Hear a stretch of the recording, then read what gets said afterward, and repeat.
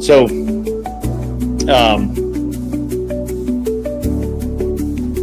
when we look at things like, there wasn't a Forest Service, right? There just didn't exist, right? And yet there really wasn't widespread clear cutting of land, except where people were building farms, right? That was a good trade, right? I'd make that trade. We need farmland, we need to feed people. So while I agree that there's some need for, some guidelines, I very much dislike where the country's at. Sammy, good to see you, man. I'm on panel right now, so I might not be. I don't know. I mean, we can look at history through a modern lens and find all kinds of criminals, but that doesn't make them actual criminals. Open up panel on stream. So there you go. Well, today, brother. Uncle Fatty says, hold on, I got to scroll. Stand by. It looks like I'm missing. That looks like half an answer or something. Well, it almost reminds me of how in Northern California we closed down a lot of the mills, the lumber mills, everything else was closed down, and we started outsourcing it to other countries, where we started buying lumber from Japan and shipping it over here, China and shipping it over here, and that closed down all the mills that my grandpa worked at. He was a millwright in Simpson, and they closed down that mill, and he worked there for 50-something years, and that. Crazy. Yeah, to me, that was where I was going to work. My dad was law enforcement. He was a Marine Corps, so that's where he went. I didn't go into law enforcement. I wanted to go into, to be a millwright. I wanted to go to work with lumber, things like that. I've been doing lumber since I was 12 years old. I used to stock, buck, chop, stack. I deliver it, do everything. And ever since about 2016, they made it almost impossible to go cut your own wood. Even if it's like a felled tree, they won't let you do it. So, and I'll get back into that in a minute. First of all, I scrolled back. Uncle Fatty says, is that a 56 Bel Air? Yes, it is. Yeah. 56, all classic. And then he asks, what are the first 16 words of the Constitution, in the Constitution? I don't have it memorized, man. I'm just being honest with you. But it's we the people, in order to form a more perfect union, hold these truths to be self-evident. Truths to be self-evident, and there's some, and that's kind of where I peter off. So, apologies. I've not read that in some time. And then you want to throw the kink into the waiting room? Whatever you. I don't know, man. You do you, bro. Why do regulations exist? I don't know. Depends on the regulation, I'd feel like, because there's a lot of regulations out there. Because some corp took advantage of a system that needed to be regulated. Yep, exactly. Maybe not. Look at rainwater in most states right now. You can't even regulate rainwater. You cannot collect rainwater. That is a very true statement. Yeah, it's and a horrible. In most states. Most states, yeah. It's a horrible law. Yeah. So I think there's a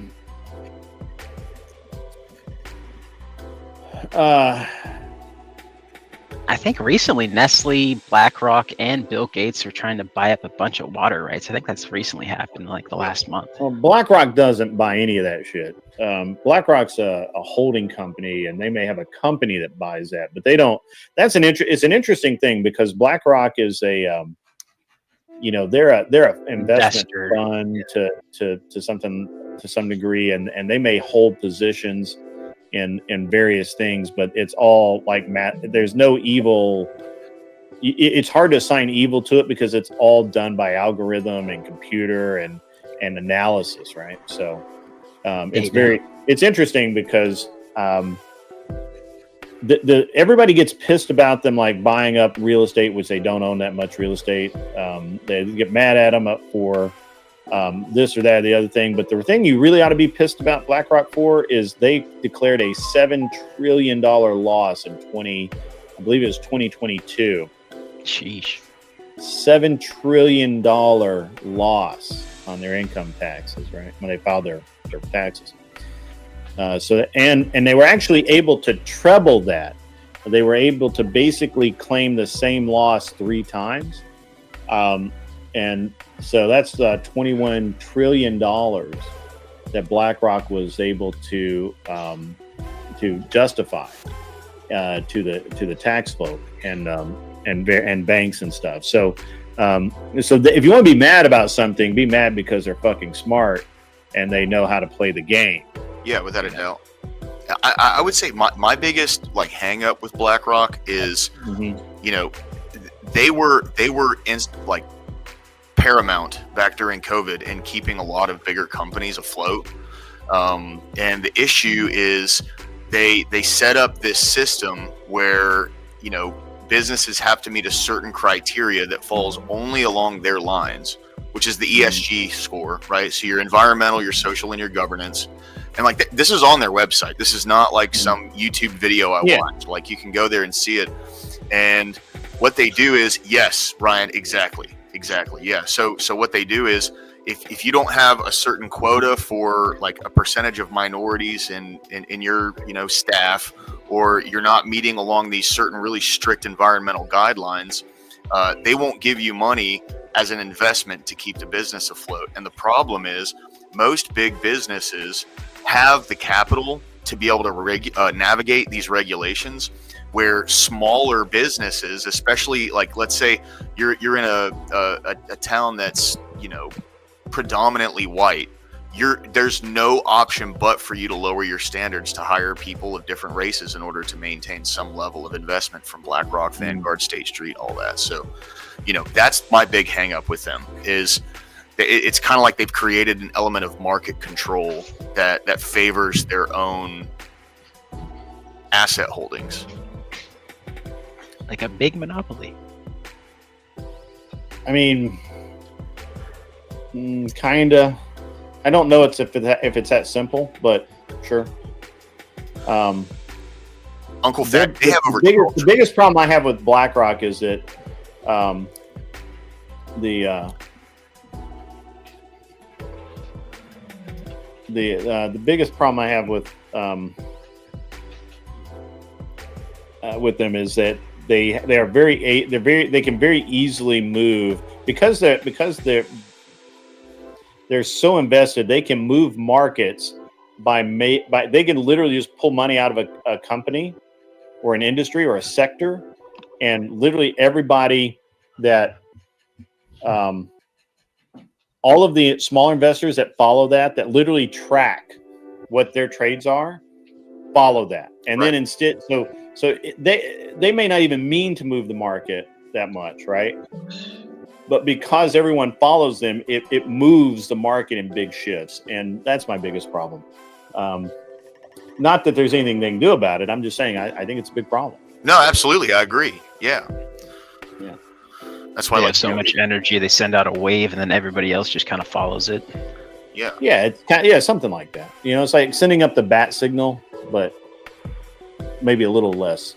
BlackRock manages 1/3 of our national debt in assets. That's crazy.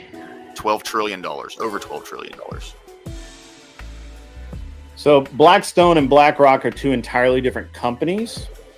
Blackstone only is worth about $1 trillion. BlackRock is worth multiple trillions of dollars. Oh, sorry, Uncle Fatty, my bad. I misread that. I apologize. So yeah.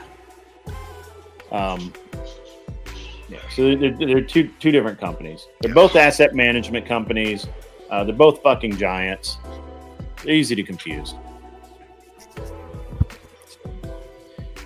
As an investment banker at Goldman Sachs, my wife actually worked on the BlackRock accounts that they had with them. Wow. I can't talk to you about it. Of course, yeah. But I can tell you that she did. So yeah, I mean that would be my only hang up. So BlackRock, BlackRock currently has roughly $11.5 trillion under management. Yeah. Blackstone has about $1 trillion under management. There's a big difference. Yeah. Yeah, sorry, I was off by the... I thought... No, it's all right. Look, people make the mistake all the time. I mean, it's just when people are like, no, it's BlackRock, it's Blackstone, not BlackRock. And they're like, look, they both exist. You're both right. Right? Like, you're both right. Oh, yeah. I was the one that misread what he had said. That was on me. Yeah, you're both right. So, yeah.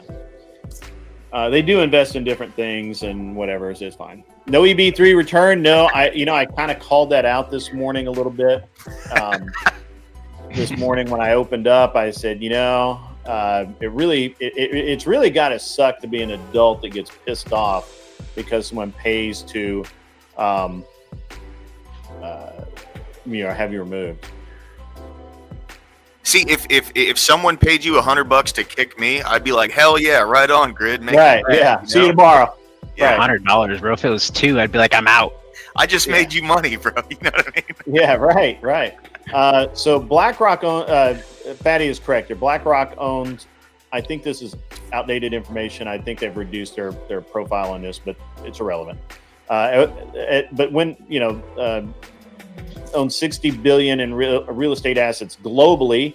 However, it's important to note that this doesn't mean they own $60 billion worth of houses. Yes, BlackRock and Blackstone both own a very small percentage of residential housing.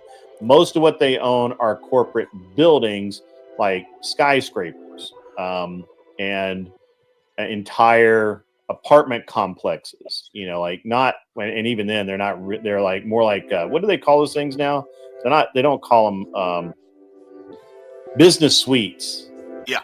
Where they have all, where they build these gigantic fucking buildings and they're like 20, 30 different businesses in there. Yeah. And would real estate assets include like real estate securities as well? I'm sorry? Would real estate, I don't know, that's why I'm asking, but would real estate assets include real estate securities as well? Or would that be a completely separate category? Yeah. Oh, never lucky, rubber ducky. Thank you, man. This is going to TTS. No problem.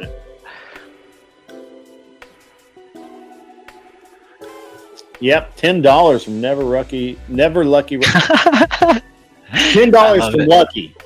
Yeah, Lucky's a good guy.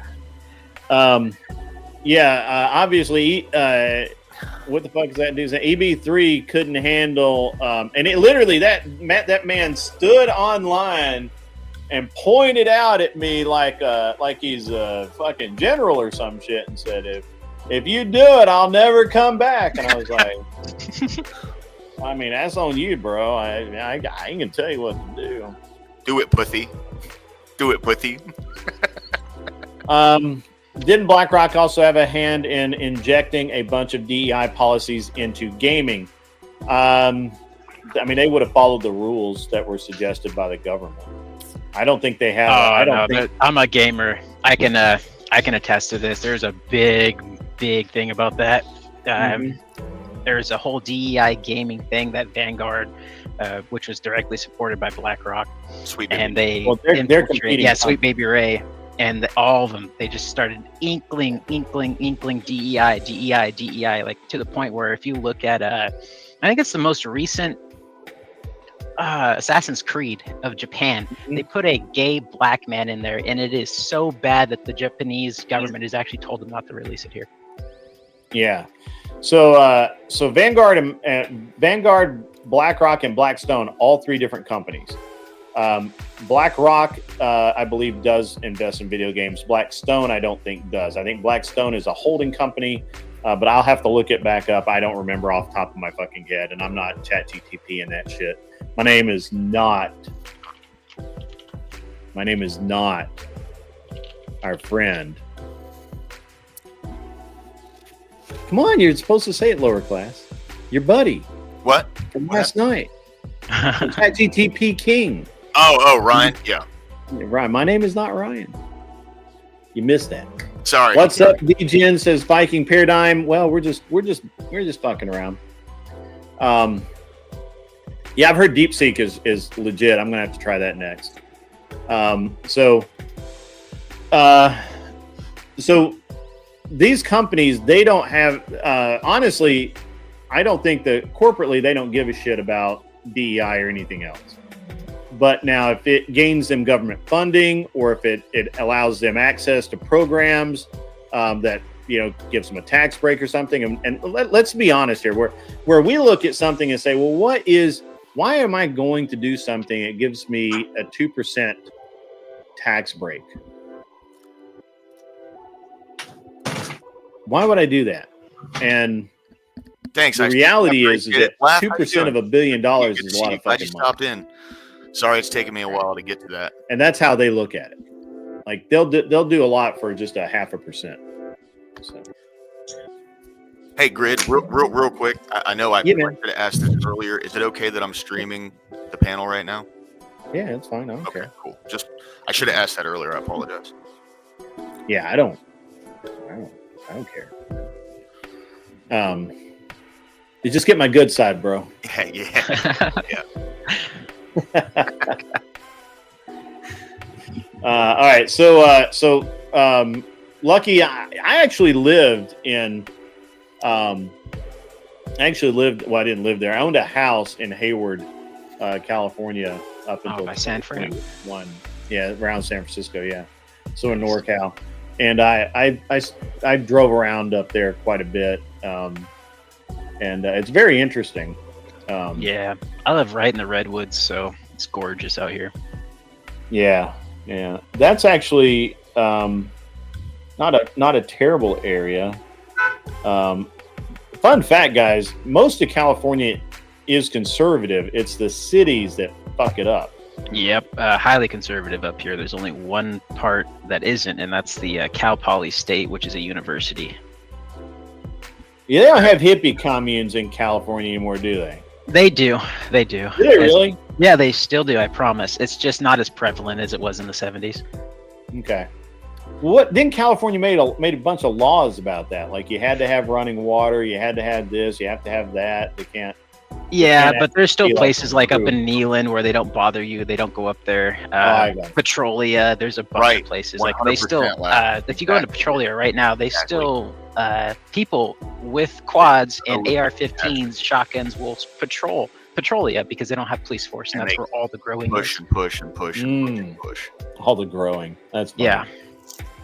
I live in the Emerald Triangle. It's like I think it's like 70% of the United States weed comes from here. Okay. So, Uncle Fatty says if it wasn't for big blue cities, this country would be ass broke, and red states would die. So that's it. That's a bold assertion.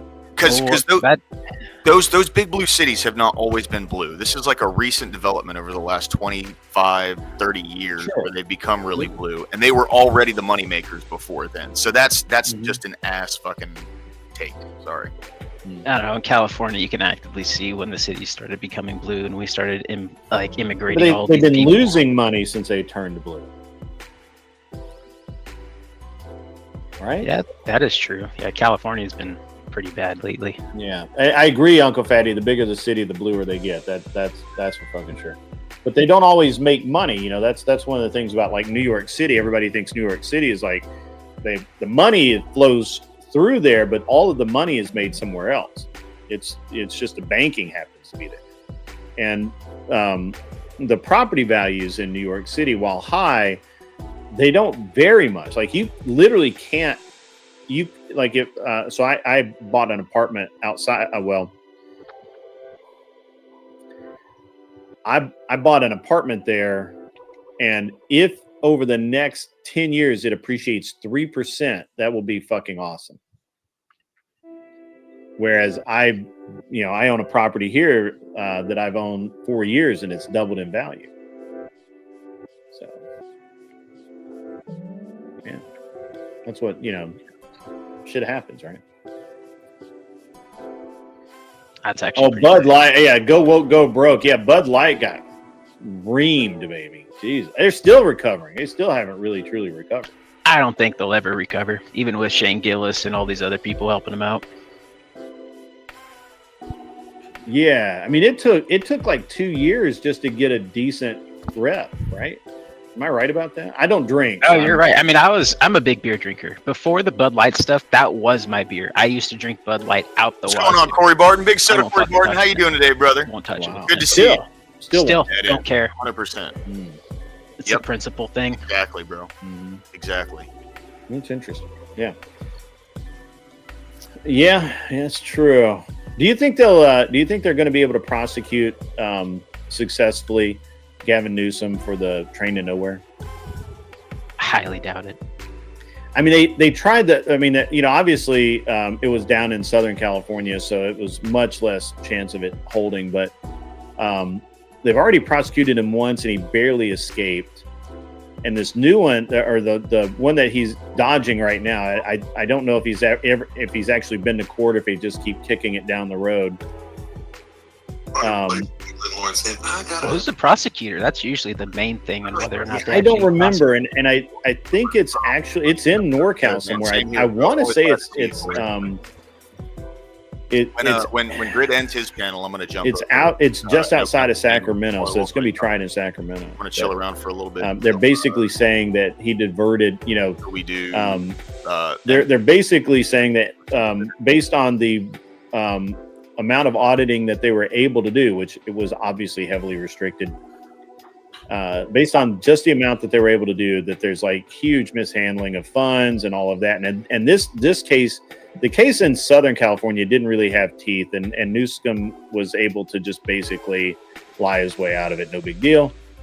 But this one, the case they're working on now has some teeth to it. It'll be interesting to see if in California, if a Democrat really can get away with stealing and diverting billions of dollars and just walk away scot-free.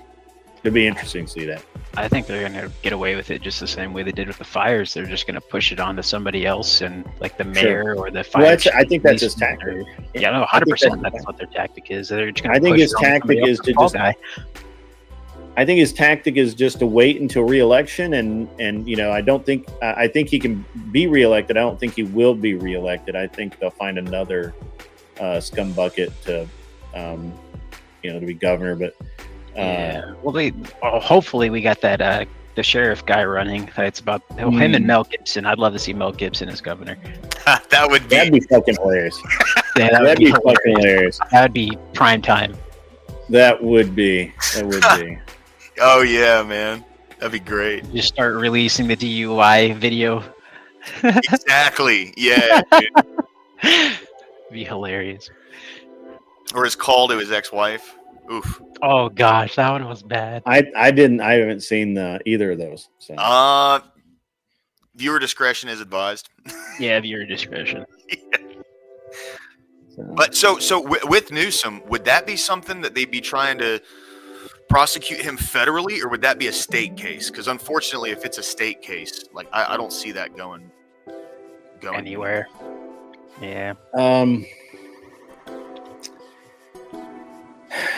I believe that it's technically federal, but it's being handled by the state prosecutor because they've already prosecuted him once. And you guys understand the case, right? So basically, it was something like $12 billion spent on this super train. And for $12 billion, and somebody, you could fact check me on this, I could be wrong. It could be $100 billion. Fuck, I don't know. It was a lot of fucking money was spent, and at the end of, and this was like 10 years. This goes back to Brown, to Moonbeam. Yeah. And and so basically, again, my understanding, they spent $12 billion over about 10 years, and they completed 100 miles of track. And I don't believe they own a train to go on the track. See, I didn't know that much. I was just under the impression that, like, from just a very generalized view, they had gotten a bunch of funding for it, and it didn't bring basically anything usable. So it's just like a monument, essentially. Yeah. Let me. Monument of failure. It's like a. I actually take a moment. It is, of course, the California High-Speed Rail Project. Actually, I'm wrong. I was wrong. $33 billion. Holy shit. Was the initial estimated cost. They have spent actually $100 billion. I was fucking wrong. More views. The more gets put in the algorithm, the more likely get exposed. It has been delayed a lot. Now they're building it out near Bakersfield, where there's literally fucking nothing but prairie dogs, cow prairies. Yeah, and there's literally nothing down there. And the Trump administration has every time the Trump administration's in office, they revoke the $4 billion that's earmarked for the project from the federal government. So. Yeah, and I think I think it started in, well, it doesn't tell me when it started, but it's been around about 12 years, I think, 10 or 12 years, and they've completed 100 mile of track, and there's all kinds of really interesting nicknames for it. 08, they started in 08, yeah. But there's all sorts. The best name for it is the zombie train. So that's pretty cool because it just never dies. It reminds me of that big tower that they were trying to build, or the big like central kind of living facility they tried to build in Pyongyang in North Korea, where Kim Il-sung, like right before he passed, he looked out the window and saw that building, and then he died. It was supposed to be like the North Korean, like they're big, look at what we can do, and it ended up never getting done just because of how they mismanaged literally everything in their economy. Oh no. Yeah. So all right. So in 2015, it topped John Boyd's list of America's 20 biggest wastes of money ever at $68 billion. They approved it in 2008. It didn't actually start being built until you're still here. I think 2010. So I'm right. It was in that 12-year range, you know. But his was more focused on underground with the board. So by 2015, they had spent $68 billion. They had accomplished nothing. Into that more. They've now have 119 miles. Woohoo! 119 miles. Making progress. I don't believe they have a train yet, though. I believe they just got the tracks. I don't believe they have a train. And they are not, no kidding. They have actually spent over $100 billion, and they're anticipating that to finish it is going to be in the $300 billion range. So without a train and with only 100 miles of track, how long is that thing supposed to be? Well, hold on. I fucked up. They have 119 miles of construction with only 22 miles of that's red. No, wait, this has to be an old article. Because I know they've completed that. Yeah, all right. So, yeah. So, the train might be usable in 2045. Okay. Yeah, so I mean, kids have kids. Cool. Yeah, it's crazy how bad this is. Like, the zombie train is literally the project that won't fucking die. It's like we're building a bridge, and the bridge keeps falling apart, but we just keep doing it. John Smith, I'm not sure about that because it's in the fucking desert. It wouldn't matter if there's a fire there or not. There's nothing there. The fucking desert. But like I'm telling you, like currently it goes from Bakersfield, which is in the fucking desert, to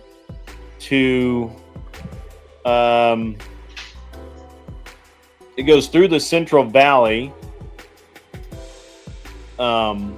It doesn't say where it ends.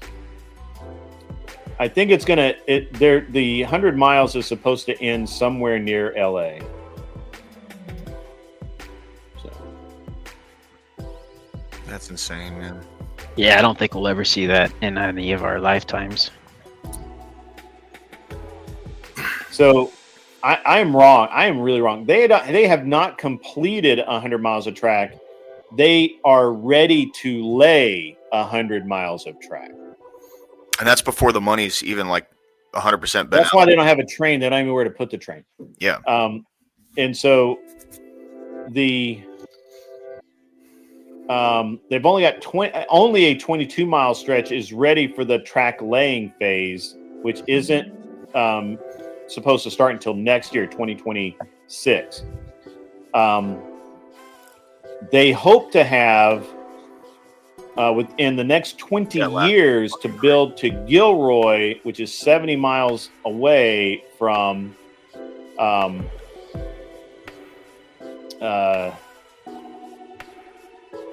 pardon me, it's 70 miles southeast of San Francisco, and I'm assuming that, I mean, that's not that far. This is like, the guy who's on this project is out of, I mean, there's something wrong, bro, with these people. Like, it's crazy, man. And people, like, I hear from, I'm in Birmingham, so I do have liberal friends, I do have conservative friends, and they all kind of fall along the lines of, whenever I talk about things like this, they always say, don't mistake incompetence for malice, or vice versa, however it is. And there's just so much of this, and there's absolutely no incentive structure for our government to not waste money, that I can't help but think, like, when you go down the line of how this money passes hands until it actually goes into some kind of tangible result, they know what they're doing. They know how the system works. These people aren't stupid. I don't know. I got to be honest. Ghost 1978, you're right. If you add up all the inches the women take on in California, they've laid more miles than the government. And that's right. Gentlemen, I want you to understand that we're talking about miles of cock. Yeah. Well, California's in a drought. These women are thirsty. They're thirst traps, baby. Absolutely. Yeah. Yeah, I don't know. The way that I see it, it almost kind of reminds me of like what they did for Xi Jinping. How they cleared up they cleared up the streets of LA, and all this stuff eradicated up for the Chinese. And for the guys from China, right? Newsom had them like clean the whole city, and like it took a week. Yep. And they just came in, cleaned everything up. It was beautiful, perfect, the way the city ought to look. They leave, it's right back to fucking shit. Exactly. And that's what I'm wondering. Literally, he's right. Lower class, what is the incentive for us to actually keep these people accountable? There isn't any. No, that's what I'm saying. Literally, people were walking down the street, live streaming people taking shits in the street or on the sidewalk. All the tent buildings that had been removed were being rebuilt. It's crazy. Yeah, my older brother used to work for the city. Yeah, and, this is he used to clean up all the speaking of California. California. Speaking of trains, how's your mom, California? Yeah, that's right. Man, something about every time I hop online, everybody's fuck my mom. I gotta talk to her about that. Yeah, man, that's crazy, man. They're going to trust the LA with the Olympics. They're on crack. Yes, all of California is on fucking crack. Crazy, bro. Yeah, I can confirm. The Powdered Dusty says he fucked California's mom too. That's right. That's baller when you're fucking State's mom. Yeah. Who is California's mom? Would that be Washington, Oregon, Mexico? I don't know. Mexico? Mexico is California's mom. And Flo has fucked Mexico. Based. Yeah, that's true. That's true. You can't get away from that one, Flo. There's pictures and video that night in Tijuana, the horse or mule or whatever the fuck it was. Sounds like a Diddy time. Yeah, that's a Diddy party. Ain't no party like a Diddy party, and that's for sure. Yeah, Mexico is indeed fucked. That's true. Yeah. Because Flo State fucked it. Yeah. Yeah. Yeah, that's true. That would be hilarious, actually.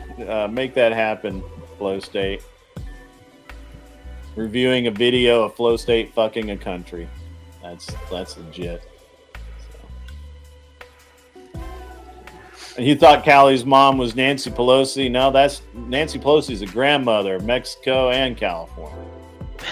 She was there to greet Christ when he graduated kindergarten. That's how old that bitch is. It's that bitch is so old that dust won't fuck with her. It's funny. So there's not a lot of manufacturers that are sending anything into California anymore. No, everybody's fleeing, man. Literally. Right? Yeah. And one of the reasons being is trucks won't even. Anything. Yeah, trucks won't even take loads to California because there's nothing coming back, and people don't want to. Yeah, nobody wants to do shit for free, man. Nobody wants to give their loads to California. Yeah. Yeah, California's taking enough loads, ladies and gentlemen. Yeah, that's right. Nancy Pelosi got them swingers, though. Now, that's her husband. Her husband's quite the debonair dad. That's why. I thought it was the other guy that was swinging the hammer. Well, he did swing the hammer. That's true. He was a swinger as well. It was just weird that, old Paul Pelosi was fucking naked while the other dude was also naked, and there was a hammer involved, and yeah, that was a weird video. And the alarm didn't go off, and I mean you can't make this 911 from a bathroom. Yeah, that's all weird. Yeah, with the amount of OnlyFans models, male and female, taking loads in California, nobody has to ever worry about taking a load. Right? Yeah. No shit, dude. What's that? People love a comeback story. I think there's come on her back. I really don't ever want to hear the word comeback and story in reference to California. Is it? Yeah, no shit. Is it true that there's an ETF that specifically tracks Nancy and Paul Pelosi's investments?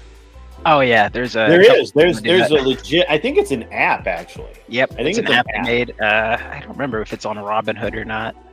And they literally track. You can track Nancy Pelosi. You can track AOC. You can track, and basically it just tracks the trades of these various public figures. Yeah. Dan Crenshaw. Yeah, because they regulate the market, right? So they're going to know this is coming up for a vote. We know who everyone's going to vote for. It's. Ugh. Yeah. You tell me, says that's driving the nail home. Well, that's the closest Nancy Pelosi will ever get to Christ. Yeah. That's dang. Yep. Yeah. That's true. Nice. Throwing out some bangers. Yeah. Hammer Time is actually about Nancy Pelosi. You can't touch this. That's what Paul's been saying since the day after they got married. You can't too soon, man. Too soon. No, I'm just playing. Paul Pelosi, you can't touch this. He did, in fact, touch him. Yeah. See, and when people do stuff like that, it's so crazy how immediately people go, "Oh, well, he was a liberal," or "Oh, well, he was a Republican," and it's like, dude, the people that do this kind of stuff are out of their minds. Like they're obviously incredibly mentally ill. It doesn't matter what political party they belong to. You know what I mean? Yeah, it kind of does sometimes, but I get your point. But here's the thing, though. So if you tell me that if someone in California tells me that they are a conservative, That's a grain of salt, man. It may be a half a grain of salt. Like, that makes me sad. I know, right? I have to be that way though, because people in California be like, "Oh yeah, I'm conservative." Oh yeah, really? Did you vote on this stupid ass bill to, like for red flag laws? Oh yeah, you have to. I mean, guns are dangerous, baby. Guns are dangerous. Oh no, I have so many illegal guns. It's ridiculous. Because the California gun laws, they've made me into a felon after I bought this stuff, so I just don't take it outside. That's what happens, man. I got bump stock, I got 30-round clips in my AR, all this stuff that just makes me an illegal person, so I just don't take it outside. Yeah. It's more of a collector's thing now until I move. Yeah. And now they're trying to pass a thing in California where you have to pay registration tax on every fucking gun. And I am getting out of here. No, I'm serious. That's a real thing. And if they try to do that, I will become tyrannical. I will shoot you through the door. I won't even open it. I love Alabama. We're CC now, baby. Let's go. Yeah, so the other day I was streaming and I was on Glenn's show actually, and we're having a great conversation. And I had the whole time during the show, my buddy's texting me, and he's like, "Hey man, they won some. They're competitive shooters like me, and they're like, hey, so and so. I'm not saying his name, but he picked up some guns off the prize table, and we need to replenish his competition fund. Is there anything that you'd like?" And they sent me a list, and I'm like, "Yeah, I'll take that one and that one." And they're like, "Okay, cool." They're like, "We can bring them by today," and I'm like, "All right, that's cool. Right, 4 o'clock would be fine." And sure enough, 4 o'clock comes along, and there I have, I get my gun delivery. What's up, Kel? How are you? Good. How are you? I'm talking about guns, so I'm awesome. About the delivery. I got my gun delivery, and so it's like DoorDash for guns, which is I buy most of my guns at Home Depot anyway in the parking lot. Isn't that what we did for Iran? I'm sorry? Isn't that what we did for Iran? I'm actually kind of salty that Iran has way cooler ACRs than I could ever have in America. I'm salty that the Iranians have fully automatic weapons, and I have to pay a lot of money for those. And it's a bitch taking those across state borders, man. It's actually the full auto isn't, but SBRs are. So this is just nitpicking. This is one of those things that this is a weird person like me problem. But so I can take my suppressors across state lines, no problem. I can take my full auto guns across state lines, no problem. But that fucking SBR, there's a form that you have to fill out. And it's good for the year. So if I say, hey, I'm going to go to California with my SBR, they'll laugh at me and they'll say, no, you're not. And I'll say, like, yeah, you're right. I'm going to Arizona.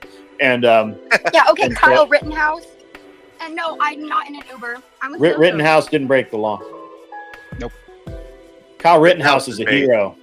Based. I don't know. Matter of fact, if he wasn't already married, you should marry him. But he's already married. So more doors, more whores. Or is it 4 doors, more whores? That's crazy to go court Kyle Rittenhouse as well. Okay, why would he shot? Hold on. You have a problem with him? Hold on. Sorry. That's right. So you have a problem with him ending a pedophile? Pedo. Fuck a pedo. Fuck a pedo. Yeah. So Kyle did you a favor. You should be sending him, something. Not nudes though. He's married. Don't send nudes. Yeah, thanks. I'm like, yeah. Okay. Wait, so Greg, you know about the HPA and the yes, that they didn't pass through that. I am a big part of that. I've actually been calling representatives in California and other places. Yeah, I was sending emails like you've never seen. Yeah, so I want to know your opinion on the removal of the $200 tax for the. I think it's the suppressors. Capitalism. Thank you, entire. Bro. I haven't looked. Yeah. So the Supreme Court was actually to make it right. Yeah, this is so taxable. They should have just passed it as it was, and the NFA would probably have survived. But no, they didn't. So. Now what's going to happen is that the entire premise of the NFA, when it was challenged constitutionally in I think 36 or as a female. 40, something like that, a long time ago. Oh yeah. The entire premise was that the it was not creating a registry, and therefore it wasn't anti-2A. That what it was a registry of the tax having been paid. Yep. And so now there's no tax to be paid. So now there's no reason to send in your fingerprints and all that other stuff. Yep, no reason to register. So it's like, I think that's awesome, but I just don't know who's going to argue that, or who could argue that. Oh, it's already waiting to go into effect. Kel, are you right? Are you borrowing your friend so that you have a car to drive around in? No, I want to talk about. Yeah, I just am joining her on her lunch break. We work together. We left our other dealership and came to this dealership together. That's how locked in we are. There you go. That's cool. Yeah. But I was just making my daily lunch break appearance. GG. Have a great stream, Grid. Okay. All right. Guys, drop a like. Why you should bring your friend on the stream, and so that Anson can make fun of her too. No, she's been traumatized. I've literally brought her to get paraded. She was the bachelorette. I set up a bachelorette thing for her. Why would you do that? She went on like a several-hour. And you guys are still friends? I thought you were her friend. Friends don't let friends do that. She regrets the rest of it. So, and she stopped coming on streams with me after. She used to IRL stream with me. I'm like, I literally traumatized her. I didn't know. She should. Yeah, but we're nice. We're the nice ones. Yeah, we make fun of people in a nice way. Yeah, and you guys are easy to make fun of. So I don't make fun of people. I make fun of concepts and belief systems. Yeah, I make fun of your stupid ass haircut. No, I'm just kidding. Jesus. You know, look, Kel, don't let anyone give you shit about your haircut. It fits your face. It makes your forehead look a little less foreheady. Thank and you. and it's fine. Don't let anyone give you shit about it. It's okay. See, why is there a woman driving so dangerous? Zoe's actually a fucking. Why is that so dangerous? I do. I want to be a race driver so bad. Zoe's good. I just need a race car. He just needs the race car, fellas. You know what to do. I've got a couple. Oh, Zoe, you want to come to DebateCon and drive fucking race cars? Yes. Let's go. Oh, I should totally do that. I should see if I can race the Speedway for the day. We should go for a drag race. Dude, that'd be so John fun. Smith Okay, pointing out the obvious. We have to actually convince her to come. Can we stop? You're super fast. No, please. I already did. Hey, eat healthy and not that California healthy stuff, like real healthy food. No soy. No soy. Of course. I got straight steak. Health is a lifestyle. Kinetic Kill, someone in my chat said you did really good on whatever podcast. She did. Thank you guys. GG. Based Tweaker is coming in hot. I only caught a little bit of the end, but you did pretty well. It doesn't fit her face, and it gives her a massive forehead. I respect your opinion. Yeah, 5 head, just like me. Well, mine's like a 3 head. But you gotta respect the game, though. You know, she's trying, bro. She's trying. Come on. My bangs and my nose piercings are a sign that the West is failing. Have a great day, boys. Oh. All right. Yeah. We'll see you later, Kel. Flags. Red flags. Ladies and gentlemen, I want you to all hang your head in silence as you realize that she votes. Oh, yeah. I didn't think about that. She has the same amount of voting power that I do. Fuck. Flags right. She cancels you out, baby. Flags at half mast today.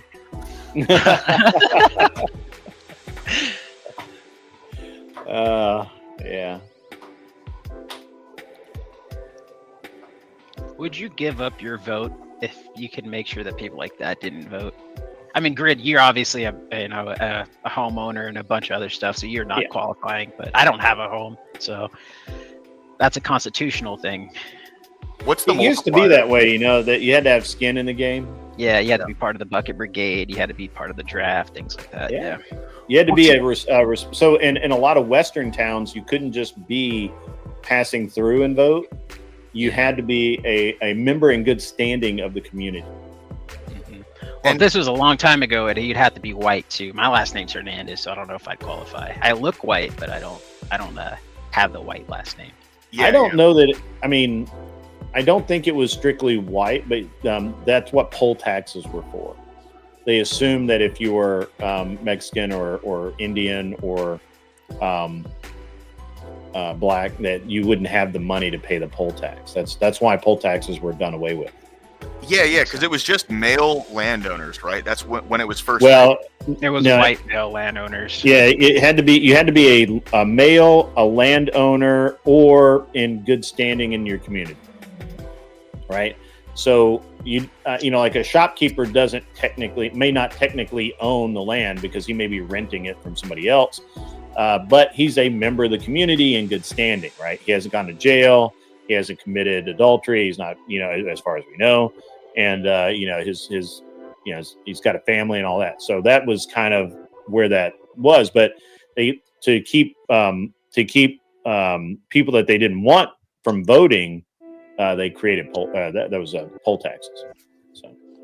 So, Based Tweaker says, I have respect for her argumentation, not her hair.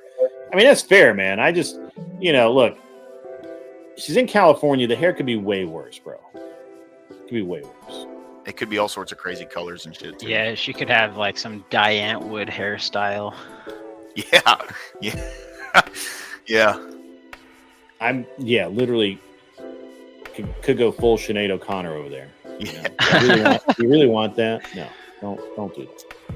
See, so I would say, like, and this is just my opinion, okay? I know there are people who are going to disagree with this, but having like a criteria or standard to who can vote, wouldn't that like motivate people to compete in the marketplace? Like, to me, that's something that's like a net positive over time, right?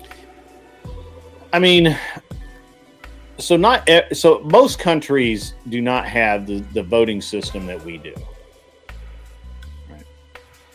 And I'm not saying that we do it 100% perfect and everything should be, everything's right and blah, blah, blah. I'm not saying that at all. But it does seem clear to me that regardless of whether or not you agree with the way the voting system is now or you think it needs to be changed, that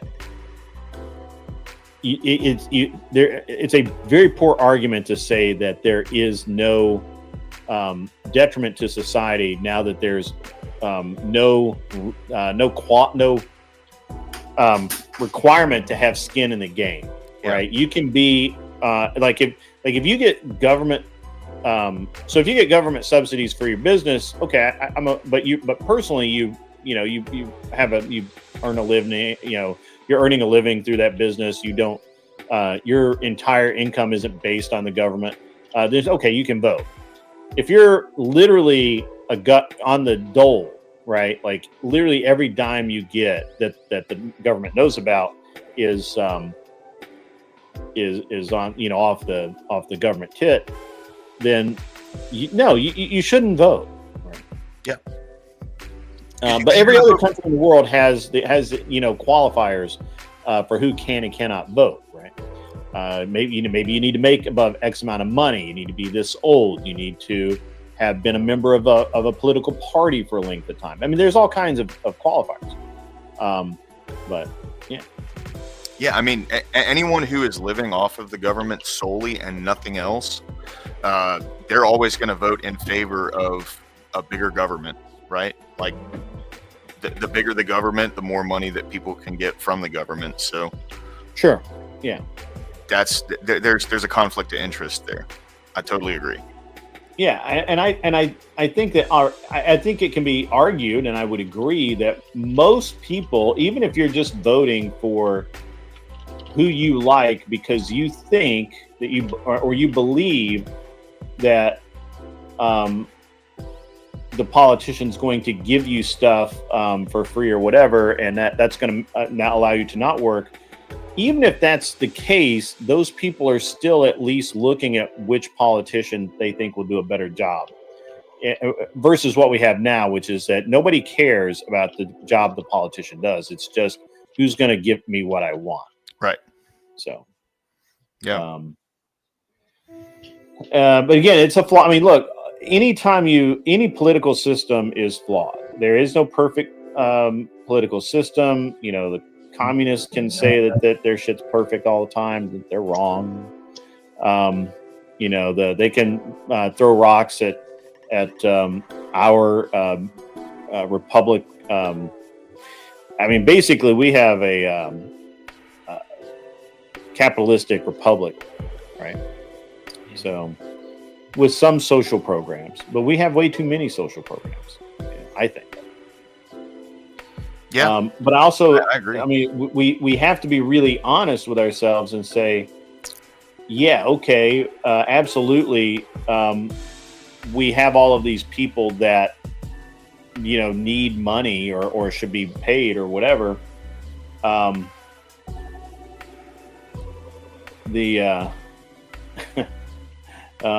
Tim Hale's coming in hot. But sorry, he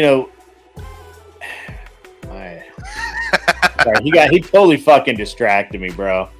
Totally fucking got me. I mean, look, if we're going to have our republic, if we're going to enjoy our lives, do you feel like that we should do that the government should be in control of social programs and welfare and all of that, or should it be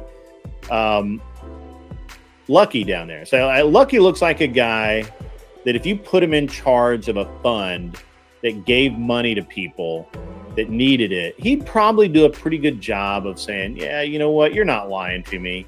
You're cool. I do it. Give me the money, guys. Come on, give me the money. Give me he the looks money. like he's got just the right amount of hippie in him, What's the stipend? You know what I mean? Huh? 80-20. What's the 80-20. Yeah, I think it's like a 15-75 ratio. There you go. Or pardon me, 15-85 ratio. Yeah. Nothing below 80% conservative. So nothing below 80% fuck you, and just a tiny little bit of it'll be okay. Yeah. Right. Just like California intended. and if you have somebody that would literally like be willing to say, no, I'm sorry, you're on meth, sir. I'm not giving you cash. I will send you to look. Here's a card. Take this.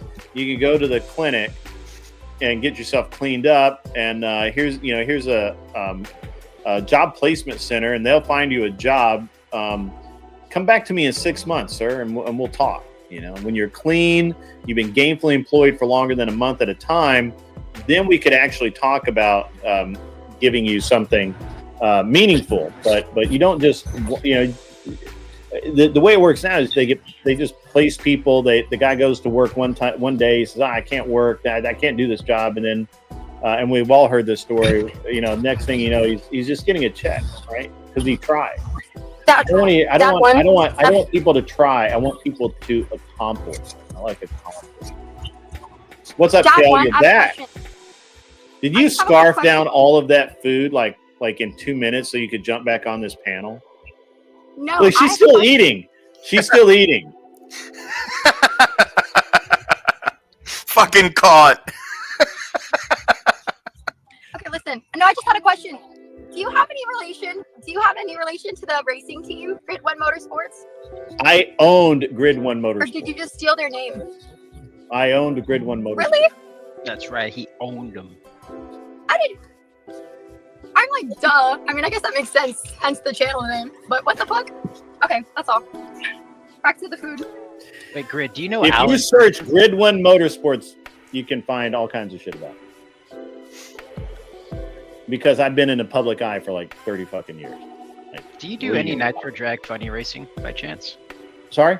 Do you do any Nitro Drag funny racing by chance?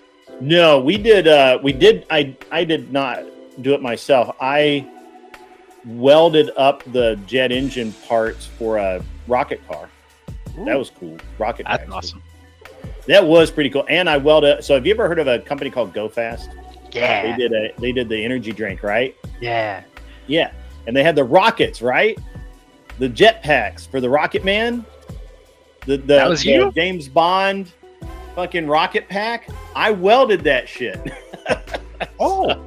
Yeah. They came to the shop and they're like, hey, none of the airplane guys will weld this shit because they're convinced we're gonna die. And, so we need somebody who can weld this shit. And I'm like, I got you, bro. Yeah. How confident were you on those welds? Was it like 90-10 or like, are you 100% sure? Oh no, I knew they were good. I knew my welds were gonna hold, but I wasn't so sure that they had the science of the rocket pack figured out. So, yeah.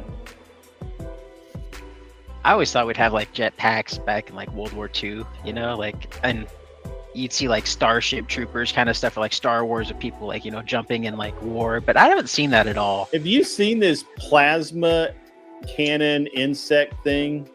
No, plasma. So it uses it looks like something out of fucking Star Wars. It's automated. It shoots photon beams that are guided by a LiDAR system to kill mosquitoes. Okay, so it's like its own.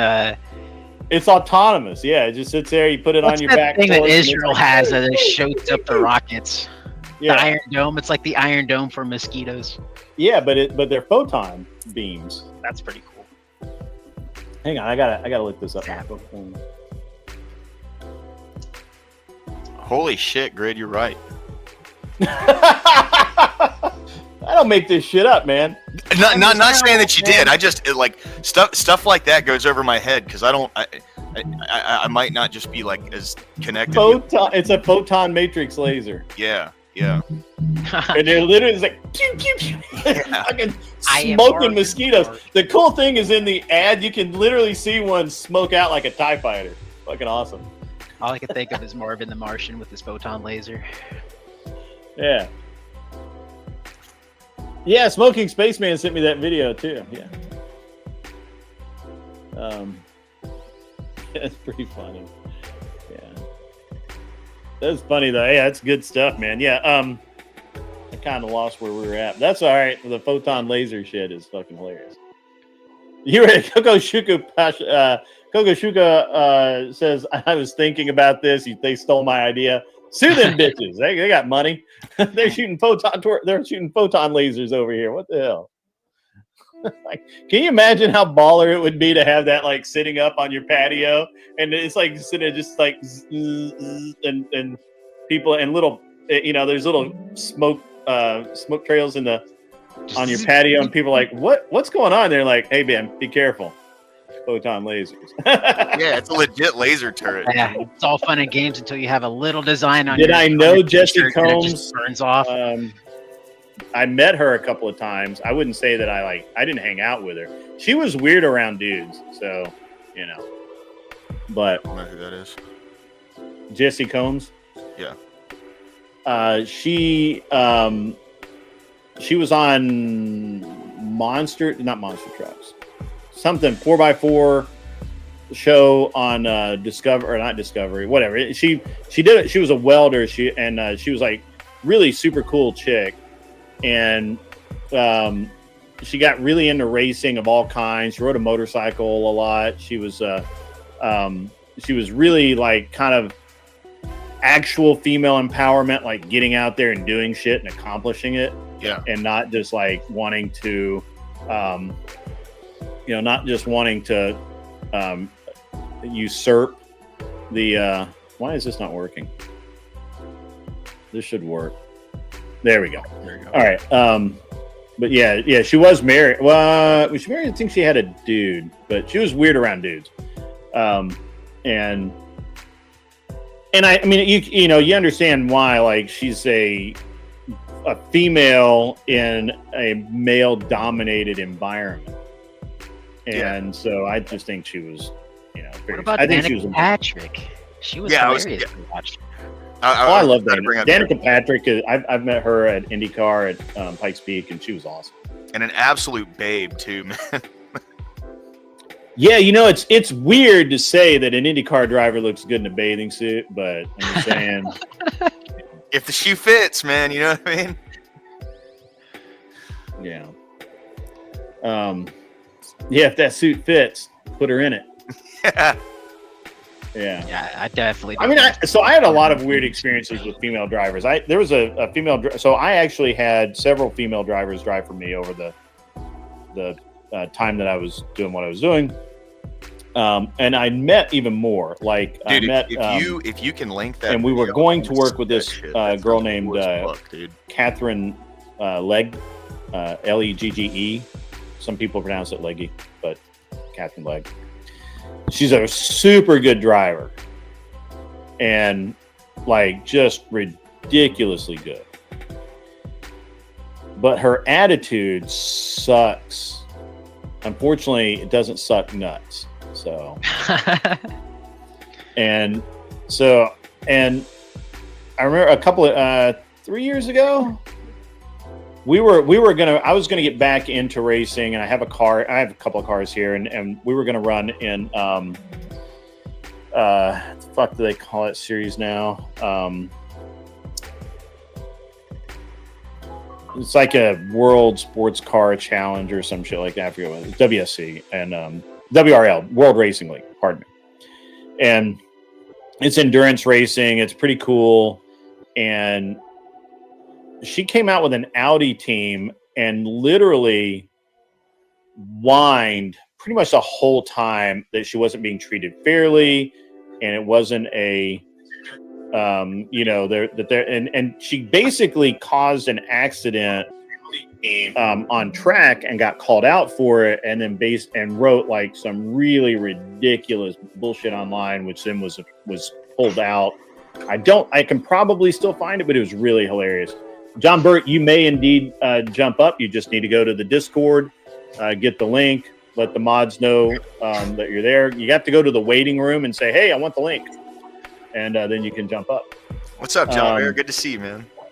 But it's an interesting thing with the female drivers. I had another one, Savannah Rickley, who's Savannah something else now. She got married, and she actually drove my car a couple of times.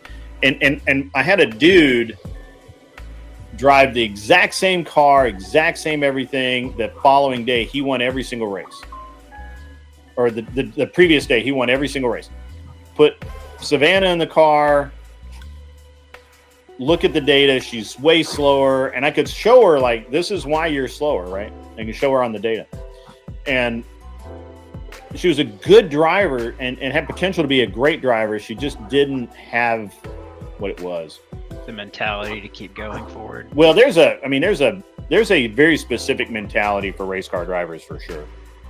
You know, I like to have drivers that had raced in Europe, because over there contact's a lot more accepted, right? So over here, if you're a driver and you have contact, you could get there's like in Porsche Club, there's what's called a 13-13 rule, which means that you get 13 months off if you hit. So you get 13 months of probation, and if you have another incident, you get 13 months of where you can't enter a race. Suspension, yeah, thank you. And in Europe, they don't really have that shit. So European drivers tend to be able to push hard on people. They're very comfortable racing right next to somebody and maybe bumping a little bit without actually damaging the cars. And so I really had a good time with those guys. I had a guy who I had an Englishman named Dan Clark, and that dude was and I tell his story quite a bit, but so we're at Mid-Ohio, and Dan's been a candy ass all of testing going into qualifying.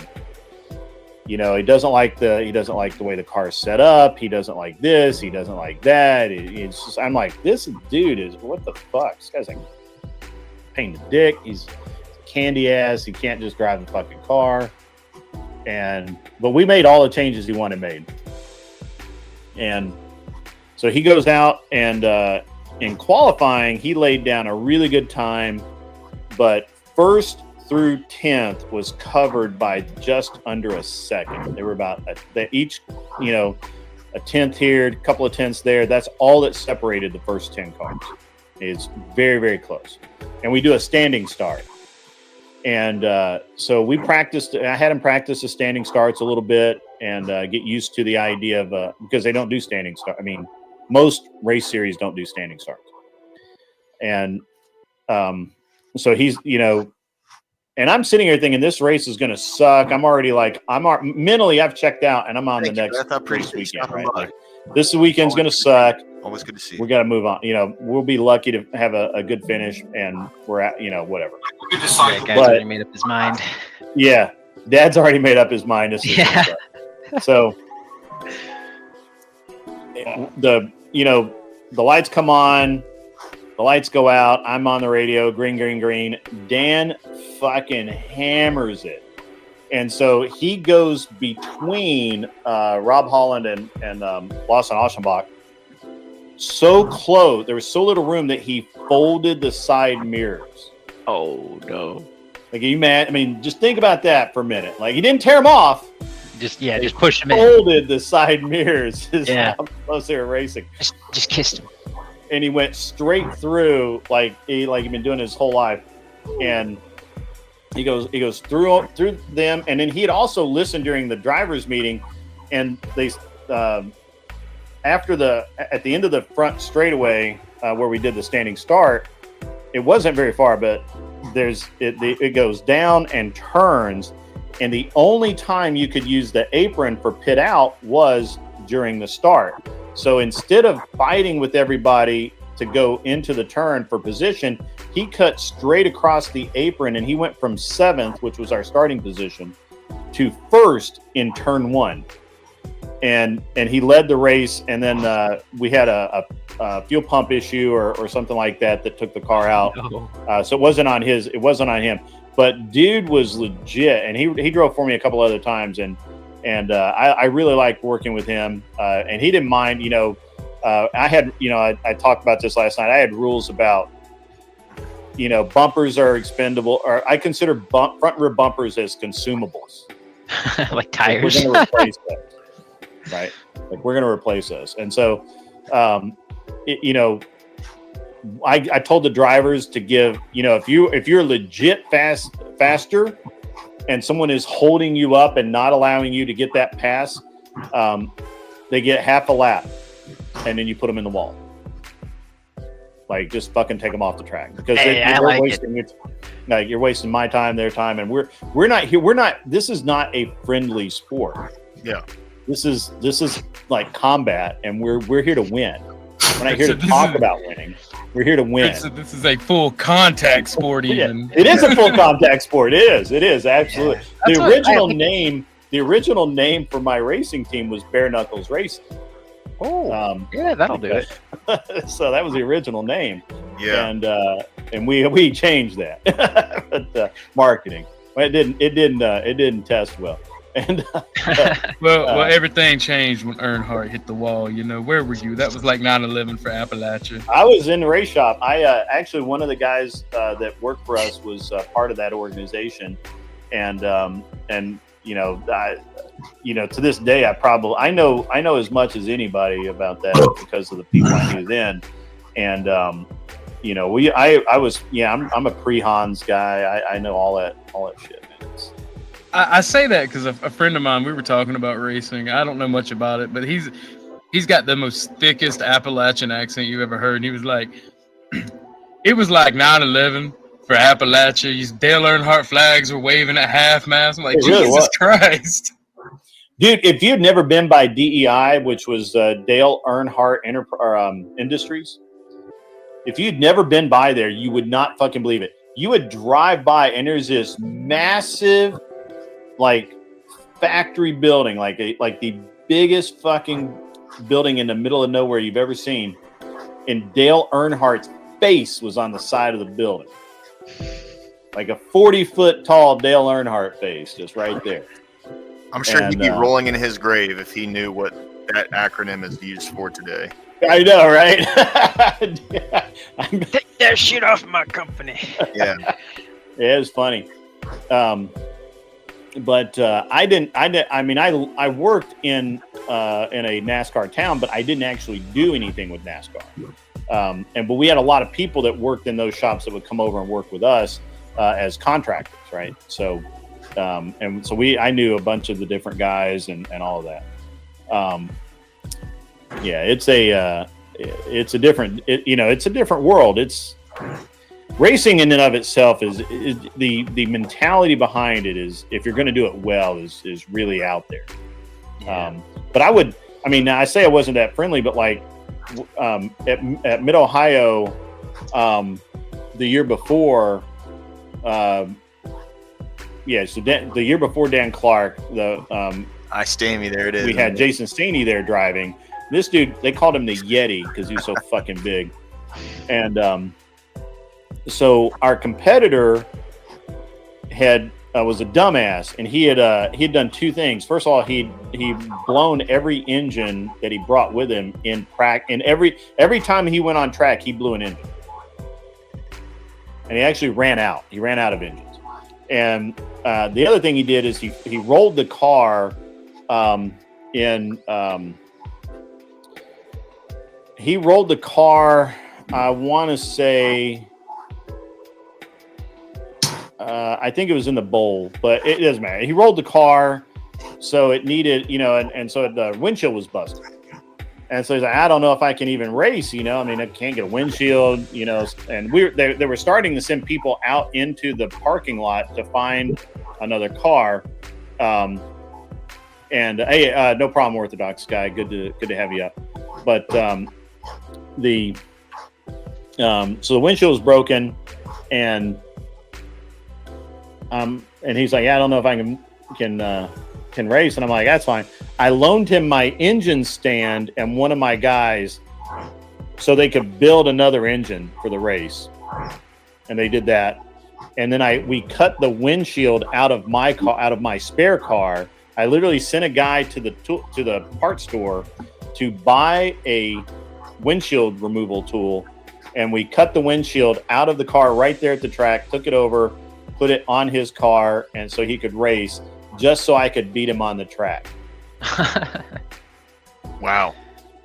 Yeah. Like I didn't ever want him to be able to say, I'd have had you at Mid Ohio, and I'd be like, no, you wouldn't. Damn. You just can't. Yeah, you can't rob me, bro. You can't rob me. And but I did that kind of shit a lot. I would loan my crew guys to people. I would loan, parts. Anything, just so I could beat your ass on the track. I didn't want to beat you in the pits. That's dumb. But I'd wear you out on the track. Yeah. My next door neighbor when I moved to Riverside, California for a little bit was Alan Perkins. I don't know if you know who that is. He's the leader of Manton's Push Rods. He's actually, his best friend ran it. His best friend died. Manly? Mantons. Okay. Mantons Push Rods, yeah. And they're like a 6-time world champion funny nitro drag car racer. Oh, yeah. Rupert Littlefield as the driver. And they brought me alongside Bakersfield, and Alan taught me a bunch of stuff, how to CC heads, how to set up piston rings, everything else like that. So ever since then, I've always wanted to get into racing, but I don't know. I'm not a big fan of drag racing as much as I am for like rally car. I love rally cars. Rally car, bro. Hey, I got some footage. Stand by. Give me 1 second. Agrillipus, that wouldn't break. I'm sure he means wouldn't that break the shit out of the glass? I've watched it done. It's rough. You have to use you have to get a tool that has music wire between it, and you literally saw the rubber gasket out, and it takes a lot of patience to get the windshield out without breaking it. But it can be done. I've done it many times. With Porsches, you just push and the windshield comes out on the old 911s and that sort of thing. Yeah. So hang on, let me throw this out there because this is actually part of my intro video that I normally use. It's just I don't have it. I just didn't play it today, but you'll like this. So we'll show you some. Hey, works for me. Yeah, oh, that's the whole thing. I don't want to do that. We could watch it because that'd be legit and baller. Because to make everyone sit through my intro reel while I'm just sitting here live, that'd be a special kind of dick, But well, damn, if I don't have, do I not have that all by itself? Maybe I don't have it all by itself. What the hell? Somebody is like yelling at me, but I don't. Uh-oh. And I remember sorry for changing the topic, but I remember you saying something about Andrew Wilson were hosting a bunch of the debate stuff, and that was over in Tennessee, and that you guys were going to hold like a barbecue or something for them afterwards. Are you in Tennessee? Yeah, so what's happening is DebateCon is going to be in Nashville on the November 15th and 16th. Gotcha. And so what I'm doing is basically I'm since I live here and I owe Andrew a little bit. You know, he's helped me out a lot. He's just been a dude. So since those facts are facts, what I'm going to do is I'm going to have we're going to do a get together, and I'm basically saying that if people want to come here early, if you get here Friday, right? Because the event's Saturday and Sunday. So if you get here Friday and you want to come hang out and just chill, that's cool. Come on down and do it. And I think Friday night I'm going to rent a venue, and we'll be able to we'll basically be able to have it. We'll do some in-person debate, which I think will be really, really rad. And That'd be awesome. we'll base it around my normal Friday night show. And so if you come here and you get here early on Friday, that's how that'll roll. And then Saturday, I'm going to go to DebateCon. I'm going to be there all day, shaking hands, throwing babies out of windows, whatever, and and watching the debates. And then Saturday night is the night that I want to do the barbecue with Andrew and Rachel. They treated me and my wife when we were in New Jersey. I feel obligated to treat Andrew. I hope that he doesn't, because Andrew's sneaky. Andrew will find a way to pay and not make it or hold an event where it's like, I've already got this set up. I didn't know you were doing anything. And he's that friend that you go to buy a present for, and he's like, oh man, I bought it, and matter of fact, I bought you one too, right? So he's that guy, and I really Sunday, tentatively Sunday night, we'll do some more debating.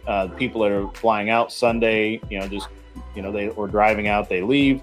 If they're staying till Monday, I'm going to do debates during the day in the studio that I rent, because the studio that I operate out of really can't.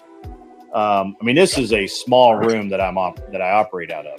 Joe, thank you very much. I do appreciate it, man. I have access. I should have access to up a panel here after I get done over at Grids. Once I get done over it's Nashville. I can. Thank you very much. I can rent anything.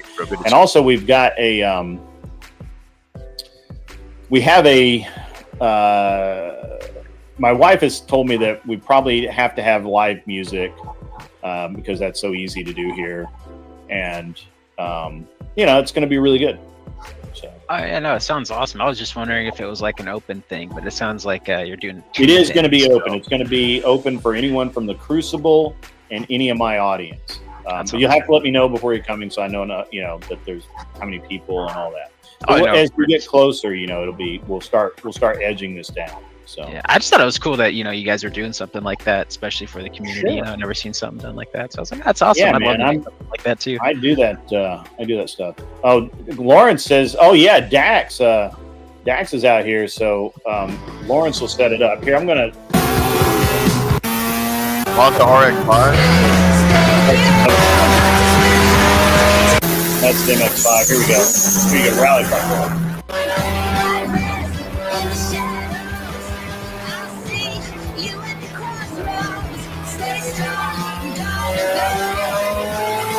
This is Indy Motorsport Park in Arizona, and this is the MX5 Challenge car. Behind this is car. Literally, on the split, racing the bus. Yeah, it's like horsepower, better air, God.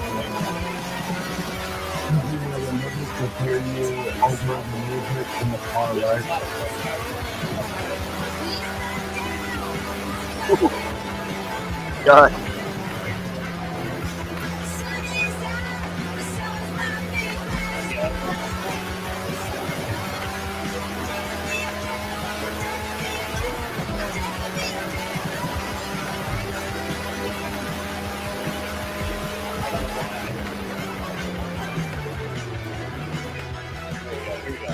This is good. Rally car, bro. Rally car.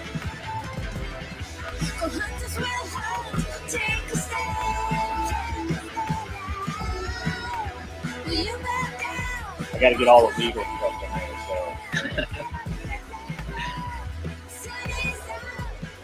This is one of the best sounding cars. I'm going to preface this by saying that this car does blow up because we were using a lot of nitrous. That'll do it. But that's just listen to this thing rip.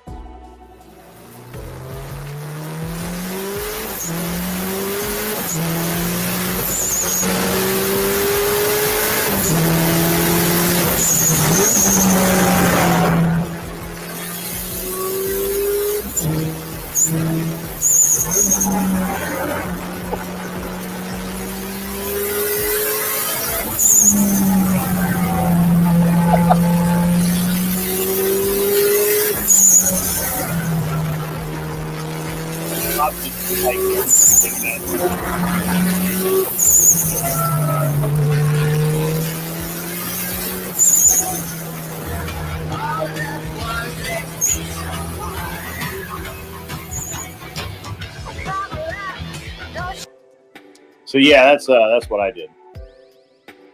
I did a lot of cool shit, actually. That's pretty fucking cool, dude. Yeah, that turbo is tweeting, man. That's awesome. The wastegate, that flutter. No, I had the nitrous set up so that anytime he came off boost, when he went back to full throttle and the turbo spooling, it would give it we had 100 shot of nitrous on it, so it would instantly spool, which is why you hear there's no real lag, right? Like you're not seeing the car like go up and then shift gears and then slow down and then go again. It's just like constant acceleration, and that's all in the way that I had the nitrous set up.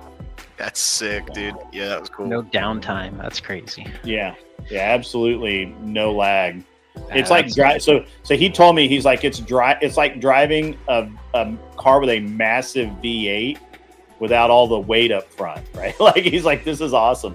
So what engine was that? That's a 4G63 4G63 Mitsubishi motor, 2-liter.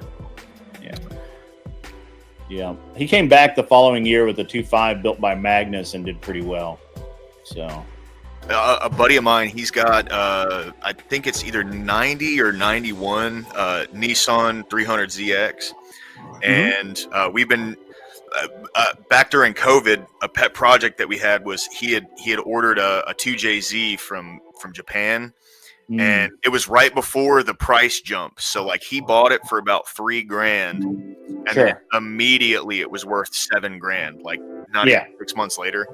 And so anyway, we've been, life gets in the way and stuff, but we're going to be putting that 2JZ into the 300ZX because I forget the motor. He should totally not do that. He should sell that and buy the Nissan V8, the 5.6 or 5.7, whatever the fuck the new Nissan all aluminum V8 is.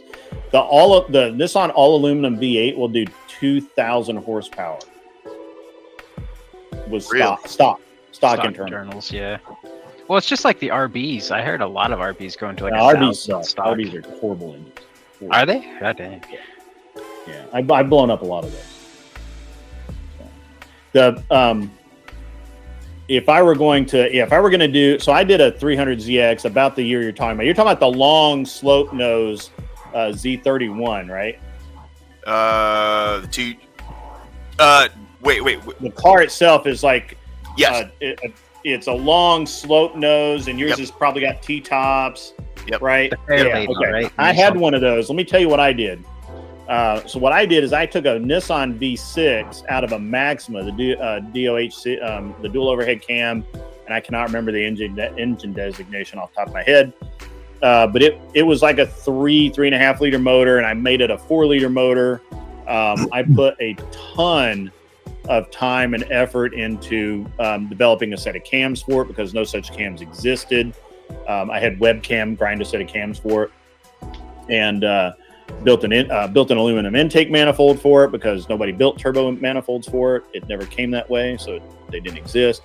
Built the turbo system, built the nitrous system.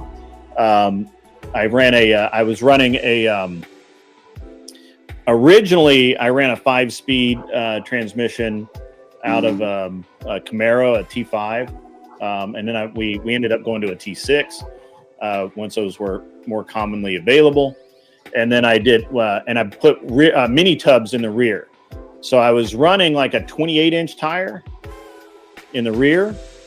But it looked like if you looked at it, if you didn't, because of the way the body on that car fits, if you just looked at it from behind, you could tell the tires were wide, but you really couldn't tell how wide. Yeah. Right.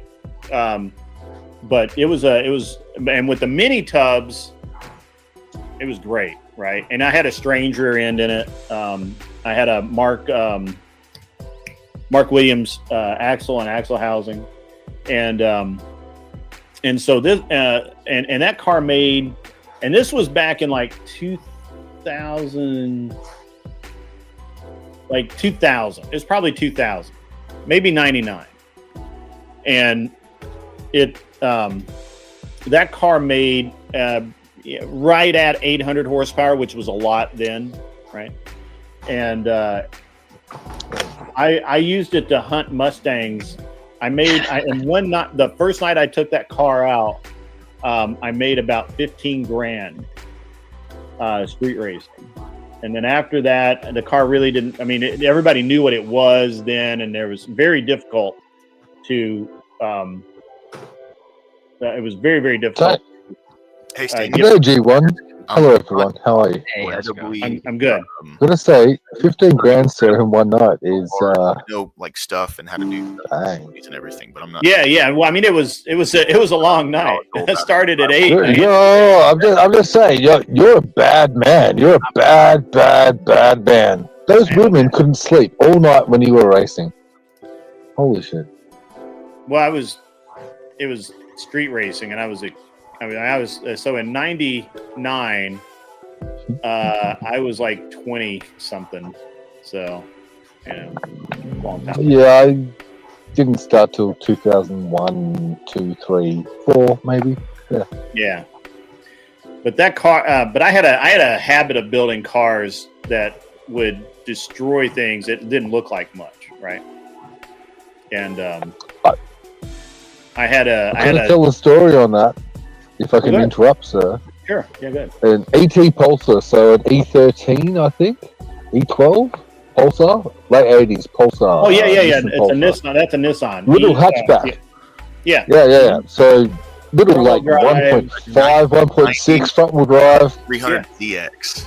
Mates built a car, cut like in the corners so they can pull the cam in and out. The plan was we were gonna cut like literally holes in the side of the car so they could do quick fixes to get and it was the second fastest in the country. You spend most time in which country? Getting in Australia. Do differential. Oh, Australia. Okay. I don't know, man. Australia's got some.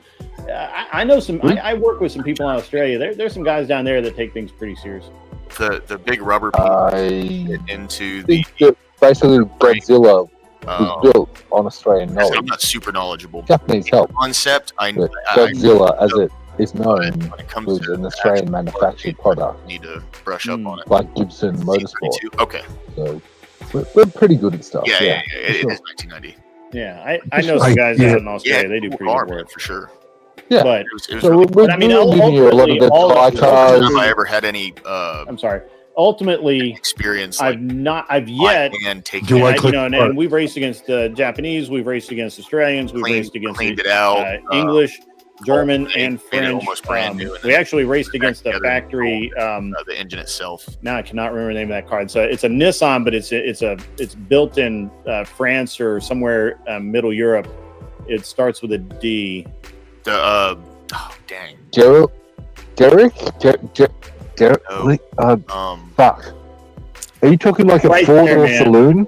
Four-door sedan? They're like they're like cheap cars. Datsun. Huh? No, it's not a Datsun. No. It's not Datsun. No, it's a brand it's a European brand that Nissan owns. Oh. And I can't think of it off the top of my head, but anyway, they came and ran Pikes Peak and they did okay with that car. They actually did really good with that car. What was your favorite Evo? My favorite Evo. Well, I spent a lot of time with an Evo 9.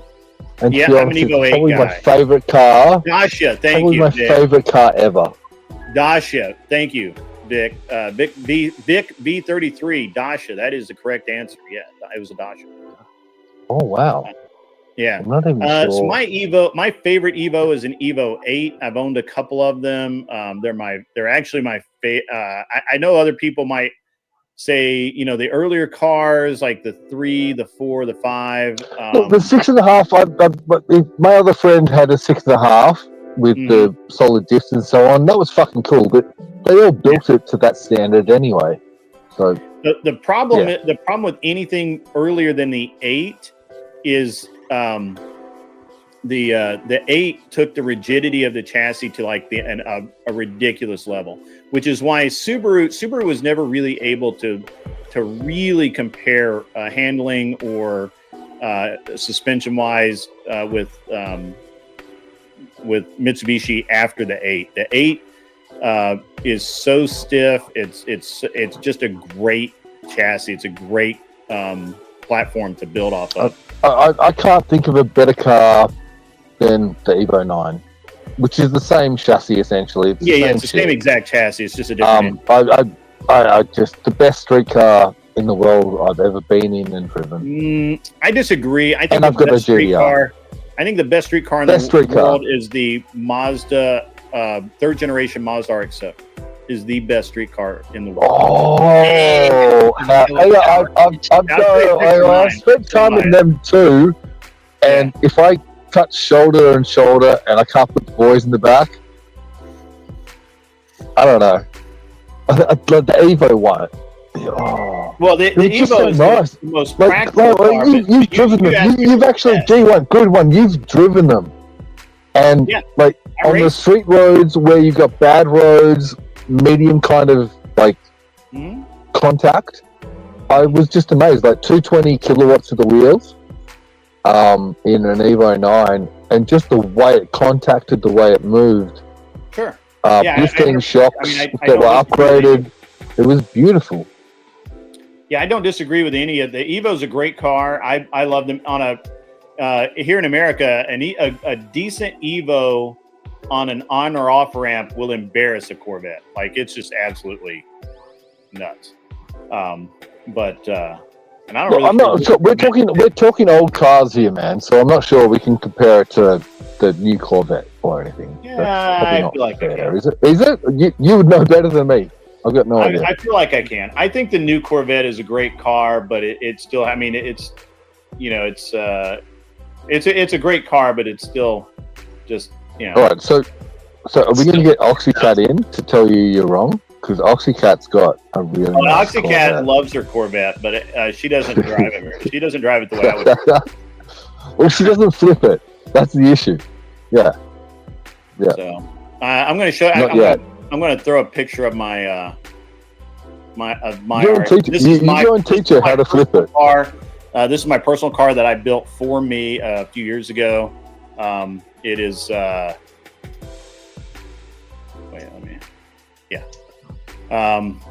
It is not for sale at any price.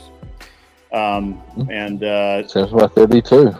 I tried to get a Stallion. I didn't get my Stallion, so it's not for sale. Yeah, so there's my personal car. Wide body kit. That's cool. Yeah, it's a rocket. Oh, those fucking wheels! Fuck you. I know, right? Fuck you. Those wheels are beautiful.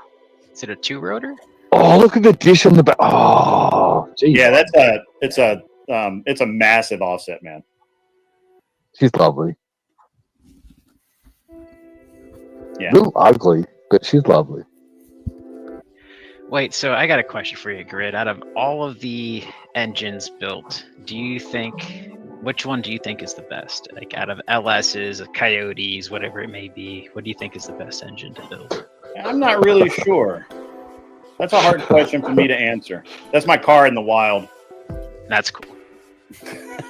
I actually drove so we can work with that question, Grid one. In that, Yeah. would it be a 13B? Are we working what year range?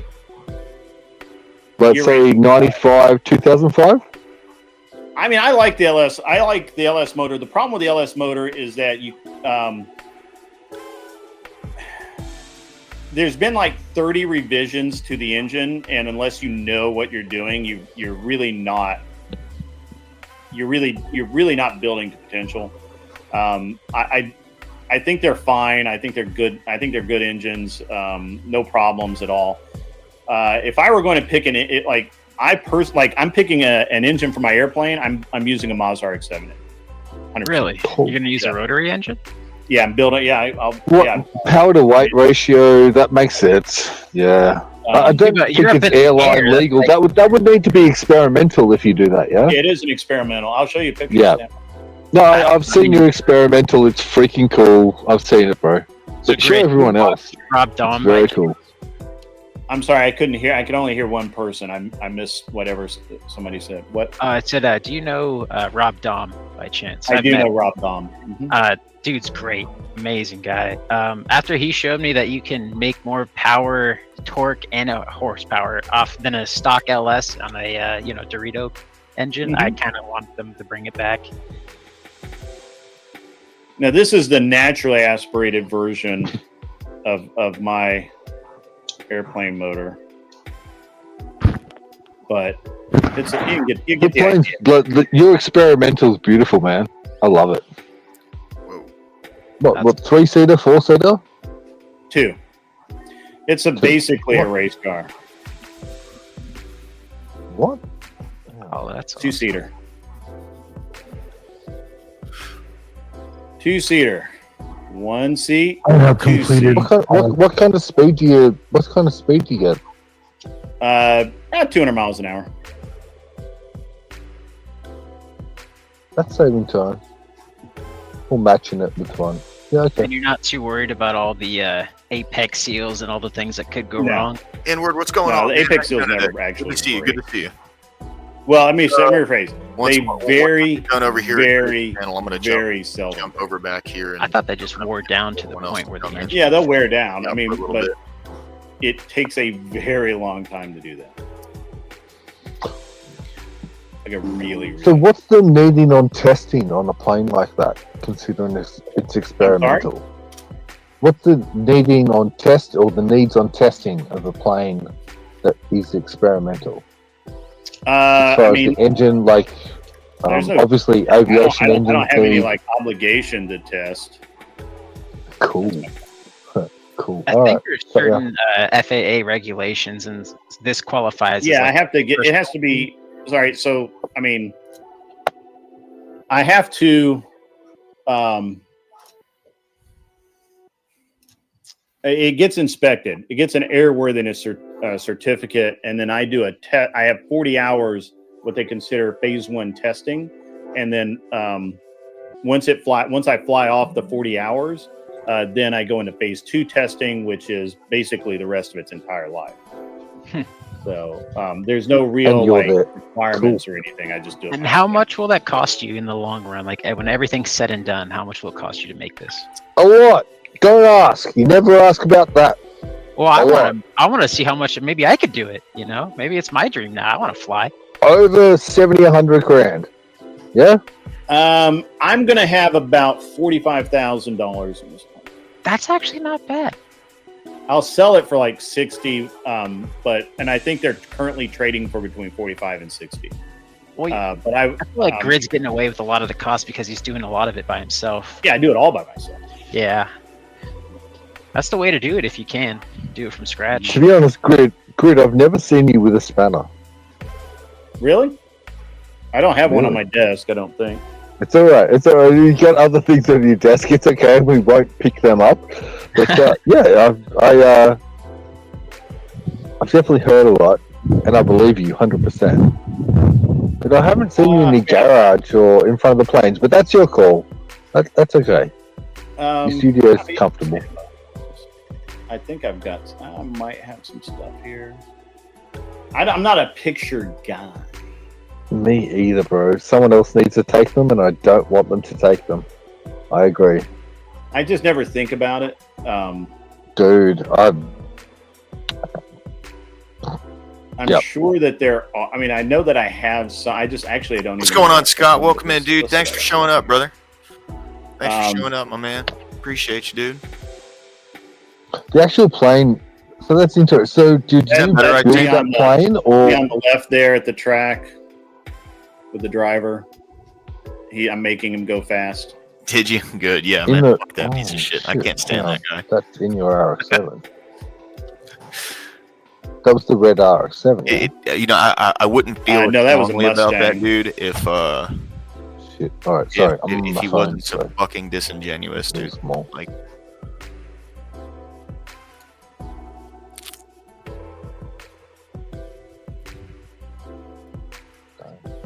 I have more pictures of cars than me. Like a lot. I'll show you my Evo though. This is the Evo I built. Didn't you build an Evo 10? I think in the end. No, I built an Evo 8. Oh, whoa.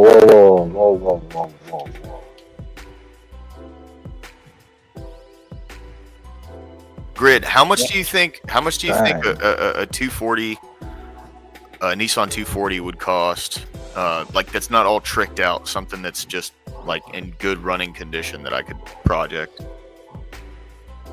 I have no idea, dude. I don't. First of all, I'm not a 240 guy. I kind of hate Nissans. Fair. It's my personal bias. This is me making a splitter mold for my cheater splitter. Dude, I made custom fiberglass stuff for guys on tracks for the Evo 6 and 6.5 technically, and an Evo 9. I made all the aftermarket parts, air splitters coming through the front bumper to the front guards by hand myself. It was fun. Yeah, dude. Engineers trusted me to make them. Pretty cool. Over and over again. They left. This is how you move a car in and out of the shop when you're working on it. So I think you actually have the wrong impression. Sorry, Sammy. Do you? Sorry if you track, broken car. Oh, wow. Whoa. That's not me. That's a cup car that I did it for Denver Grand. That's a Denver Grand Prix in 2005. Shoes timbers. Can you guys hear me okay? Is my wife? Yeah, we can hear you. Yeah. Right, okay, cool.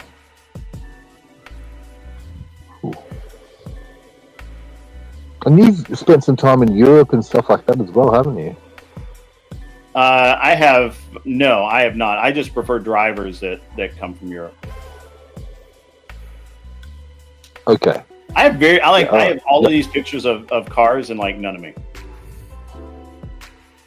Like it's really strange, I guess. Personally, I wish I kept all the pictures, man. That polygyny is not a salvation issue. I think it's a lesser matter. I'm trying to keep it. Are we talking about cars? But I do have a problem with things. Here's this is a Wells Coyote that I built. This is in my shop. Not even the early church fathers call this thing. I don't know why. Hey, Grid, I can hear a voiceover at the moment that isn't your voice. It's coming from another channel. No. About polygamy. Yeah, it's Glenn. I've heard him too. I didn't know. It says that he's muted, but I'm trying to be polite. Well, I don't know how it worked its way in. I'm not sure. I don't hear Glenn. So. Yeah, it's kind of weird. Yeah. It shows he's muted. He might have started a stream. He might be getting bleed through. Got it. I'm not sure. The coolest day I ever had was jumping in my fucking GDR as a late 20-year-old. And I had an R8 come up next to me on a freeway, like a highway, as you'd call it, like maybe 15 kilometers out of the city. And I got to race a brand new fucking R8 in my old car. And I was proud. I'll take this 56 against anything in a straight Fucking line. proud. In a straight line. Yeah, in a straight line. Fair. That's the thing. Fair.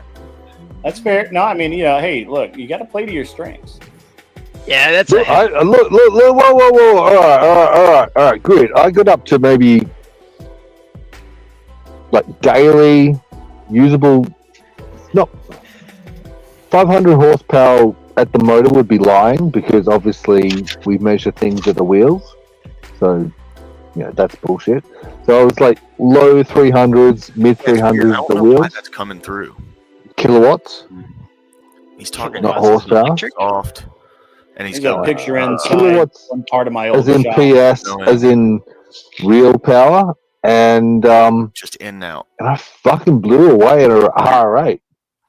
I'm like, This is looking out of the paint. This is looking out of those are the doors to the paint booth. This is looking out into the shop area.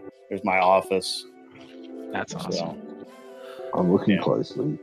Get a bug. How long have I you built been something like, dude. All right, so that's how I learned to weld, and then people went to hospital with breaking their eyes, building a cart like that. Yeah, Grid, you ever that's watch how I learned to weld. Marlon? EOD, that's a Pikes Peak, what they call a mini sprint. And it is it's an all aluminum chassis, and it's held together with fucking hose clamps.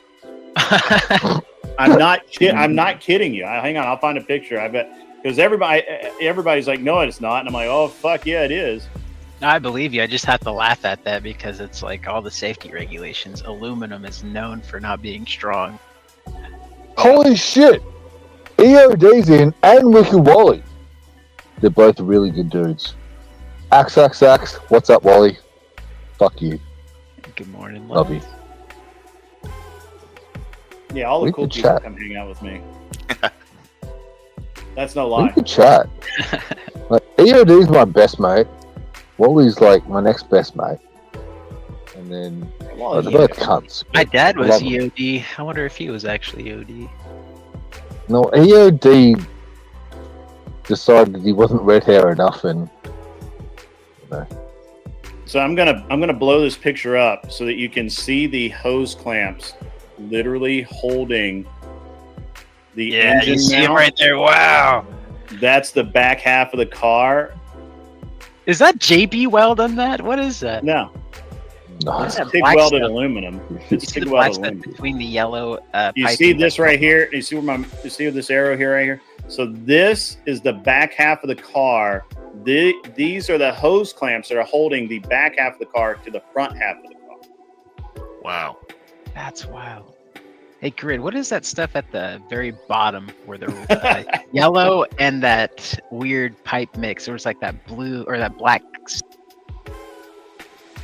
Whoa, that was weird. Sorry, guys. It jammed out on me there for a second. Knocked That's all all you good. guys off. Oh, you're good. But so what's up? I mean, that hose clamps. So that's a Wells Coyote. I had just done a bunch of work to it, but yeah. All right, so are the hose clamps for actual structural or just keeping them exhaust? They're together? structural. Shit. They hold the car together. They literally hold it Alright. together. And the idea is the entire front is this like crash area, and it separates. And the basically the car with the hose clamps, the car can break in half, and the engine go one way, and the car go the other. Or the front Yeah, of the all car right. I've never had anything based on the same reasoning except for a bike and a cart, like a buggy. Yeah. That's interesting. Yeah, I understand, but a man named John Wells, who's no longer with us, he's passed, Good man. designed this, and All right, he was brilliant. And even the brake rotors on this car are aluminum. Because you don't need brakes. You're racing uphill. Like, what are you doing? Just lift, and you'll be fine. Yeah. So, Okay. But yeah, it was built specifically for the Pikes Peak hill climb, and yeah, it's pretty rad, honestly. That's interesting. So, electric cars back then would have been no point. I don't know if you guys have ever seen a 935. They don't need brakes. Yeah, this is a 935. That's where the car ends. Like, see where his feet are? See that? Right there. That's where his feet end. Damn, Grid. Wow. Wire. Wow, man. Oh, fuck. Yeah. Yep. Just All right. So what's that made? So you had the frame on a jig to build. No, that's being weighed. That car is being weighed there. Yeah, but I'm saying you built that entirely, yeah? Well, No, someone Porsche in the built company that. did. Porsche built that at one point in time. And it's not a 935. That's a now I lost 917, 930. That's not Porsche Cup. 917/30, not 930. 917 Yeah, but that's /30. But not to be rude, but that's not Porsche Cup, like Porsche Cup racing, is it? This was a car that won at Le Mans. So no. Cool. Yeah, I mean, it's But pretty you know what? Do you guys get Porsche Cup, like the Porsche Cup with the rich Nah, guys not really. I mean, we racing kind of do. cars? This is my 911. It's pretty cool. It looks like a bug. That's cool looking. That's what it looks like when it's dressed. Oh, okay, so that looks better. When you see it naked, it's not as cool. There's the motor. Wow. That's the original. Right, I'm looking closely. I see 1 turbo, 2 turbos Yeah, 2 turbos. on. What are they? I'm not sure on the lead reach of the Porsches, man. I had a The mate, his intercooler first was car on was a the race motor. car, wide body, and then his dad had to have inches taken off each side so that it could actually be street registered. Mhm. And then he raced Porsche Cup Mm. in a garage full of Porsches. Yeah, this is actually the car that when I finish it, if I don't sell it immediately, I will probably kill myself in it. It's got a roll Yeah, cage. okay. You'll be fine. No, that's no comment. It's doable. So, because Oh, this car, right. this car's all like Yeah, literally. shit. I don't know how big It's a any of you guys Porsche. are, but East lower. I West. promise you that lower class and I can lift this car as it sits right now because the Oh, motor's not in it and the transmission's not in it.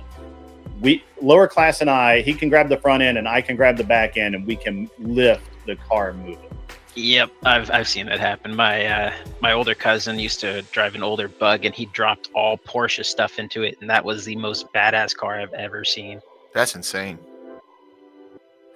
Mhm. Yeah. Yep, and I'm putting a right at 1,000 horsepower in it. Holy fuck. 1,000? Sorry, excuse my language. I'm allowed to swear, Grid. Am I okay to swear? Yeah, you can swear. Okay. I do all the time. Welcome, man. Glad you're here, man. Yeah, EOD, what's that- going on, man? Good to see you, bro. That's a lot. Sorry for not getting A to lot, you a lot. earlier. I'm A over. lot. Yeah, I you haven't should actually you driven. should weigh- I've never driven that much I power. apologize, my man. The car should weigh just under 2,000 pounds, and I really want to have right around 800 Holy horsepower, 800 to 1,000 horsepower. All right, so So I again, mentioned my friend's when I ET finish Pulsar. yeah, I when mentioned my finish it, friend's go ahead. I'm sorry. ET Pulsar that had 200 kilowatts Mm-hmm. at the wheels, or low 200s. Mhm. That's in the front wheel drive that was light as hell. Mm-hmm. You're talking super Yeah, super bike. Far more than that. Yeah. Far more, but wow. 1,000 horsepower. Mm-hmm. At what weight? 2,000 pounds. Just to prove I will dyno anything. That's awesome.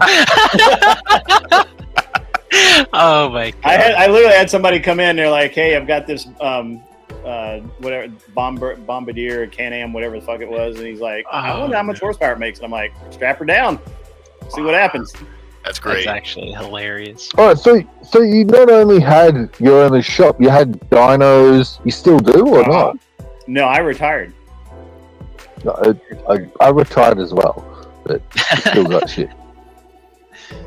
Yeah, I retired. The shop's gone away. You finish up with that. You don't have a dyno anymore. You can't just strap stuff down. A lot.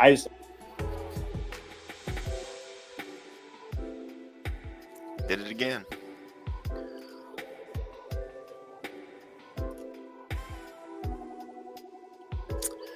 Well, boys, it did it again. I don't know what happened. Kicked all of us.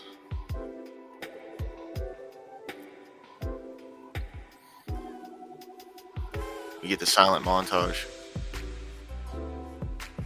See, that's a car I'd definitely be interested in.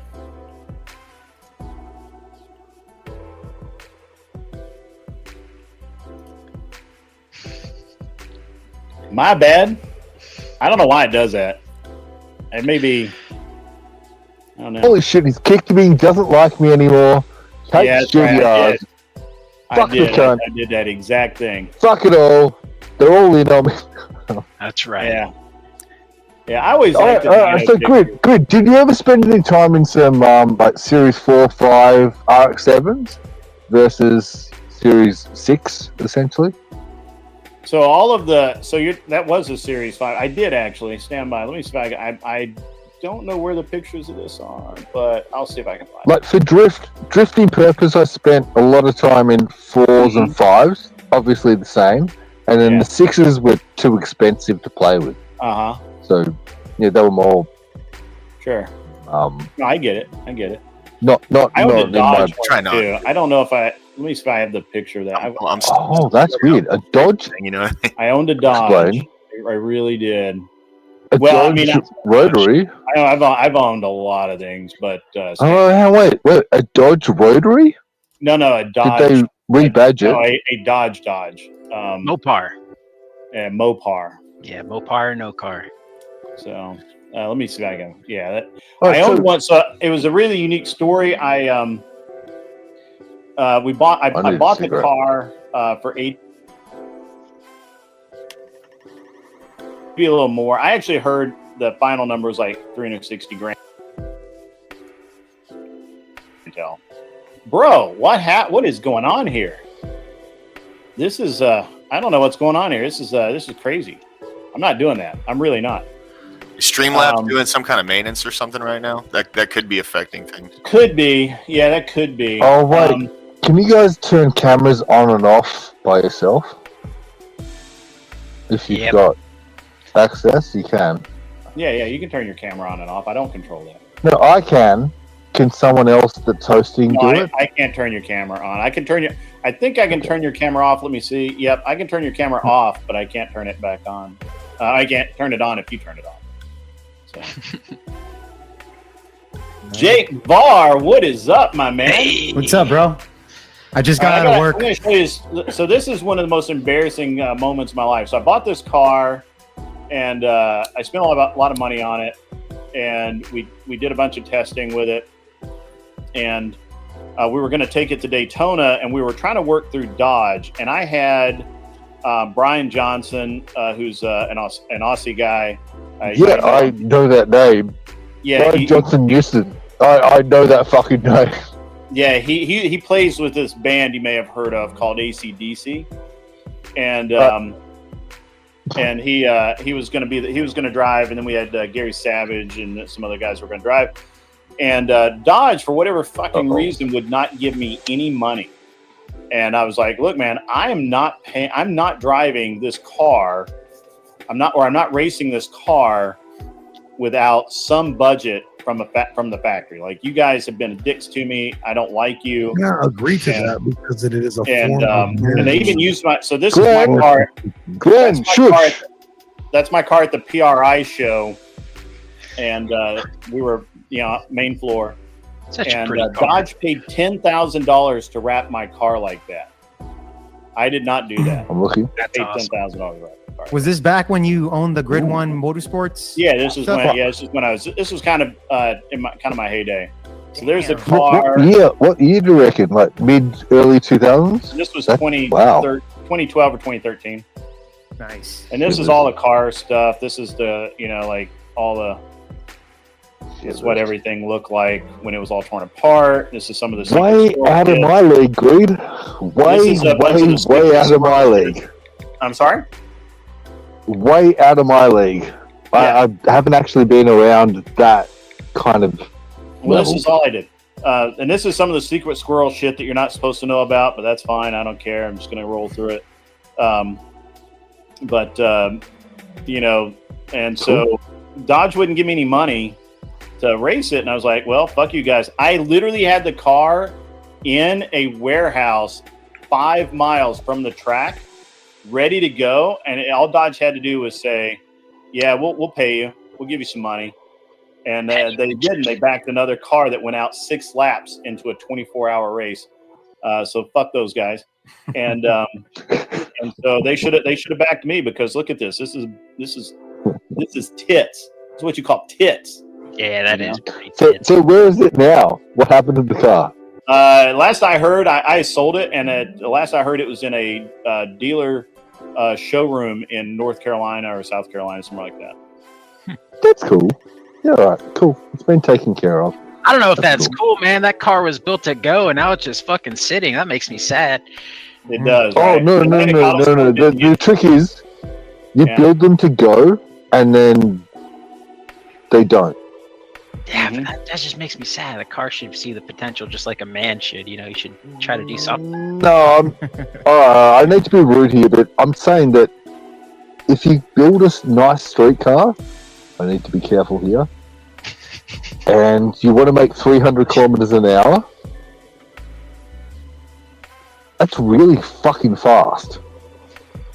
It's really, really, really fast. So that's things that you could pull off back in the day, but they've got cameras now and stuff. You can't do it on the street. I built my car for the street, not for the track. Particularly turbo choice, cams, the lot for the street. I almost bought this car. This is a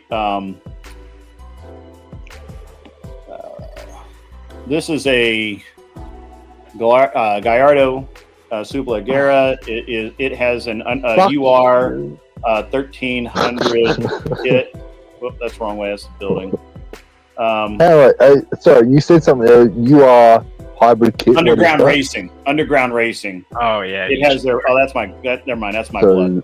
So aftermarket turbo. I thought I saw an intercooler there. No, yeah. It looks like that. Yeah. It was used in. Okay, I've seen similar ones with GM equivalent. Yeah, all right. Yeah. So this is in low power mode. This is 1100 horsepower, and higher power mode is 1450 horsepower. Shivers. Grid, how much did that cost you? I was going to pay $220,000 for it. 220. But the car had title issues, so I didn't. USD. Oh, Holy crap. That's like 300. Holy crap, Grid. That's a lot of money. Holy crap.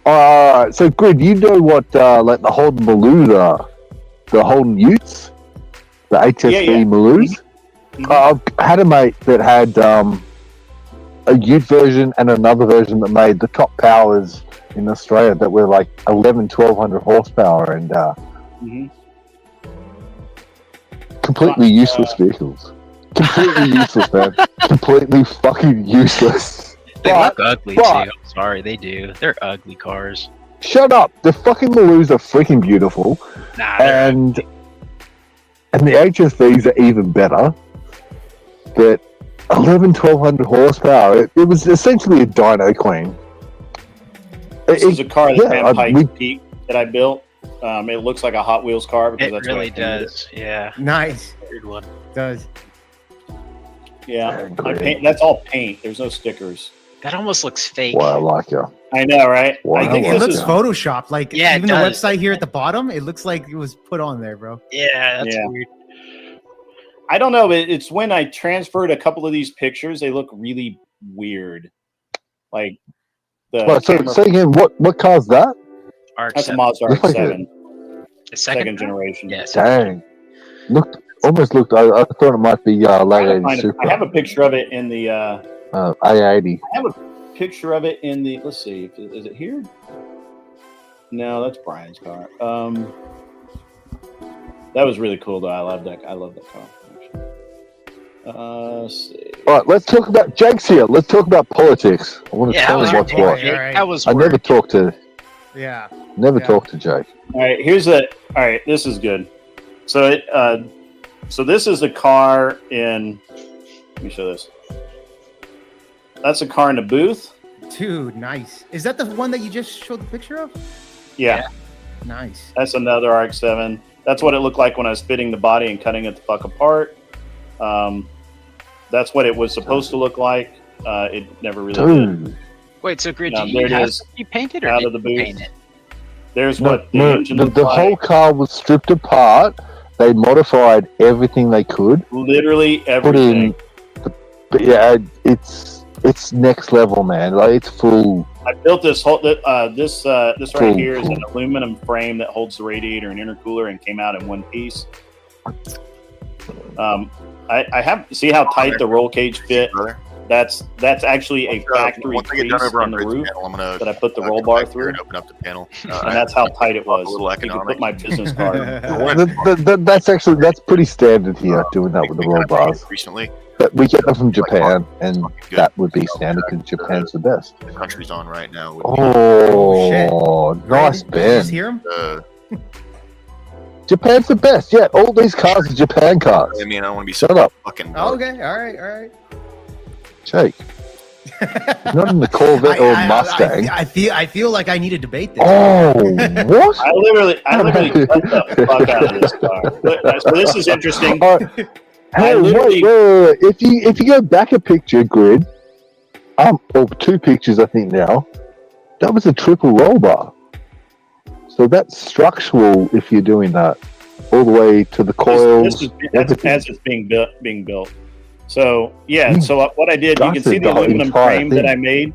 You can see the aluminum frame that I made.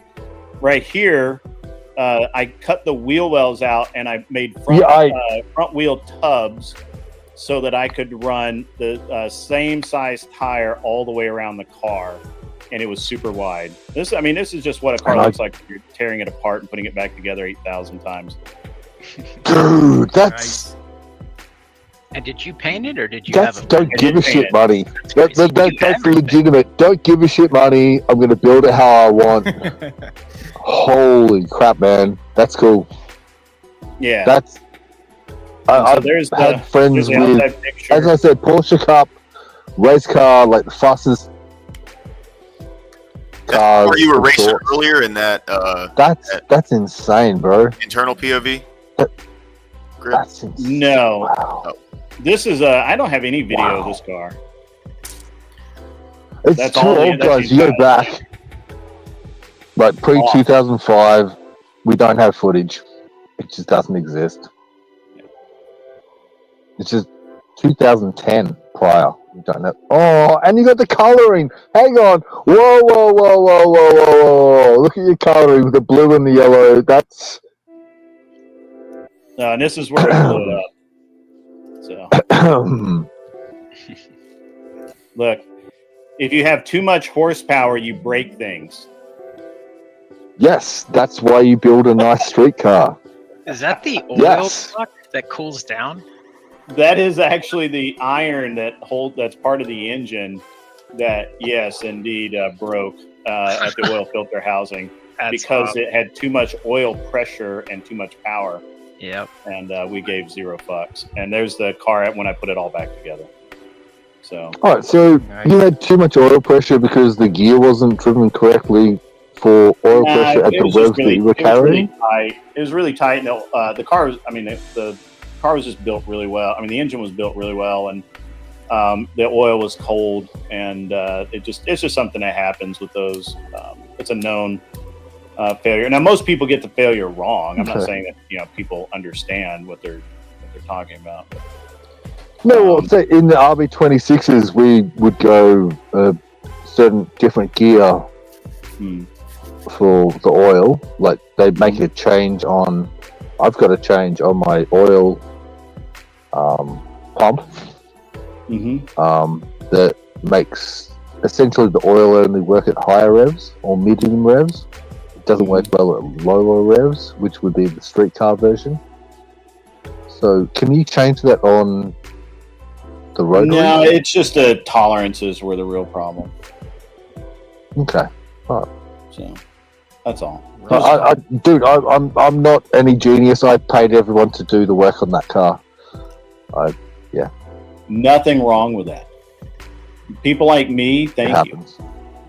So it's a fucking RX-7, bro. All they do is brake. All they do is brake. They are the Dorito Power. Do you have a tattoo by chance of a rotary engine on you? I have no tattoos. Everybody that loves the rotary engine has a tattoo somewhere on them. So I was like, I wonder if Grid has one. No. Look, I've got two good mates that have had many, and they've got no tattoos like that.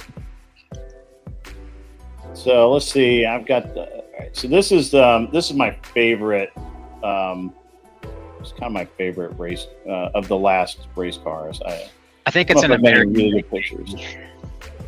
It's not an American car. It's a Japanese car. It's got to be Evo, bro. You put it on your body is like more of an American thing. Oh my god! All right, let's go, Jake. American versus Japanese. Let's go, Jake. Well, come on. I need to get some help from the chat here. Japanese cars are made with U.S. steel. All right, there you go. So I literally don't know anything about this topic. I need to do research on this to make the argument. I can go both ways. So Japanese cars are made of crap steel, and they bend. Maybe they are now. Never buy a fucking MX-5. Don't buy an MX-5. U.S. steel is the best in the world. That is true. Yes. Japanese steel is it can be harder, but that's about it because of the way they alloy it. Yeah. I can't argue that. We basically don't make steel anymore, so whatever. No need to. You can buy ours. I'm pretty sure it all comes from China, but it just needs quality checking. Where are you from, JB? Australia, mate. Yeah, made Australian. Okay. Australia is not real. That Jake, you and I have chatted a little bit, but maybe you didn't realize where I was from. That's okay. Yeah, maybe. Yeah. I got to be sure, like the accents and stuff like that. We have some accents here in the United States too, so I'm not too sure. Essentially, Mexican Australian. We'll put it Mexican that way. Australian? How the hell did that happen? Well, I live in the lowest state below the state that thinks they're most important. Oh, okay. So I live below Sydney or New South Wales. They think they're the best. I live below that. So I'm Mexican Australian. I live below that. That's funny. Oh, that's how you're Mexican. Okay, I got you now. That's actually funny. That's actually pretty good. Pretty funny. It's what it is. Honorary Mexican. Obviously, Australians are American-centric. We are, yeah. And I'm a Mexican.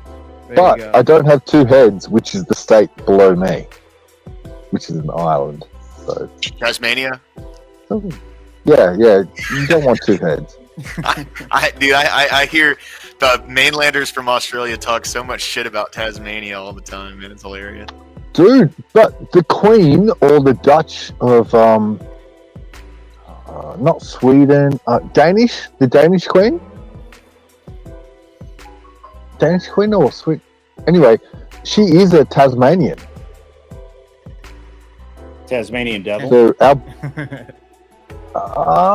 don't know. Maybe she's kind of hot, or was hot. She was a bit alright, but we've got royalty. Hell yeah. Yeah, and you're not taking Greenland because she's going to say no.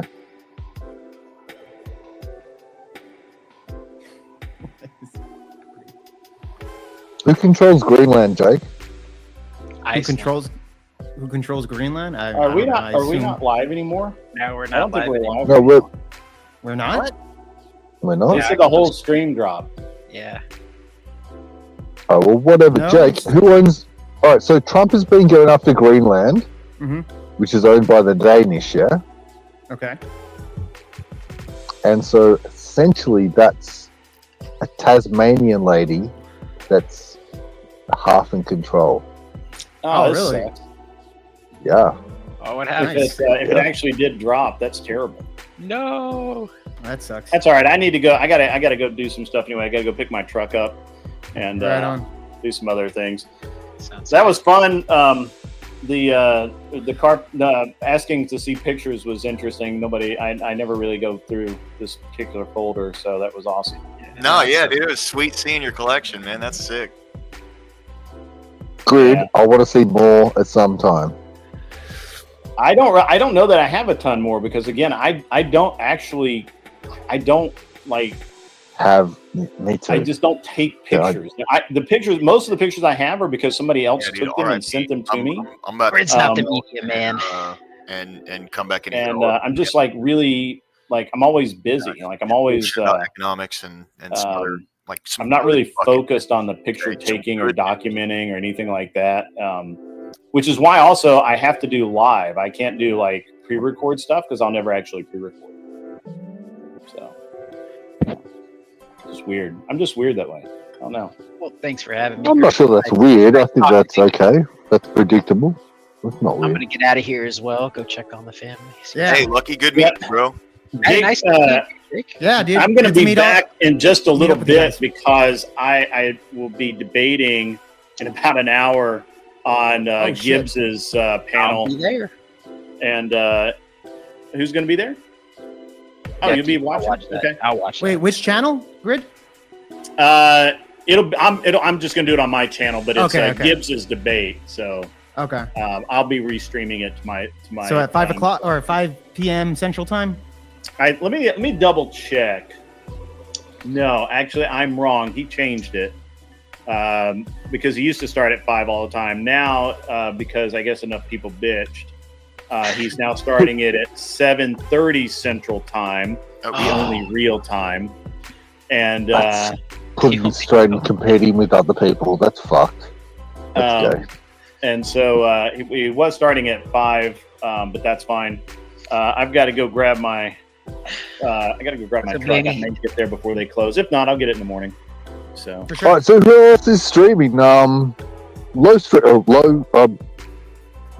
I don't know Who's who. streaming? I just saw Abe go live, so I would check with Abe All right, Davis. Abe's my boy. Abe's good Yeah. people, yeah. Abe's my friend. I like Abe. I haven't seen I, it. What channel's I, that? I believe I'm a moderator over there somehow, and I love the guy. Jake Stand Flores, by, I'll good get you hat. the link. Give me a second. I'm sure I've got a link here for Abe. Abe Dinkus, Yeah, yeah. grab it. Oh, Abe Dingus is going live. Abe's Okay, a good cool. man. Yeah, I know who he is. I have him on. Yeah, Jake, he's cool. He's Yeah, he's super badass. smart. He's right. He's got his thumb, his fingers on the moment. He's doing all right, and he's extremely justified or thoughtful of his Yeah, godliness. Can he say godliness? Like he's very thoughtful of that, along with a He lot is. of his friends. Oh, yeah. Oh yeah. He's a good guy. Well, hey, Grid, thanks for having me And I on, can man. give him Always a pleasure shit. talking to you. Lucky, Jake, JB, Yeah. you guys have a great day, dude. I hope to see Yeah, you you all too, around man. here. Nice. Right? Yeah, Nice absolutely. to You meet guys have a great week here after. Have a good Peace. one, guys. Catch you later. All right, guys, everyone, fuck you. Okay. All right, what's going on, everybody? How you doing today? Let's get into it, man. I'm going to go ahead and open up the panel. Let me get this changed real quick. All right, so my chill streams are now called the Watershed. And I will. Here, let me get this panel opened up real quick. We'll go into what that actually means here in a second. Give me just a moment.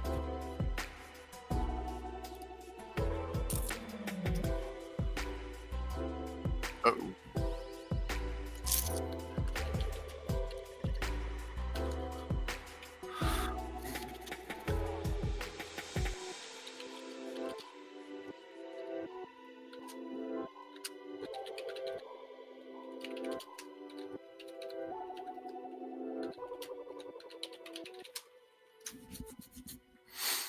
What's going on, Scott? Good to see you, my brother. Good to see you. Hail, man. Hail. Absolutely.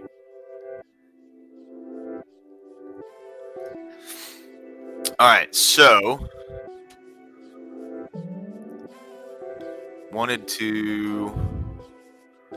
I was kind of looking through this a little bit while I was on stream with Grid. Let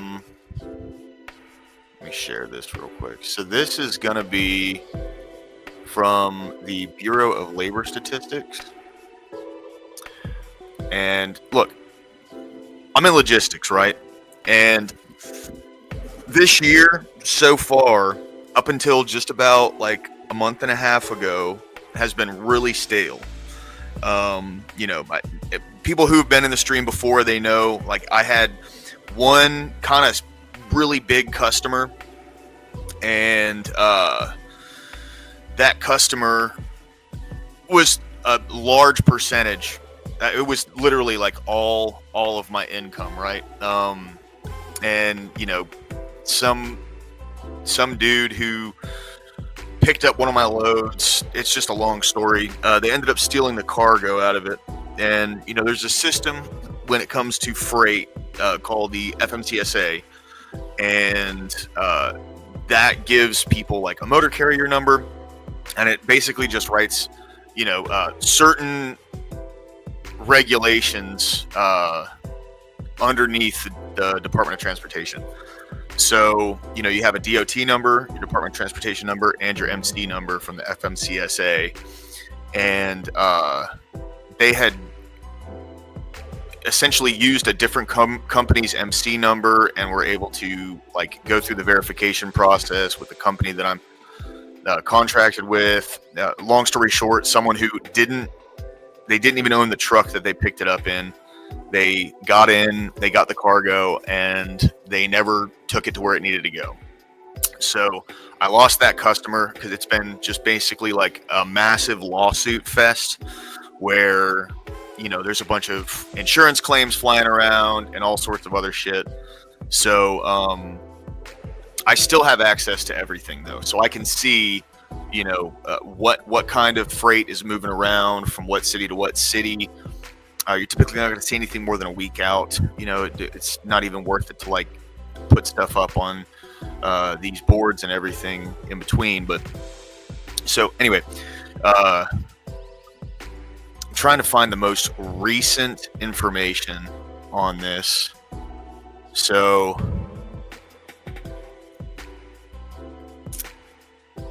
there hasn't been massive gains when it comes to all employees being employed. The unemployment rate has gone down, at least between April and...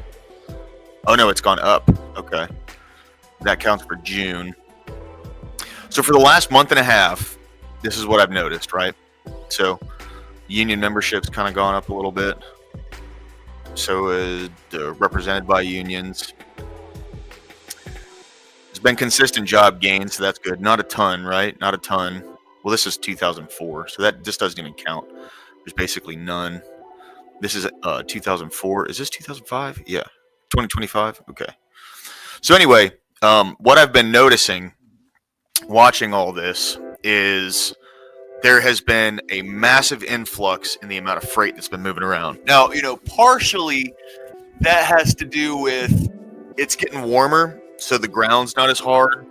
So when they start building things, they don't build in the winter because when it's cold, the ground's tougher. And then if they were to lay foundation, when it gets warmer and the ground softens up, the foundation can shift, right? So they do all of their like foundational construction during the summer. Anything built on top of foundations during the winter is fine. When it comes to laying foundations and doing things like that, they do that in the summer just so they can make sure that the foundation will be settled at its max by the time the winter comes. So there's been a large influx of freight moving around recently.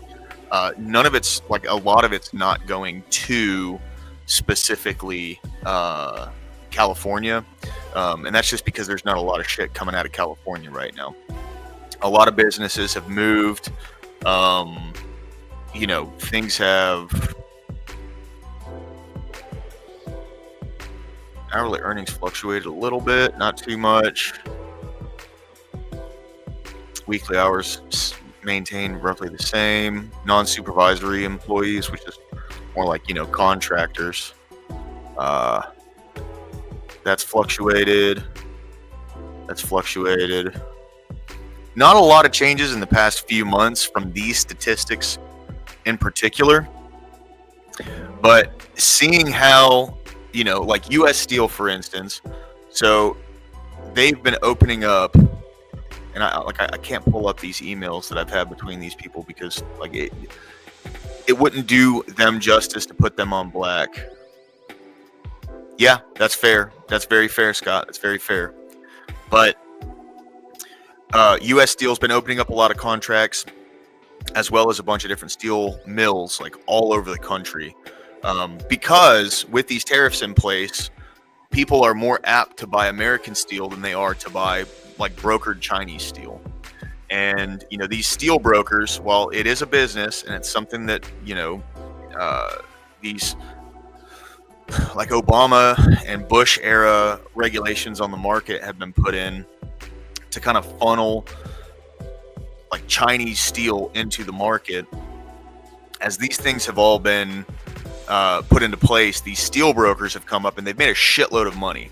And these guys, they typically deal in steel that's coming, primarily by cargo ship, but coming over the Pacific and coming into the American markets. So with these tariffs, it kills the... Yeah. Oh, yeah. I mean, that makes sense. Yeah. And to some degree, I do understand the fact that he took presidency right as a massive recession hit, but he didn't pack the money that was used to bail out the massive fucking banks and shit that caused the recession in the first place.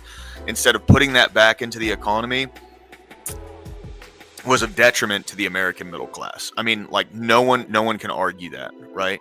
Like the problem with politics today, and this is something that I've noticed, is the way it works primarily is people who are in power they'll take an action that's politically expedient and isn't necessarily good for the long term, and they do that so they can bank on it when they run again, right?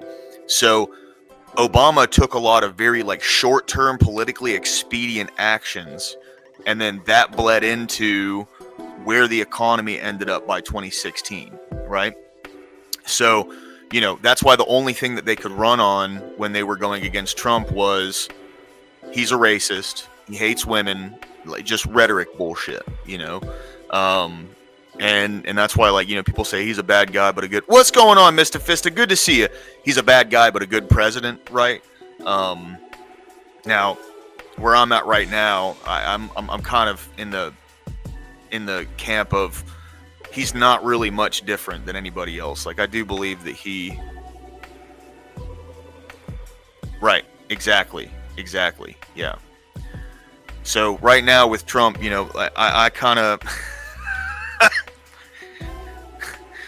With Trump right now, I'm kind of I would pull that up, Mr. Fist. I'm not going to though. With Trump right now, I'm kind of, I'm in the camp of what he's doing with the economy right now. If we can continue this and he doesn't butt fuck the midterms, we're going to maintain like the economic progress that we're going to make over the next 10 years, right? And that is what is vitally fucking important to me. So to me, that's the biggest thing. I know it sucks. Like he could have something to do with the files. He could be more involved than he's letting on, all these different things. He's not going to be deporting all of the illegals. Like he's taking that route of, I'm going to do the thing that's politically expedient by like leaving a bunch of these people in. Because see, the thing that's good long term is bad in the short term, right? So like with the tariffs and everything, for instance, when he first rolled the tariffs out, that completely fucked me, right? So it wasn't until he started to roll back the China tariffs that this customer that I had that was bringing stuff in from LAX really started to bring in good money for me. And I also had a bunch of freight that was coming over the Canadian border as well. Well, that all ended. And like, I could be a little bitch about it and I could cry and say, well, that hurt me, right? But I understand the big picture of it and how it's going to be. What up, man? Good to see you, brother. Yeah. Dude, if you want to jump in later, come on in, bro. I think, that's like an hour and a half away. Because you're in Pennsylvania. So, yeah, man, yeah. If you want to jump in, bro, go ahead. But, it's the kind of thing where I see the big picture. And in the end, I'm going to benefit because I'm in logistics. And international logistics it's a fucking nightmare, okay? There's so many hoops you have to jump through. There's a lot more like intensive communication that I have to have with people, where domestic is very, very cut and dry. Like I only have to talk to people twice, really, when they come and pick something up and when they drop something off, and that's it. Versus I finally experienced tariffs. My go-to disposable vape is stuck at customs and they raised the price 33% online. Yeah, dude, it fucking sucks, man. But fortunately, I myself, I genuinely think we give it about like a year out from now, we're going to start seeing some very good benefits from all this. That's not cope. Okay. And all right, hold on. Let me rephrase that. It's not going to be very good benefits. We're going to start seeing the way that all of this economic policy is affecting the economy in a good way. So the economy is going to be better a year out from here. Go 5 years out from now, that's going to multiply. You go 10 years out from now, we're really going to see. I mean, dude, it's undeniable. It's basic economics when you look at it. It's not cope, promise you. If he backtracks on things, yes. But if he maintains the course that he's at, it's going to do nothing but be better for the economy. Promise you, Marcus. Promise you. Yeah. Yeah, for real, dude, because they don't have any regulations on their products. They don't.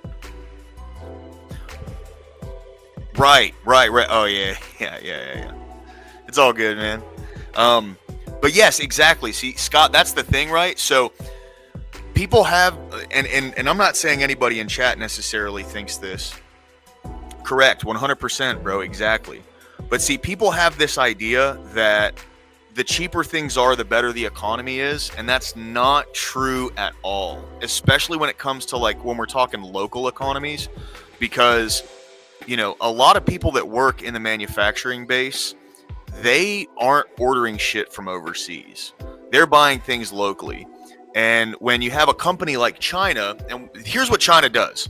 So they have the capacity, considering they don't have any labor regulations on the people that live in that country.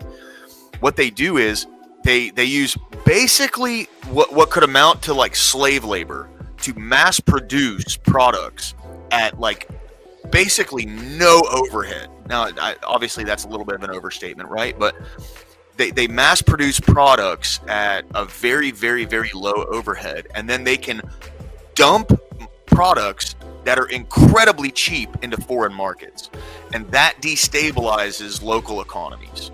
Okay, because what ends up happening is, like, manufacturers in the country that you're essentially dumping these products into, they go under, which leads to less jobs, which leads to people not being able to afford more things, right? And I know, like, a lot of people in my generation, and I think Gen Z and the new Gen A that's like coming about, these two generations are starting to see the effects of that. And like in my generation, the millennials, right? There was this idea when we were younger that we could all just work online and the economy would be sustainable. And unfortunately, that is not practical at all. There's no way, right? You can't make things from a computer. Like, you can't make tangible things sitting at a computer from home. It just does not happen. You know, that's why we have industries like freight. We have industries like truck drivers, not freight. Like, I sit at home and I move shit around, but that's all I do, right? Like, I'm not actually in the trenches doing stuff. And right, exactly. You can't expect people who are making barely shit and working fucking like 16 to 20 hour days, 7 days a week. You can't expect them to make great products. You know, that's why their steel sucks. Here, I'll pull up a video just for an example. Okay, it's the anvil test.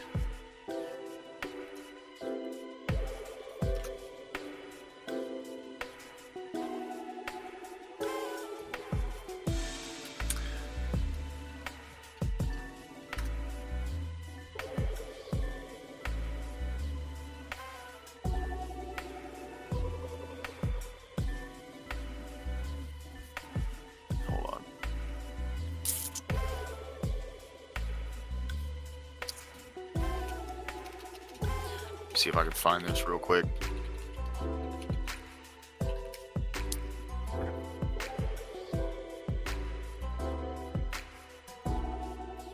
Damn, I don't know why the fuck I can't find this video now.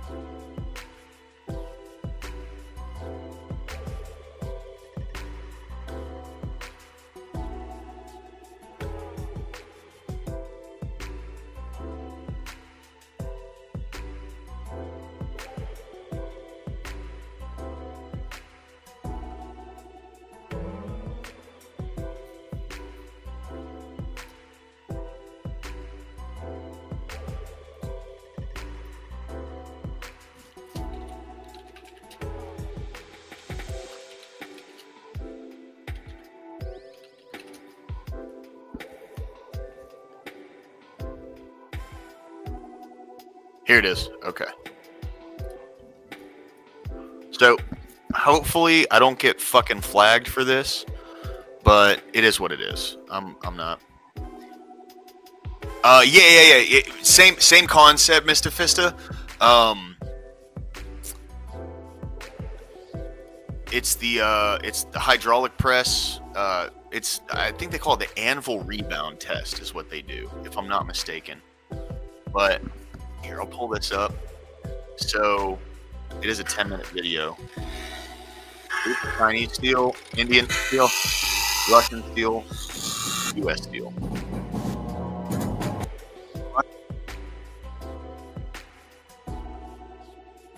It's not as good as ours, but it's good steel, right?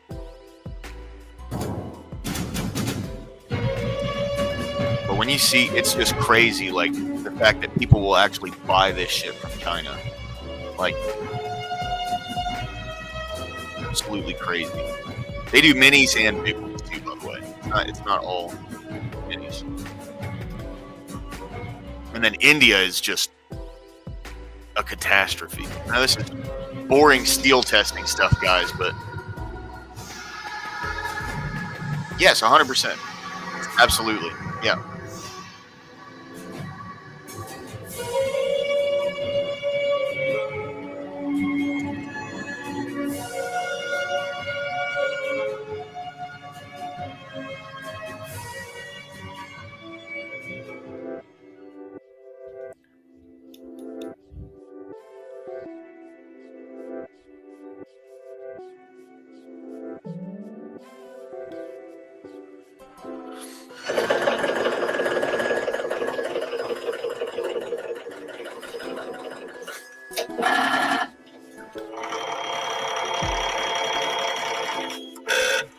Look at that. Barely a mark on that bad boy, dude.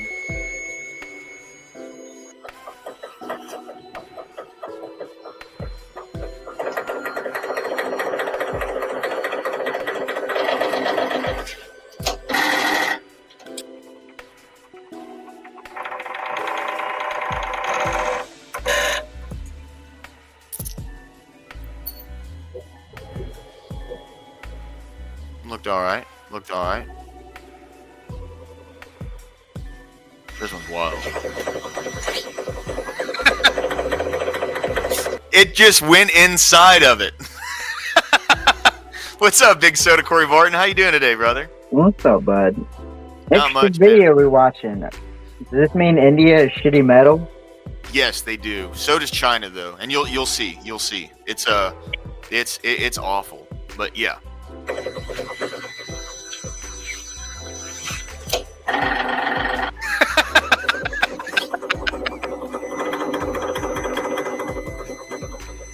Yeah, man, it's pretty wild, bro.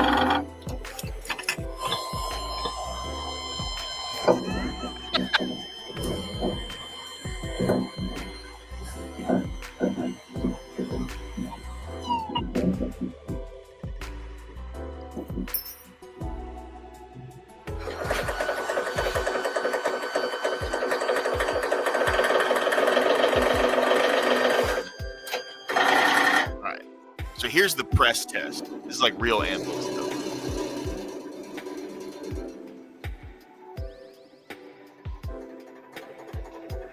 I think this is.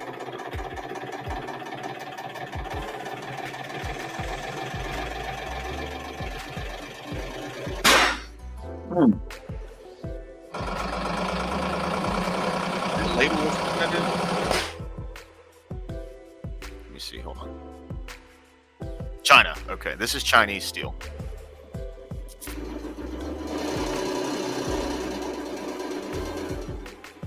Yeah, no, 100%, dude. It's terrible, man.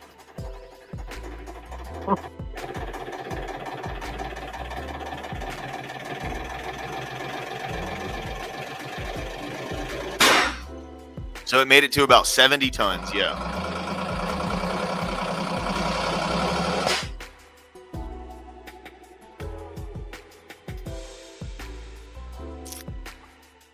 And they build stuff with that.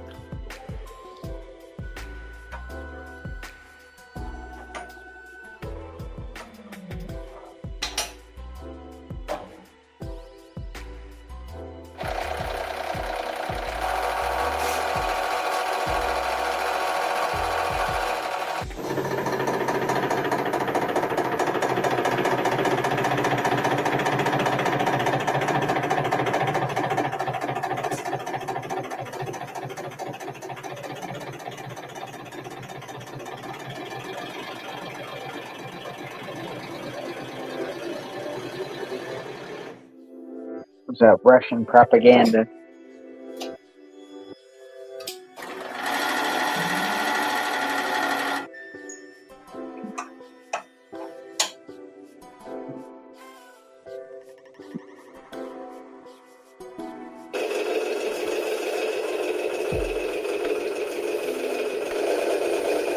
It's the ugliest anvil I've ever seen.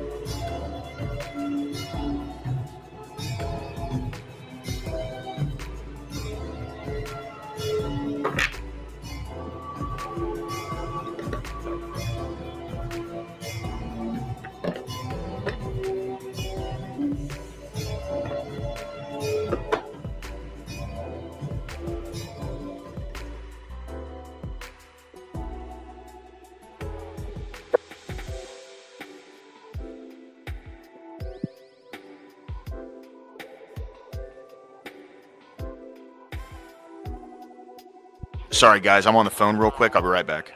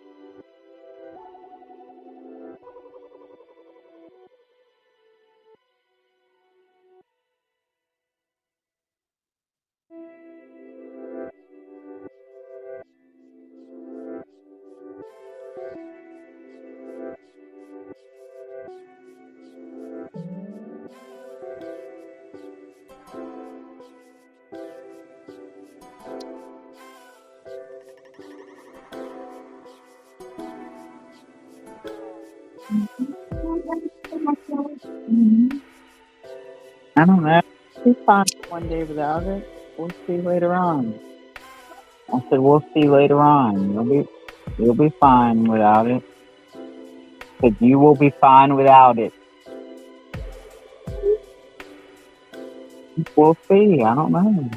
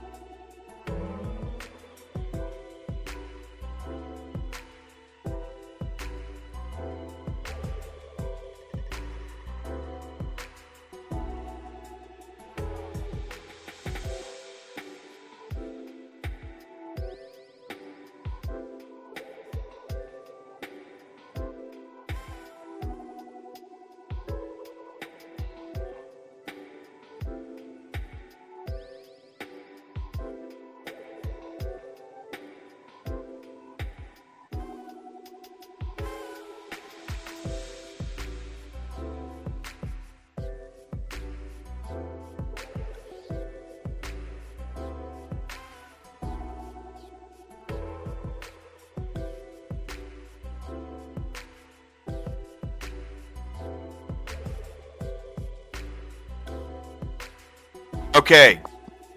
Fucking fantastic news. I don't need surgery, but I did. He was saying that I dislocated my kneecap and almost broke some patella bone that's on the inside of my left knee. So fantastic news. That's huge. That's great.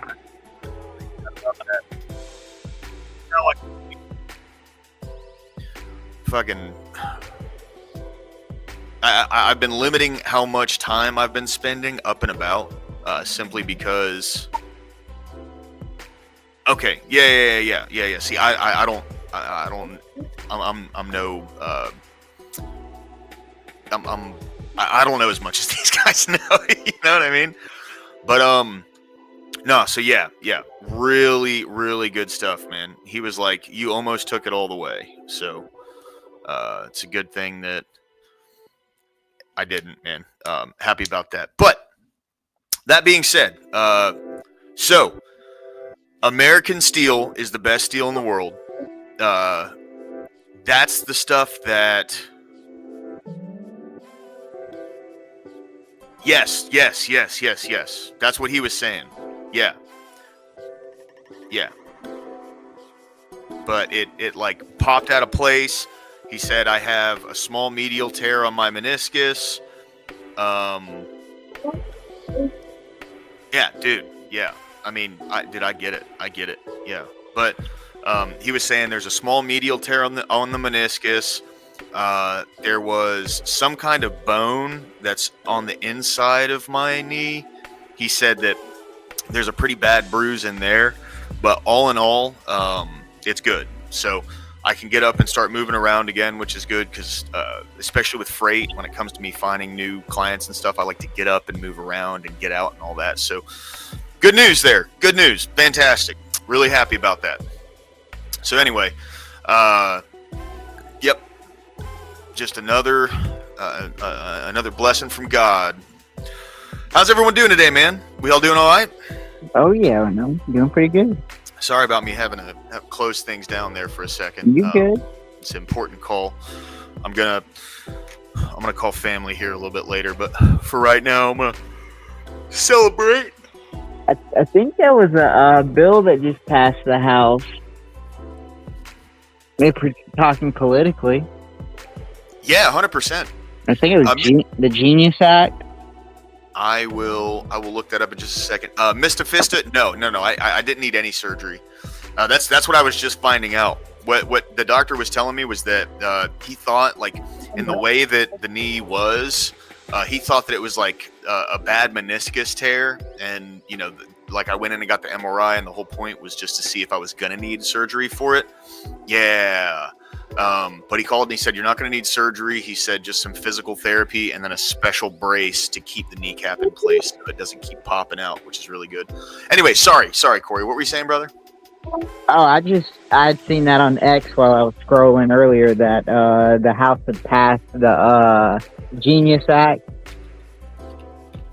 What's that? I think it's a financial related bill. I haven't read it. I've read what people said about it and what people are bitching about, but I haven't taken any time to look into it myself. How long is it? Probably it's pretty long. Pages. It's pretty long. We can go through it if you want.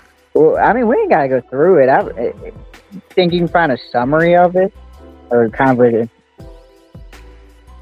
it's just like an AI summary, you think? Yeah, like. I think that should do fine.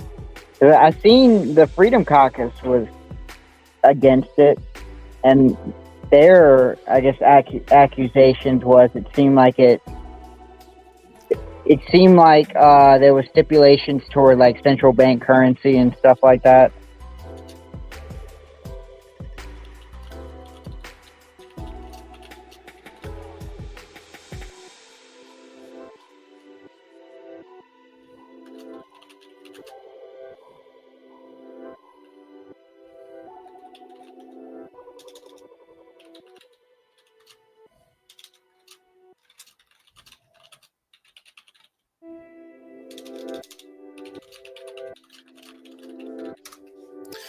All right, I'll share. I'm gonna ask Rock. What's up, Ice Damie? Dude, thanks for sticking around earlier, bro. I appreciate it. Sorry I wasn't too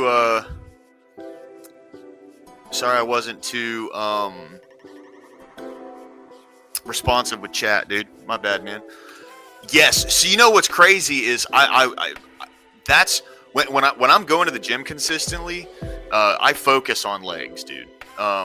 And I do like the full range of motion when I'm doing my squats, ass to ankles, man. Like I'm very very serious about good form and keeping, all the stability muscles and everything that are all around the knees.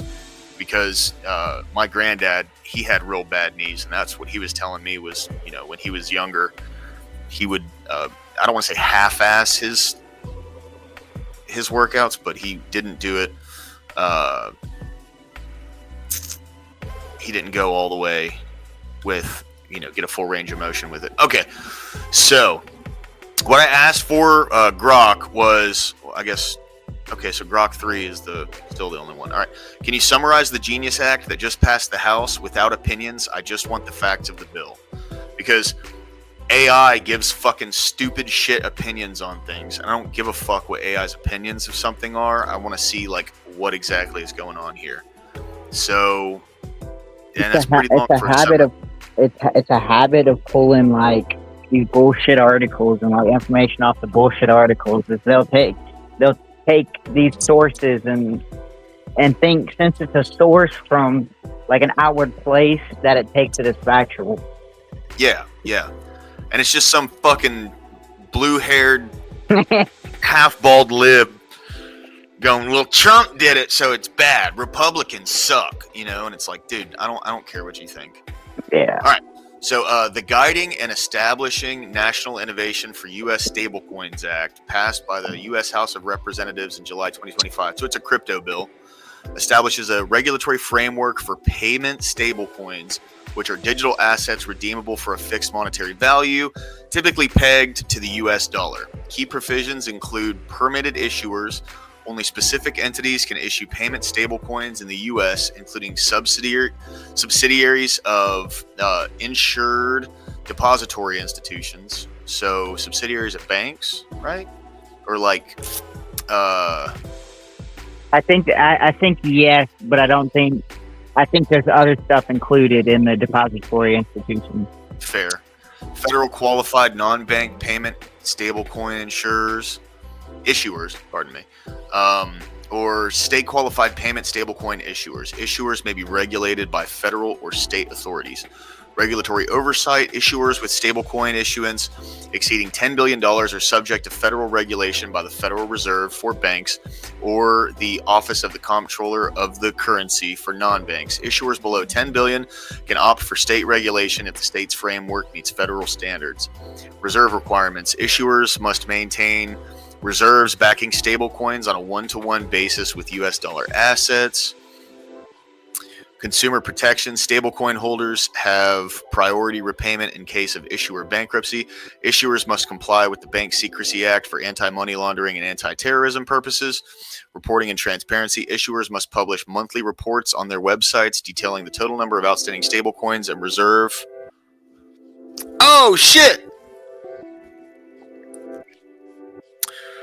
Miggy, thank you very much for the $1, bro. I really appreciate it, man. Thank you. That's fucking awesome, dude. Thank you very much. That was awesome, dude. Thank you, man. Every dollar helps for a broke-ass scrub like me. Really does. Thank you, brother. You're a legend, dude. Thank you. All right, so... issuers must publish monthly reports on their websites detailing the total number of outstanding stablecoins and reserve composition. Additional reporting may be required by the Office of the Comptroller of the Currency of certain issuers. Interoperability and international standards. The Federal Reserve is tasked with creating agreements with other jurisdictions to facilitate international stablecoin transactions to ensure interoperability. Okay. So, here's what I'm hearing here. If you have money in XRP, hold that shit. If you don't, fucking buy some. I am not a financial advisor. Anything I say is a fucking half brain opinion from a broke ass scrub who has no money invested in any of these things. Please keep that in mind. But that's what I'm hearing when I read this, right? I want to be very clear. I do not offer financial advice. When I say things, I am a pea-brain retard, okay? Just keep that in mind, guys. All right. Stablecoin Certification Review Committee. A committee chaired by the Treasury Secretary determines if state regulatory regimes meet federal standards. Prohibitions: members of Congress and senior executive branch officials are barred from issuing stablecoins during their public service tenure.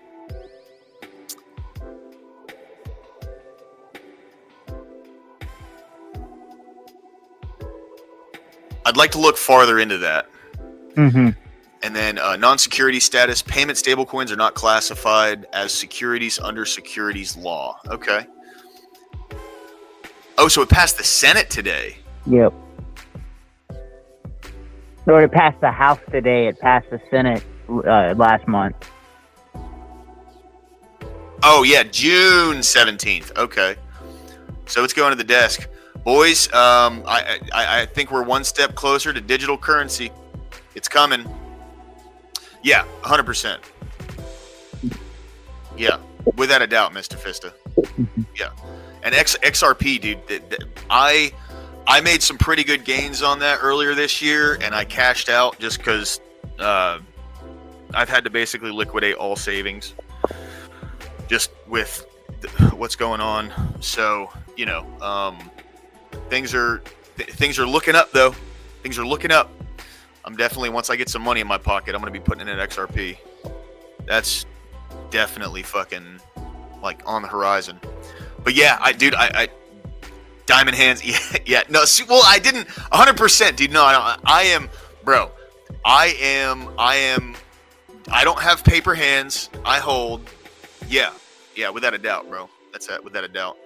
I don't have paper hands. I don't sell when I'm scared. I sell when I've made a good bit of gains. That's how I've always done when it comes to trading anything. And like, especially during COVID, dude, I got so lucky during COVID, man. All right. So I invested in El Dorado Resorts, and this was just like I had a little bit extra money and I was throwing it around during COVID. I got up into Robinhood, kind of like jumped on the back of everyone jumping into that. And I got into Robinhood, and man, let me tell you, I think I put like $2,000 into El Dorado Resorts. It was like $14-15 a share at the time. And it was a week before they announced they were opening their doors. And that was complete fucking luck, dude. Tripled my money instantly.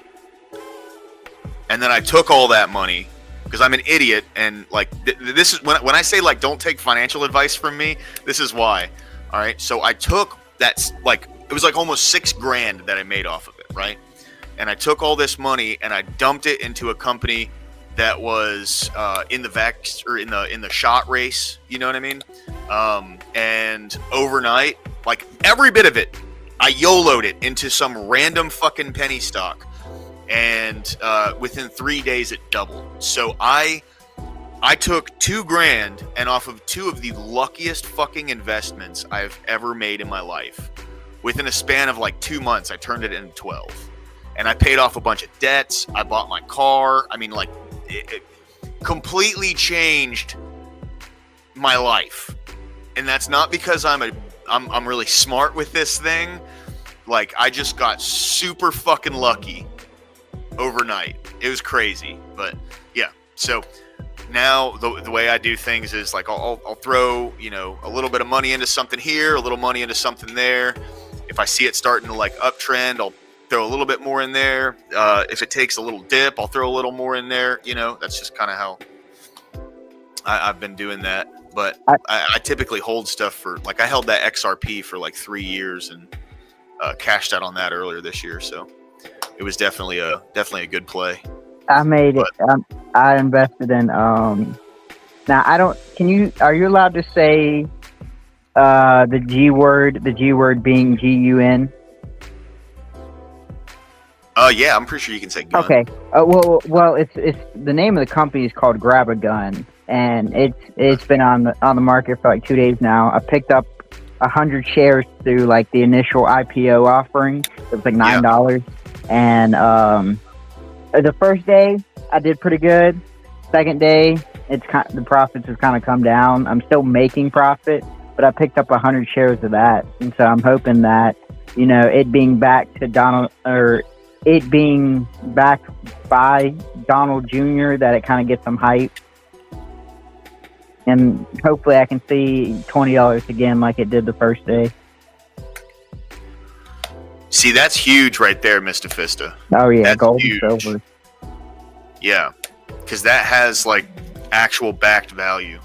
That's the thing that, like, is kind of, like, the whole digital currency aspect is really, like, sketchy to me. And here's why. In it, like, just in its totality, digital currency is going to be backed by fiat currency, which is supposed to be backed by gold, right? Mm-hmm. Or precious metals, regardless. But we're not on the gold standard anymore. So digital currency is going to be backed by fiat currency that the only value that it holds is the consumer confidence in the currency. I would say it's backed by foreign policy. Yeah, 100%. But So either you make everybody scared, or you force everyone to be like, hey, if you want a deal with America, you need to go through, the U.S. fiat currency. Yeah. And which you are right, because it is backed by our trust in it, and I guess global trust in it. But it's like the way we enforce that trust is through foreign policy. Right. Yeah. It's just sketchy to me, man. It's sketchy to me. By the way, everybody, just want to make this announcement, and just to show you guys all of your support and how far it's brought me in the month and a half that I've been streaming on YouTube. It's incredible. Just lots of thanks to the people involved. You included, Big Soda Corey Barton. Just want to show you guys, I am 1/3 of the way to monetization already. It's Hell yeah. You guys have really done so much for me in this regard. It'd be great to make money off of this. I just like coming on here and bullshitting with you. I just like talking with you guys. It's fantastic.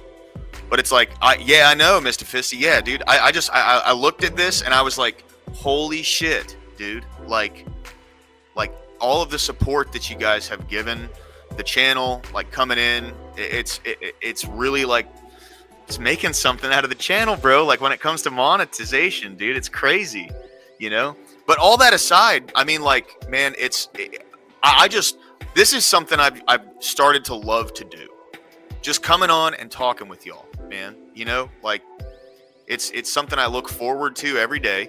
I can wake up, I can get a little bit of work done in the morning, jump on some of my favorite streamers and jump in their panels and talk with them and everything. And, then I get over here and it means the world to me, bro. Thank you guys. You make good content. I appreciate it, man. Yeah. Yeah. We all do, right? Like, I'm not the only one on here doing stuff, man. You guys are here with me. You know what I mean? But everybody's got their needs. And to be 100%. fair, you kind of interact a lot more. Like, a lot of people like to go after the smaller streamers because you can get that back and forth interaction.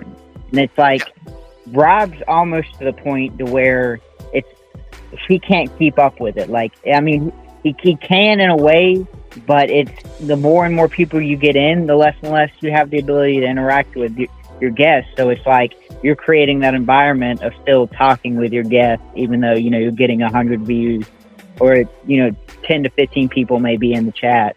And that's a good quality to keep. Yeah. I mean, dude, I try to interact with chat as much as possible. Because as far as I'm concerned, like you guys make the channel for me. You know what I mean? Like it's my interactions with y'all that I look forward to and come back into this thing. You know what I'm saying? Oh yeah.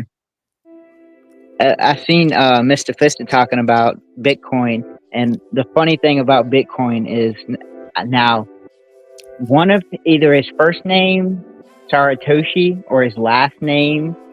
I forget his last name, but it's like Saratoshi something. Yeah. Satoshi. Takayama. Is it? I don't know if it's Takayama, but one of his first or last names. Nakamoto. Yep. I think it may be his last name means intelligence, and his first name means something. And so when you add those two words together, it makes this, I guess, weird translation in Japanese that makes it sound like it's part of an intelligence agency. Oh, really? There's not a lot of rumors about Bitcoin being an intelligence asset, but it's like his first name and his last name. If you were to get the, I guess, Japanese meaning of each, it creates a weird kind of something intelligent history. Yep. Oh, wait, hold on. The name Satoshi loosely translates to intelligent history. The name Nakamoto translates to central origin. There you go. Yep.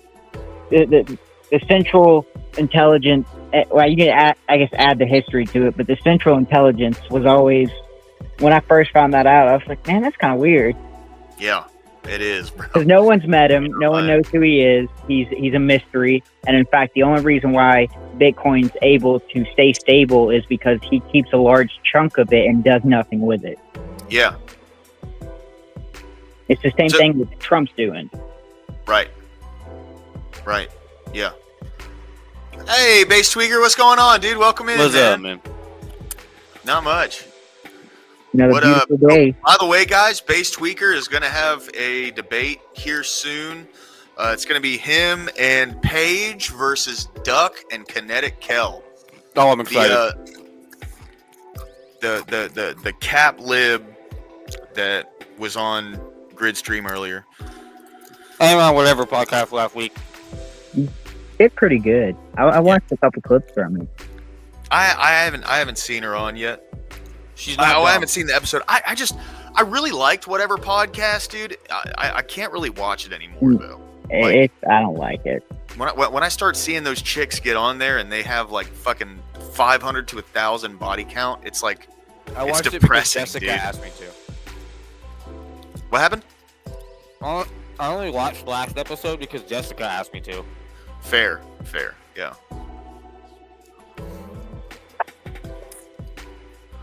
But yeah, man. Dude, this space is just so thirsty.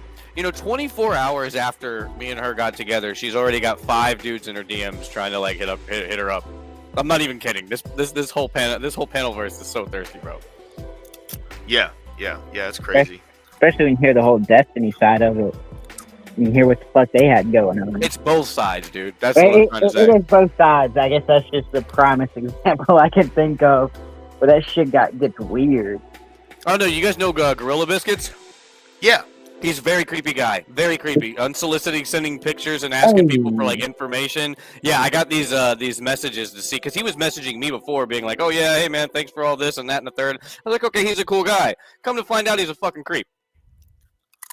Well, I like Gorilla Biscuits. So yeah, you wouldn't if you saw the messages that he's sending to the women. I'm not even just talking about Jessica. I'm talking about all the other women too. Oof. Yeah, it's not really any of my business though. You know what I mean? My interactions with him have always been good. He's been a good dude to me. He's gotten me rated and stuff, so he's a friend of the channel. You know what I mean? I don't know, man. I don't like talking shit behind people's back when I like them. You know what I mean? In public, I would like him until I saw that he was a creep. It's no different than if I found out somebody was diddling kids. I wouldn't just be like, oh, well, he's a friend. He's never done anything to me. It's the same shit. He's just being creepy and being what's it called? Unsolicitedly sexual and grotesque towards women that did not ask for it. Yeah. I mean, yeah. Who, Scott? I'm not disagreeing with that. Bunch of creeps on the internet. Yeah. Unfortunately, that's the internet these You don't days. let creeps be creeps, though. You call them out for being creeps. Then they run away or they fix it. Yeah. Well, Corey, you were telling me that you had been like researching some stuff, right? Like some more stuff on Epstein. Oh yeah. On the topic. A couple more pages. No, I was kind of some names that didn't pop up the first time, and some names that did pop up the second time, but I got some more information. I'm trying to do a little bit better writing them in my notes and kind of changing the colors of certain words so it pops out, or like names pop out, stuff like that. Hold on, Corey? Can you jump out and jump back in? Your mic's doing that thing again.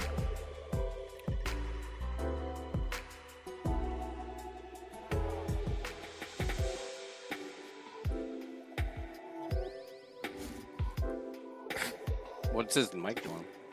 Can you hear Charlie snoring in the background? He's catching a snooze, man. I don't hear it. How does that sound? It's still low, dude. I don't know what's going on. Hang on. Let me see if I can mess with my volume.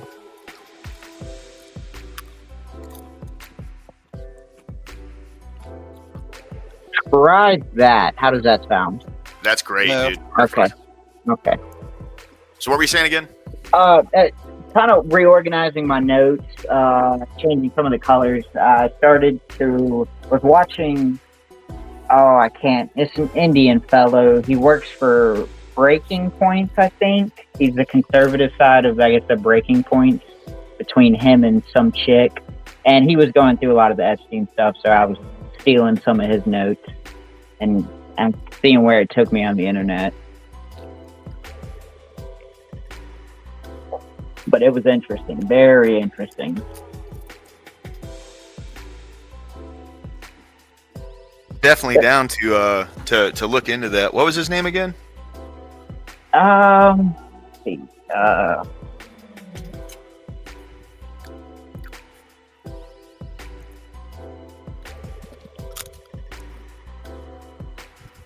It's Sagar. Saagar. And then I think his last name starts with an E. I think it's like E-N. And Jetty? Yeah. So he has ties to Epstein? No. He's the one that I was getting the information from. Oh! He's been going. He went on the Flagrant podcast, and he was talking with Andrew Schultz, and so he was kind of going through some of his notes, and I was seeing where his notes took me on the internet. And so a lot of it, if I felt it was by decent source, I would then take it and write it in the notes. And I probably got like 10 or 11 pages. Shit, dude, that was just released earlier today. Yeah, look, I was playing. I had a dentist appointment today, and I was playing with my daughter after it finished. I had a podcast on in the background, and I was listening to it. Yeah. And interesting stuff. Some names that were mentioned beforehand, some names that weren't mentioned beforehand, and I kind of strictly only focused on the more Epstein side of it instead of going as wide as the CIA or all intelligence. I kind of just focused on just the name Jeffrey Epstein and where it was taking me. Yeah, for sure. Once I get a little more, if you want to do a part 3, we can throw it up sometime, plan a day for it, and go through some of part 3 and see where it takes us. Absolutely, dude. I mean, on a day like today, I don't have shit going on Thursdays. That's fair. Or I mean, Fridays. I don't have a lot. I mean, I have a good bit, but I don't have enough to keep us going. I figured we'd probably run through what I have, but I mean, I'm down to show it. The interesting thing that I noticed was I found multiple people that should have all the information. Not only the FBI, but the CIA should have some type of document or some type of case file around Epstein, and the New York financial department should have a whole bit of Epstein's finances that we still don't know what's going on with that. No shit. So it's like, for Trump to say there's nothing important in the reports, well, it'd be interesting just to see the financial side. Like, what was he doing? Why are all these people connected to these weird companies that were like money laundering for people? Yep, 100%. Reasonable enough to find stuff out on. Dude, the fact that in his first conviction, they put an immunity clause that covered any and all Yep. co-conspirators. And the only reason that was thrown out is because they didn't tell the victim. Like, he would still be protected in the 2019 case if it wasn't for a judge overruling that, I guess, that plea deal, because they didn't then address the victims and say, hey, this is what we're giving them, which is apparently a federal crime. Yeah. Like, I was like, wow. So the only reason why we were able to get them in 2019 is because of that overturning. Because they had a whole sealed brand indictment from the FBI that they had been working on, along with, was it Palm Beach, I think, is where the indictment started. So, like, there's a whole sealed list of charges that they never charged him with because he came in and worked on the plea deal. And guess where he went the entire time his lawyers were working on that plea deal? Him and his assets were reportedly moved to Israel. He was allowed to still go to Israel, which isn't necessarily illegal because he's under investigation. But they allowed him to move him and his assets all to Israel, and then he came back in 2008, a year later, and then he served the plea deal. Yep. And the plea deal's like he gets 12 hours a day for 6 days a week of his own time. They said Vicky Ward reported that a black SUV would come pick him up, and he would serve his 12 hours in jail when he dropped him off, and then that same SUV would pick him up, and he would be able to do whatever he wanted for 12 hours until he had to come back. Weird. Vicky Ward, I will say, out of all the people, Vicky Ward, I think she was with Vanity Fair at the time. She's probably got the most comprehensive reporting on this that I've seen anyone else do. Like, she had this stuff in 2002, but a Braidson, I can't think of his last name, but there was I guess an executive with Vanity Fair, and he kept that quiet for like 20 years until they released it, I think like 4 years ago. Yeah. I mean, it makes sense. They're like, dude, I don't know. People drop for spilling stuff like this, right? Yep. Like, I'm not justifying their actions. What I'm saying is, it makes sense people would wait so long before coming out with anything like this. For anyone to try and pitch the case that there's nobody big and influential involved in this, or there's not intelligence agencies involved in this to some degree, I mean, holy fuck, dude. The former prime minister of Israel, that Ehud Barak guy, that dude went to his island 36 times, and a lot of times he went after Epstein's first conviction of procuring minors. Give me a fucking break. He slept in Epstein's house for not a consecutive, like a huge amount of consecutive days, but if he was in New York, he was staying with Epstein. Yeah. So. And to me, that's fucking weird. Yeah, dude. I also want to know, is Epstein dual citizen? Because that would show a lot of stuff. If he's dual citizen, then it would make sense that Israel would be like, hey, if you come to Israel, we will grant you citizenship, and you can stay here, and that just tell us what you know, or tell us everything you know, and we'll provide you some type of, I guess we'll provide you sanctuary. But I guess America, or our intelligence agency, had to be like, well, no, we'll provide that. You don't go to Israel. You stay in America. We keep that intel, and everything goes hush. Okay, hold on.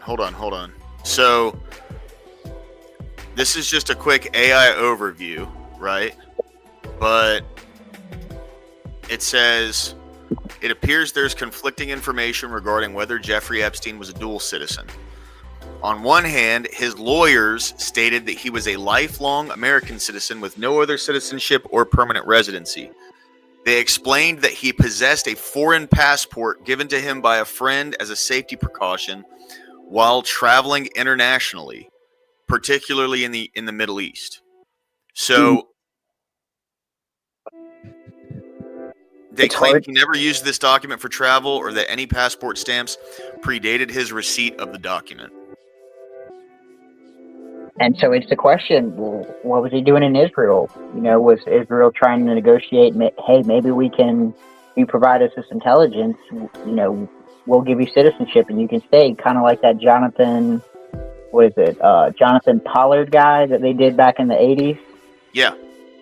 And it's another example. Wait, there's some other stuff. So apparently Robert Maxwell has met with Trump.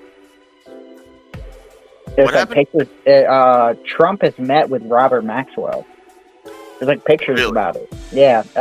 He also knew Epstein 15 years before the famous 2002 meeting with where they took pictures of him, Epstein, in like the blue shirt, and he's, you know, chatting it up with Trump. Trump's dancing. You know, Trump at that time mentioned, hey, we go back 15 years. And, you know, I never thought I met someone who loved women more than me. He likes them a little bit on the young side. Now, you can be generous with that and say, okay, well, maybe Epstein, you know, like them 18, 19, or 20. But now that you hear the rumors, it's kind of like, well, now you can speculate, what did Trump mean by young? Because Trump likes them young. Yeah. So what's young for Trump? So, Amy, we're just talking about Epstein right now. I did want to bring this up though, because the next paragraph and what I was reading there says, so on one hand, his lawyers say that it was just something that a friend gave him, but this says, however, prosecutors disputed this claim, stating that the foreign passport found in his possession, which had his photo but a different name and a Saudi Arabian address, contained stamps reflecting it was used to enter several countries, including France, Spain, the United Kingdom, and Saudi Arabia in the 80s.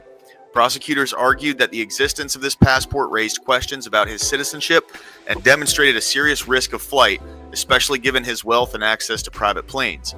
They viewed the passport as evidence of his ability to obtain false travel documents. So his lawyers, a lawyer's job is to lie on your behalf. Like, that's what a lawyer's job is to do, right? Give or take, yeah. Yeah. But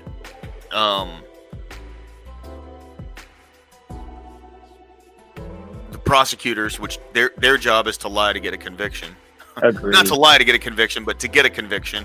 Lying is part of it. You know, they'll happily lie to a jury and tell them something that didn't actually happen if they can twist I don't want to say twist the evidence, but like run the narrative that you did something. You know, they don't necessarily, and it's like they don't really have to lie. They just have to paint the lie. So they just have to paint you in the place, paint you in the time, even though they may not have no evidence of you being at the place and at the time. Yeah. Both of their jobs is to obfuscate. The question is, who's doing a better job to get the conviction? Right.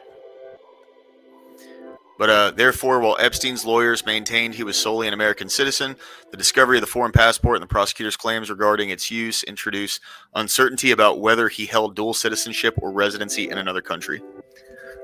So, I mean, I would say, since him having dual citizenship is completely inconsequential to the case they were trying to convict him of, I would err on the side of the prosecutors, right? Yep. Like, but I mean, the thing had his photo, and it was used to travel to like multiple different countries in the 80s. So, and it's ironic, the same countries they bring up, the same countries that keep getting brought up, all that have, you know, I guess, a significant intelligence grounding: Israel and United Kingdom. What's up, Emmett? Welcome in, man. Hello. Malarisms. Malarism, yeah. I mistyped that. My God, I'm so dumb. I love it. But yeah, no, it's like, I mean, the deeper and deeper I get into this, because I've always made fun of the what is it? Okay, it has a TOS friendly way of saying this. The juice community. Yeah. I've always been kind of like the people who are like they control everything. I'm like, bro, you're crazy as fuck. It just don't make sense. But the deeper and deeper I get into this, I'm just like, fuck, maybe they got a point. And dude. I hate to say that because I don't like that narrative. I don't think it's a good narrative. But fuck, I'm having a hard time arguing against it. Dude, I forget who in chat. It was either Scott or Robert Whaley that told me to watch that Europa, The Last Battle, and fuck, dude, that's some serious shit. It's hello, Scott. Yeah, it's a hard narrative to fight against. That's what I'm gonna say. I was just gonna say that the job of a lawyer is not to lie on your behalf. It's supposedly to give you proper representation so that if you're innocent, you have you don't go to jail. Well, yeah, it's also that if you're guilty to get you off, though. That's why I used the term obfuscate. I didn't because lying. I think the lawyer can get in trouble for directly lying, and so I kind of use the word obfuscate to kind of paint the truth as though it's something different. Like I know some lawyers. There's some lawyers that scumbags, right? But there's some lawyers that would tell you that the best course of action is to declare yourself guilty and just follow. Find yourself in a way that you might be under the mercy of the court, and that would probably be better for you. There's a lot of those cases, and of course they're there to try to represent you, but they cannot. I think it's a criminal offense if you know that you're lying and you're lying during trial. So I understand what you're saying about obfuscation. That's only under oath. So a lawyer, if a lawyer isn't under oath, unless they actually take the stand and make statements that's plugged in. But if you're guilty, the best thing is to tell your lawyer that you're guilty, and a lawyer can go up there and spin the narrative to convince a jury that you didn't actually do this crime, all the while knowing that you did, and they'll get you off. It's fair to say not guilty too, because I mean, if they say your client did this and your lawyer says no, he didn't, but your client did it, he technically lied. That's a lie. Yeah, 100%. Yeah. It's cast doubt. Yeah, exactly. Yeah. Their whole job is to make people doubt what actually happened if you're guilty and you hire on a lawyer. Now, granted, I know that if you're innocent, a lawyer's job is to prove your innocence. I get that. I was making a very blanket general statement. So I do apologize, not to offend any lawyers here, but I was just saying to a large degree, lawyers, their job is to learn the law and utilize the law to make an outcome happen. That's it. There's nothing that else. That is true. Emmett had to defend Pisco's honor. Pisco? No. I'm just kidding. No. Oh my God. We're talking about real lawyers. We're not talking about lawyers. You know what I mean? Oh my. Whoa. That's a slur to lawyers. Don't say that. Whoa. Lower class. You don't want to be. You don't want to be on notice. Okay. You don't want to put on notice. Yeah. Put me on notice. Yeah. Check your mail in 7 to 10 days. Right, yeah, I'll get a cease and desist. I thought we were supposed to be doing that thing today. We are going to do that thing today. We're 20 minutes away from that. I thought it was 6 Eastern, not 6 Central. That's what I said. CST. It's already 6 Eastern. Yeah. Yeah, I know. I said 6 CST. But Central Standard Time. Okay. I don't know. The C is for Central. I think the E is for Eastern. I'm not entirely sure. Hang on. The C is for communism. There's only one correct. Hold on. Do you know what states are in Central Time there, Big Soda? How would Hillary call them? Are they flyover states? Flyover state. Jamaica. Canada. Nigeria? Nigeria. No. I mean, you come around Birmingham, you'd think it's Nigeria. I mean, you can Don't take, say some that. of those letters out, and I'm done. I'm done. Oh! Start sounding like a. Hey, it's okay. Rude Mudcrab called me the racist rocking horse for a reason. It's fine. Dude, that's a funny ass name, though, man.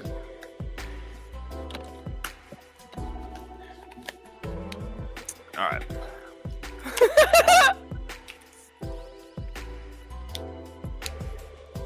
Oh Lord, what a day! I started watching the. I'm sorry that you made me do his lore class. You could just tell me yesterday what happened to EB3. It was a nothing burger and still funny as fuck. Oh, dude, that guy's at first he was just annoying. Like he was just annoying at first. So it was kind of like there's lots of people that get on panels that are annoying like that, right? So like I can deal with that. The thing that really caught me was like when Sarah came in and she was kind of just exposing how he like goes and he'll get into Discords and like record conversations he has with people, and then like this guy EB3 that was on Grid Stream. Oh, I saw him yesterday. He was wild. Yeah, Oh, dude. damn, and then he went off on this fucking long unhinged tangent about how like there's nothing wrong with doxing. It's totally okay. If you ask for money online, I deserve to know everything about you. And he just went fucking nuts. That's nuts. Dude, That's like it was nuts. It was Holy fucking unhinged. parasocial. Jesus. Yeah. You made me watch that. I'm just gonna say that. You made me watch that. It was still super funny though when he goes all ass man about getting kicked. If you do this, I'll never come back. Like a 5-year-old like throwing a goddamn tantrum. Like, who the fuck are everybody you? like wow. It's like you just went off on how you're this like social maniacal motherfucker, and now you're like, yo, me meaning me, I won't come back. I'm like, the fuck is up with this guy? He's like, one way he's this way, and the other time he's this way. It's fucking sad. Like, I don't even know if he has like a YouTube presence or anything. Who cares? He does. Yeah, he does. He has a channel and everything. He's been crying for years about Andrew Being not a failure. debating him, and then Andrew got into Sarah's panel and debated him and destroyed him, and then he's still crying about it. What's his channel called? EB3. EB3.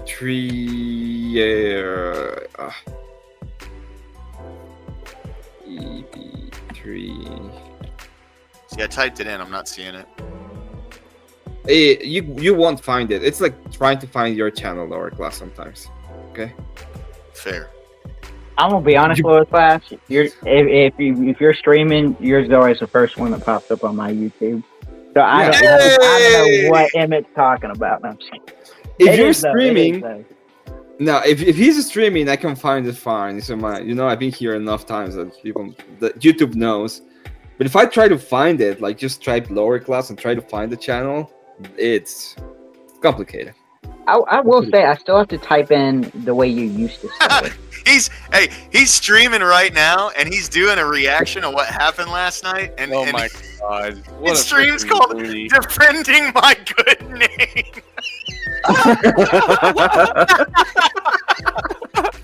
I don't think you have a good name anymore, bro. How many people are watching it? 5. Yeah. I mean, that's solid. That's solid. That's more than people watching you. I ain't No, talking but shit. five, I'm saying watching 5 right people now. watching your apology video. That's not a very good sign. Well, it's not an apology video. He's not apologizing. Okay, you're right. You're right. You're right. You don't understand EB3, okay? EB3 is. I remember that time that I told you that you're not the only autistic in the internet. He's one of them. No, he's not like. He's one of us, okay? No, Rob is also He's one autistic. of us. Rob is also okay? autistic, okay? Rob's great. He's There's one no of these excuse. people. People who are autistic don't have an excuse. That's bullshit. That's I'm straight not up saying dope. that it's an excuse. I'm just telling you. That Nah, he's not one of us. me, bro. He's one And of if his he own. thinks He's his if he own thinks thing. he's right, He he's is gonna his be own right. thing, dude. He's one of them artists. Yeah. Oh yeah, my yeah, god. I hate you. I hate you for it. He's very He's for artistic. communism. He's very artistic.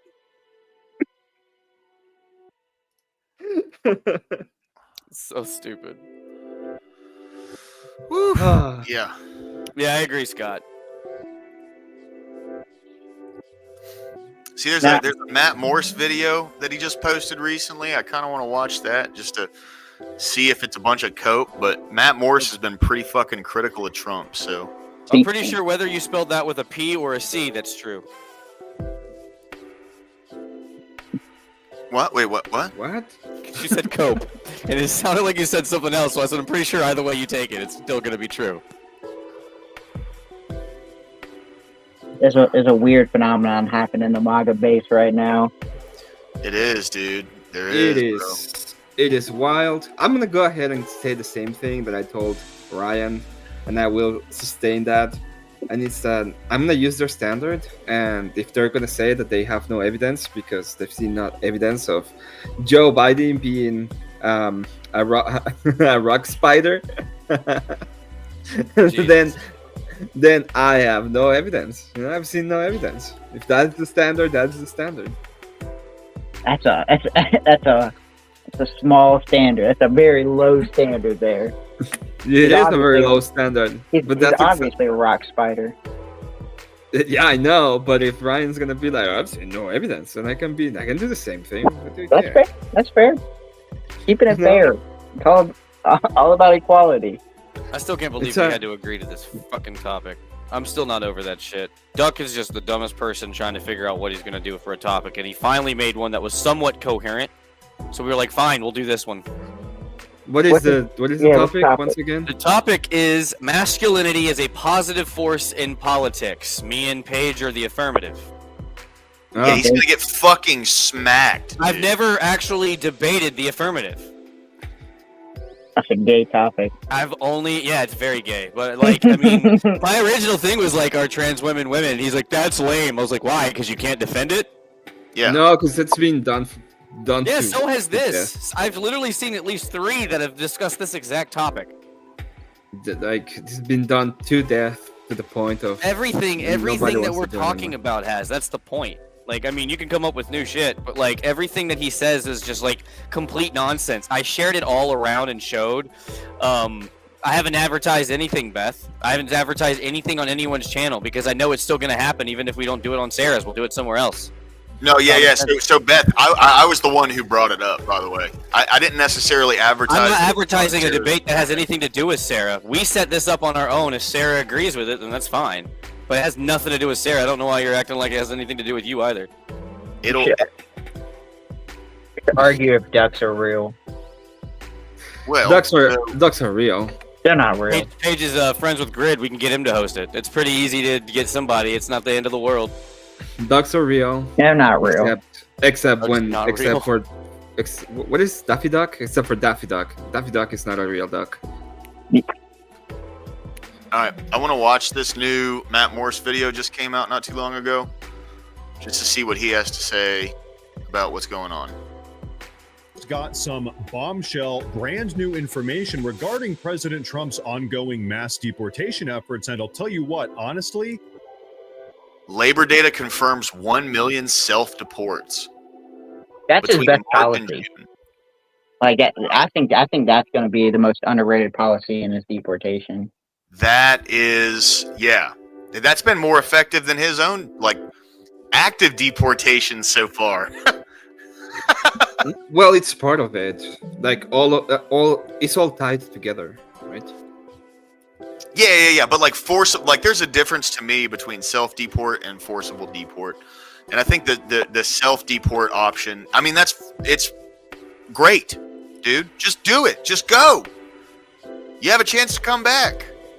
Why wouldn't you want to go? That's crazy. This information changes everything. Now, President Trump has been back in the White House for just over 6 months now, and obviously one of his #1 campaign promises was mass deportations. So how exactly has that been going so far? Well, so far, President Trump has been strategically targeting the most violent criminal illegal aliens first, and so that's what we've been seeing happen over the last couple of months with all of these ICE raids. And so, to put a number on all of this, as of the middle of June, we've seen data approximating that around 200,000 illegal aliens have been deported so far. And so, if we do the math on that and then project that number out over the next couple of years during President Trump's term in the White House, we'd expect to see just around 1.6 million deportations by the time President Trump's term comes to an end. And now, that's not enough. That's not. Now, I will say, if things ramp up, I mean, now that we're like, well, I think we're spending more on military budgets across the world. I think we're spending more than the fourth most funded military. No, we're spending more than fucking Russia does on ICE alone. Come in good for something. I mean, it's been kind of hot lately. Huh? I was making a joke. I said, well, it's been kind of hot lately. No, yeah. Dude, I'm not bitching. I think we need to fund it more. Especially if we're trying to, I guess, move away from being in these foreign wars. It seems a good idea that we can start using that funding to then directly deport these people. Yeah, 100%. I'm with that. Get them the fuck out, dude. Especially like the way they fucking. I don't know if you guys ever heard of WTO. That's something that's been going on for like fucking probably just under 20 years at least. Is that World Trade Organization? No. We taken over. It's like a Mexican thing, apparently. Mexicans that are like in America, right? Now, I don't know if that's something that's actually happening, but I know hearing a lot about like the way people talked about that shit, at least down in Florida, it's something to be worried about, man. I mean, when you have literally like a population of people greater than individual states, maybe a couple states put together. What up, Balsania? Welcome in, brother. Good to see you always. But when you have that many people coming into a country, get them the fuck out, dude. Get them the fuck out. Seriously. I mean, we've seen. What you're probably thinking. Go ahead. I was just going to say, we've seen smaller, like, proportionate populations cause more damage than, luckily, we've seen with how many immigrants we have here. I mean, the Somali stuff in Sweden, like that, there was whole areas in which you just couldn't go because they wouldn't enforce the crime in those areas. And the Somalian population was a lot smaller on a percentage basis than what we have with illegals. So it could be so much more dangerous.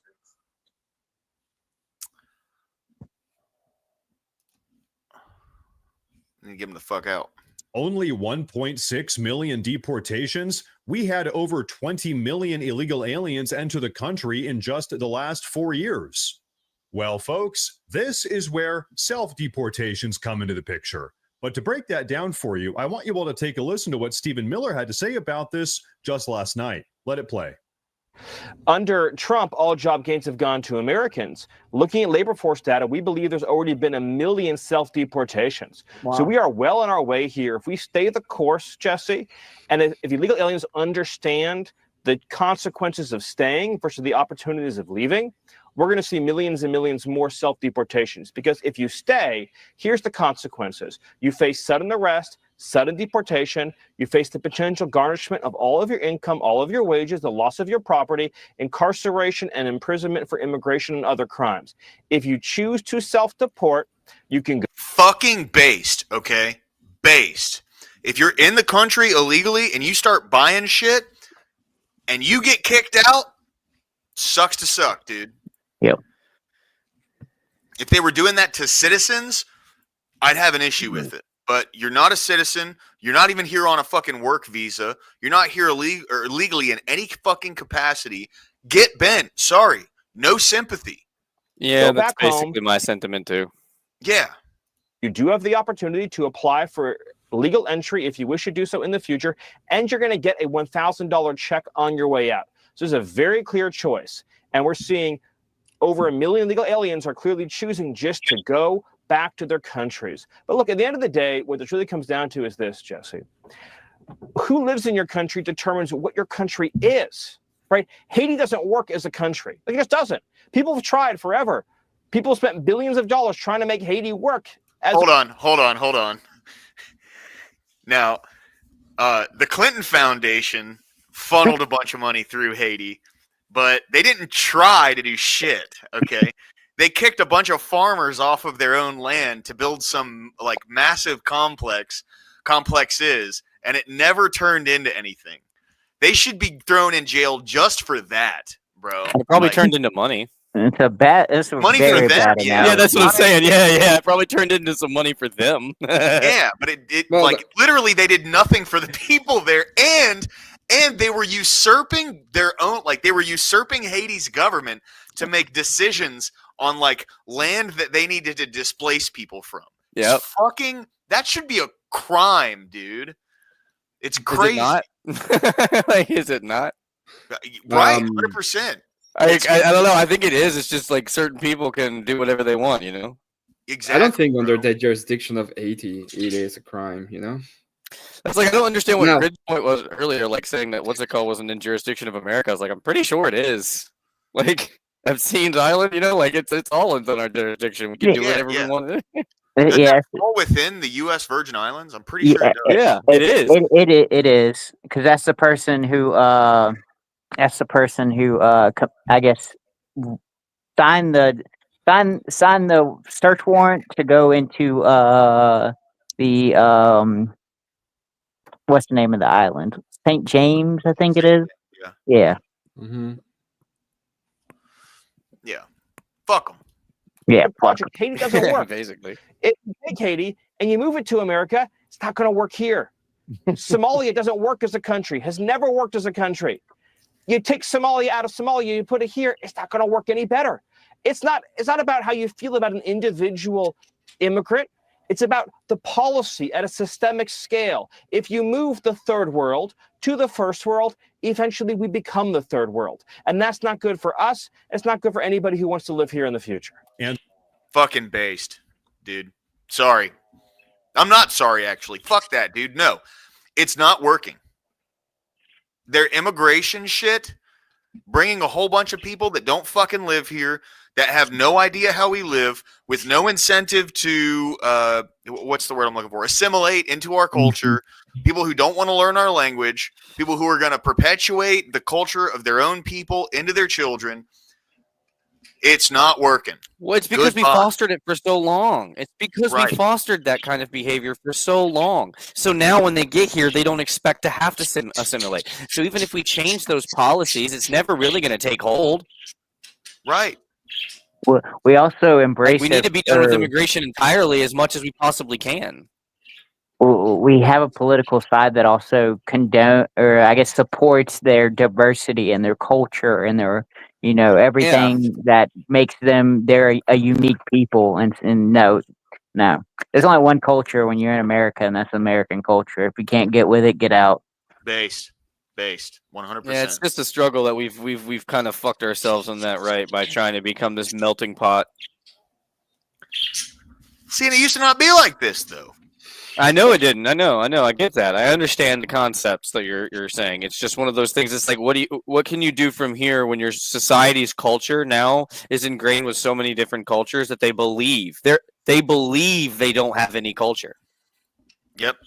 You close the border down, kick people out, redo the census after all these fucking people are gone, and then see how elections turn out past that, man. I mean, even if we don't kick out everybody, if we kick out, a good 40, 50, 60%, it's probably going to change things in our favor, at least for voting wise.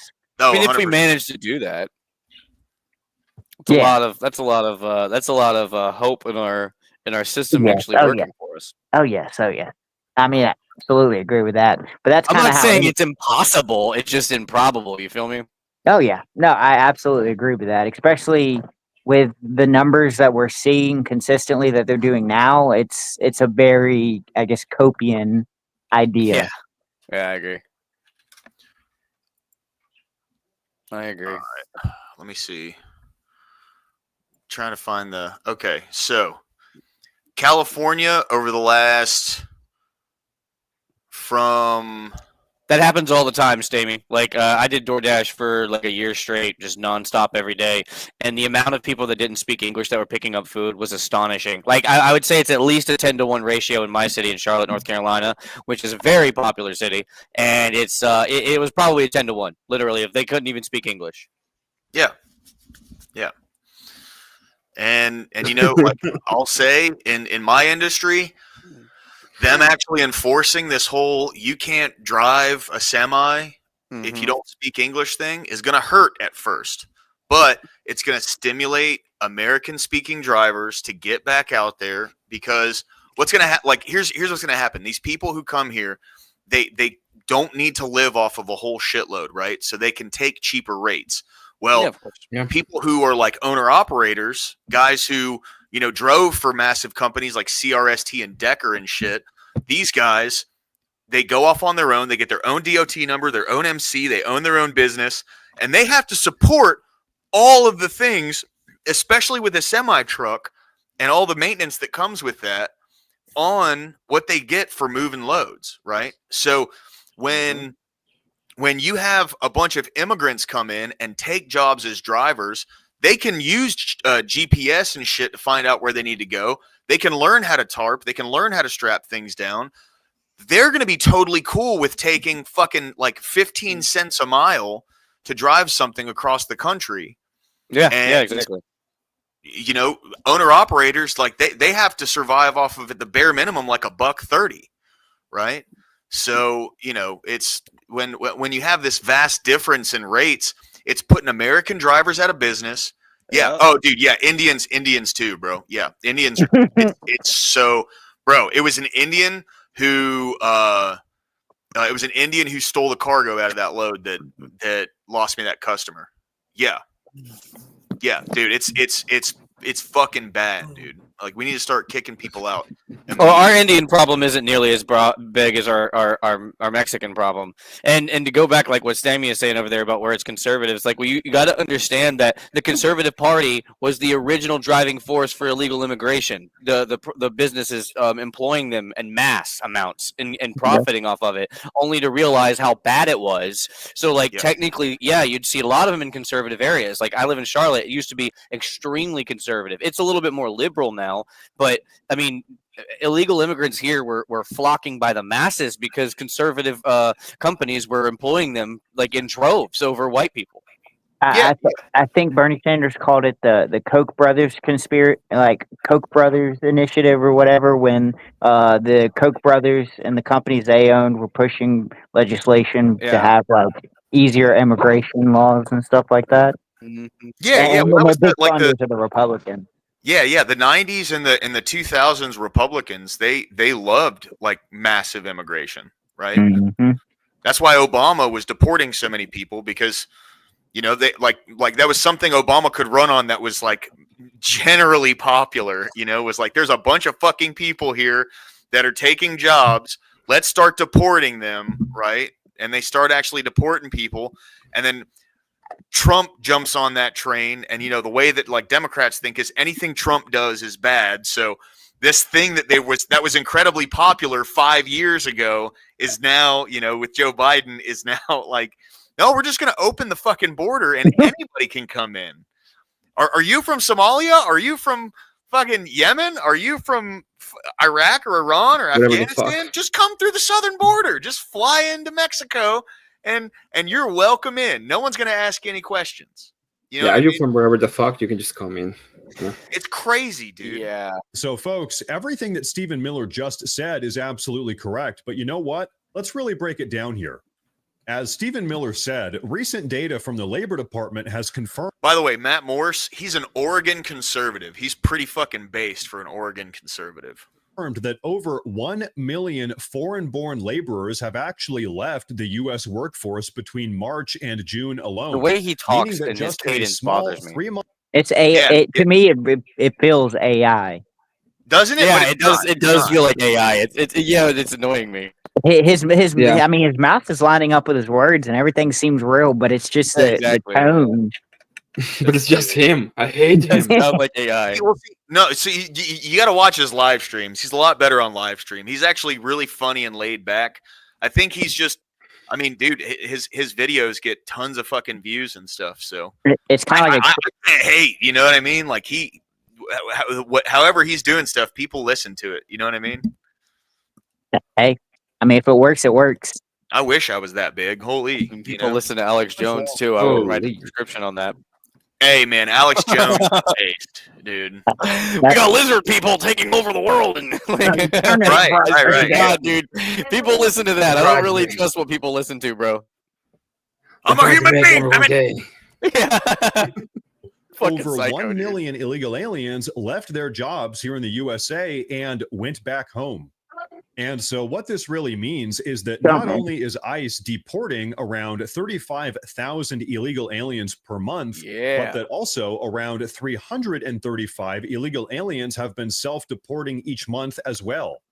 Folks, what that means is that just around 370,000 illegal aliens are exiting this country each and every month. That is absolutely That's massive. a lot. That's based, bro. I love those numbers. Let's keep getting those are rookie numbers though. Let's get them up. 100%, dude. 100%. What? If you annualize that out over for the next 4 years that President Trump is in office, that comes out to just around 18 million illegal aliens getting kicked out of the country. And now, folks, what I want to do is really... If that's the case... If that's the case, boys. If that's the case, I'm voting for Trump third term. I swear. Yeah, Trump 2028. Yeah, man. I mean, come on. Democrats had a president that ran 4 terms. Let's get Emmet out here next, okay? Because he's not going to vote. I'm not going to vote. Why? What? Well, Big Show, the whole reason we had you want me to get out of here? Okay, I'm going to leave the space. I'll see you guys. It seems only fair if they got one, we get one. Right. Trump till he dies. Especially since, dude, FDR was a fucking communist. Oh, Woodrow Wilson, and was it Teddy Roosevelt? Have some of the craziest policies, but yet have some of the best like PR, I guess, imagery that it's just wild. Yeah, 100%. What's up? Are we not, man? Welcome in, dude. Welcome. We're going over numbers, which it's looking like over the past 3 months we've had about what was he saying, like roughly like 1.2 to 1.5 million illegals leave. Hey Emmett, it's 6 o'clock Central. From like March to June. Central. I'm here with you guys. Yeah. Oh well, let's finish this video and then we'll all go over to Emmett's.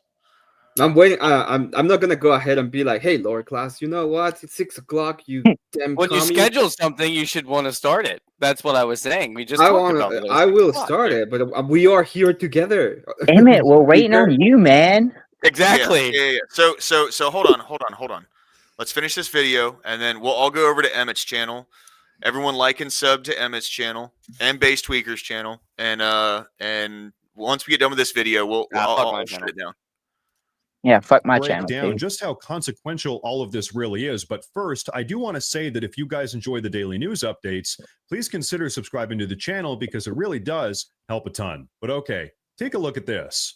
Look, at every turn, illegal aliens have always been treated better than Americans. The difference is, in this administration, they're getting a ticket out of America so that we can take care of our own people. Do you have any idea how many resources will be opened up for Americans when the illegals are gone? No more waiting in line at an emergency room? No more massive traffic in Los Angeles? Your health insurance premiums go down?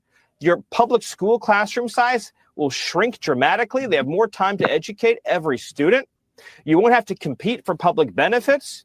If you're down on your luck, you're having a hard time, and you do need to get support from the government, you're not going to be in line behind millions of illegal aliens from the third world. This is going to be such a gift to the quality of life of everyday Americans, Jesse. It's hard to even express the wonders that await for working people. And so, ladies and gentlemen, he's not wrong about any of that.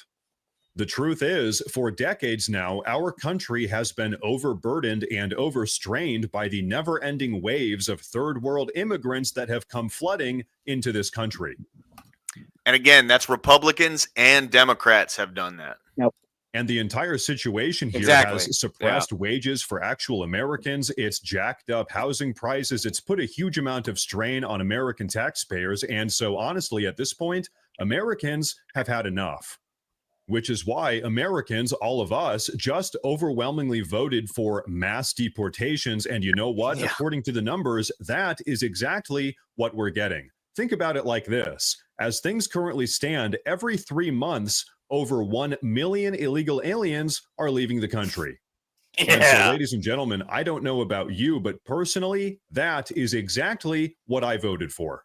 But now, as I'm sure you've all seen, as all of these deportations and self-deportations have been taking place, Yeah, far-left JB. radical progressives have been having a meltdown and kicking and screaming. Take a look at this. Look, you got all these crazies on the left that feel emboldened. Bro, this guy is such a god. fucking legend. Dude. I love him, dude. I love him. Tom Homan, like, he was the dude that was in charge of this shit when Obama was in office. Mm-hmm. Doing the same fucking thing he's doing now. But now the Democrats hate him. How crazy is that? It's the same guy. Yeah, it's pretty good. Bro, they're so dumb, dude. Because you got members of Congress, you got members of the Senate comparing ICE to the Nazis and races and I love that's his official title. That is so great, dude. That's Yeah, why amazing, wouldn't dude? That's amazing. That's amazing. It's the best title you could have. He's doing so much better than Kamala. 100%. Because didn't Kamala have that title too? Absolutely Kamala? based, Mr. Absolutely based. Is that the one that loves Judge Joe or whatever his name is, or Mayor Joe? Judge Joe Brown? Dude, Judge Joe Brown's based too, man. I don't think it's the judge. I think it's the mayor. Oh. Judge Joe Brown is like, he's just that dude, man. You listen to some of the shit that he's been talking. He's good. He's good, bro. He's good. terrorist groups, for God's sake. They're making these claims. So you got these nuts on the left who are emboldened because they're thinking, well, if a member of Congress thinks they're racist and they're the terrorists, then we can act upon it. And look, you're right. The assault's up over 800%. And the media, they're doing nothing but attacking ICE for wearing masks, trying to protect themselves and trying to protect their families. Not only attacking ICE agents, they're going after their families and their children. So yeah, dude, these motherfuckers are ambushing ICE agents, bro. Like, it wasn't last week.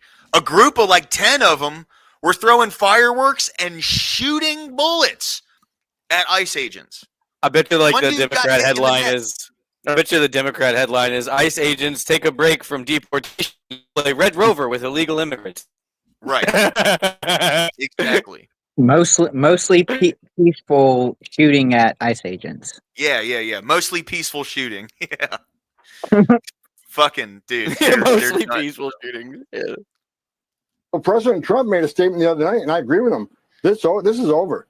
You throw a stone at an ICE vehicle, we're going to get out. We're going to arrest you. We're going to prosecute you. You put a hands on an ICE officer, zero tolerance. You put a hand on an officer, you're going to jail. If you impede an ICE officer, you're going to jail. If you harbor and conceal an illegal alien, you're going to jail. Arm them. Arm these ICE agents. It's the same thing that would happen to Americans if they did this to any other law enforcement. Yeah, dude, these pieces of shit throwing rocks. Okay, there is a charge, and I'm pretty sure every state has this charge. It's called TDM, throwing a deadly missile. It is a felony, okay? And that includes throwing a big-ass rock, especially at a car, right? If someone's doing that to an ICE agent, that's just like rip bozo, right? Like you deserve whatever is coming at you if you're throwing big ass rocks at people who are strapped up with guns. I'm not sorry about that either. Like, you fucking deserve it, dude. Zero tolerance. Pam Boning's already talked to U.S. attorneys across the country. They will not decline a prosecution presented by ICE or Border Patrol when someone puts a hand, impedes, or destroys government property. We're done with this. We're taking a hard stance. You hear that, folks? Zero tolerance. Now we are taking a hard stance. The reality is, right now, President Trump's administration is sending a crystal clear message. We can do it the nice way or we can do it the mean way, but one way or another, every single one of these illegal alien invaders has got to go. And you know what? Here's the truth. Don't forget about this. The Trump administration has very graciously gone out of their way and created a self-deportation smartphone app to help these people self-deport.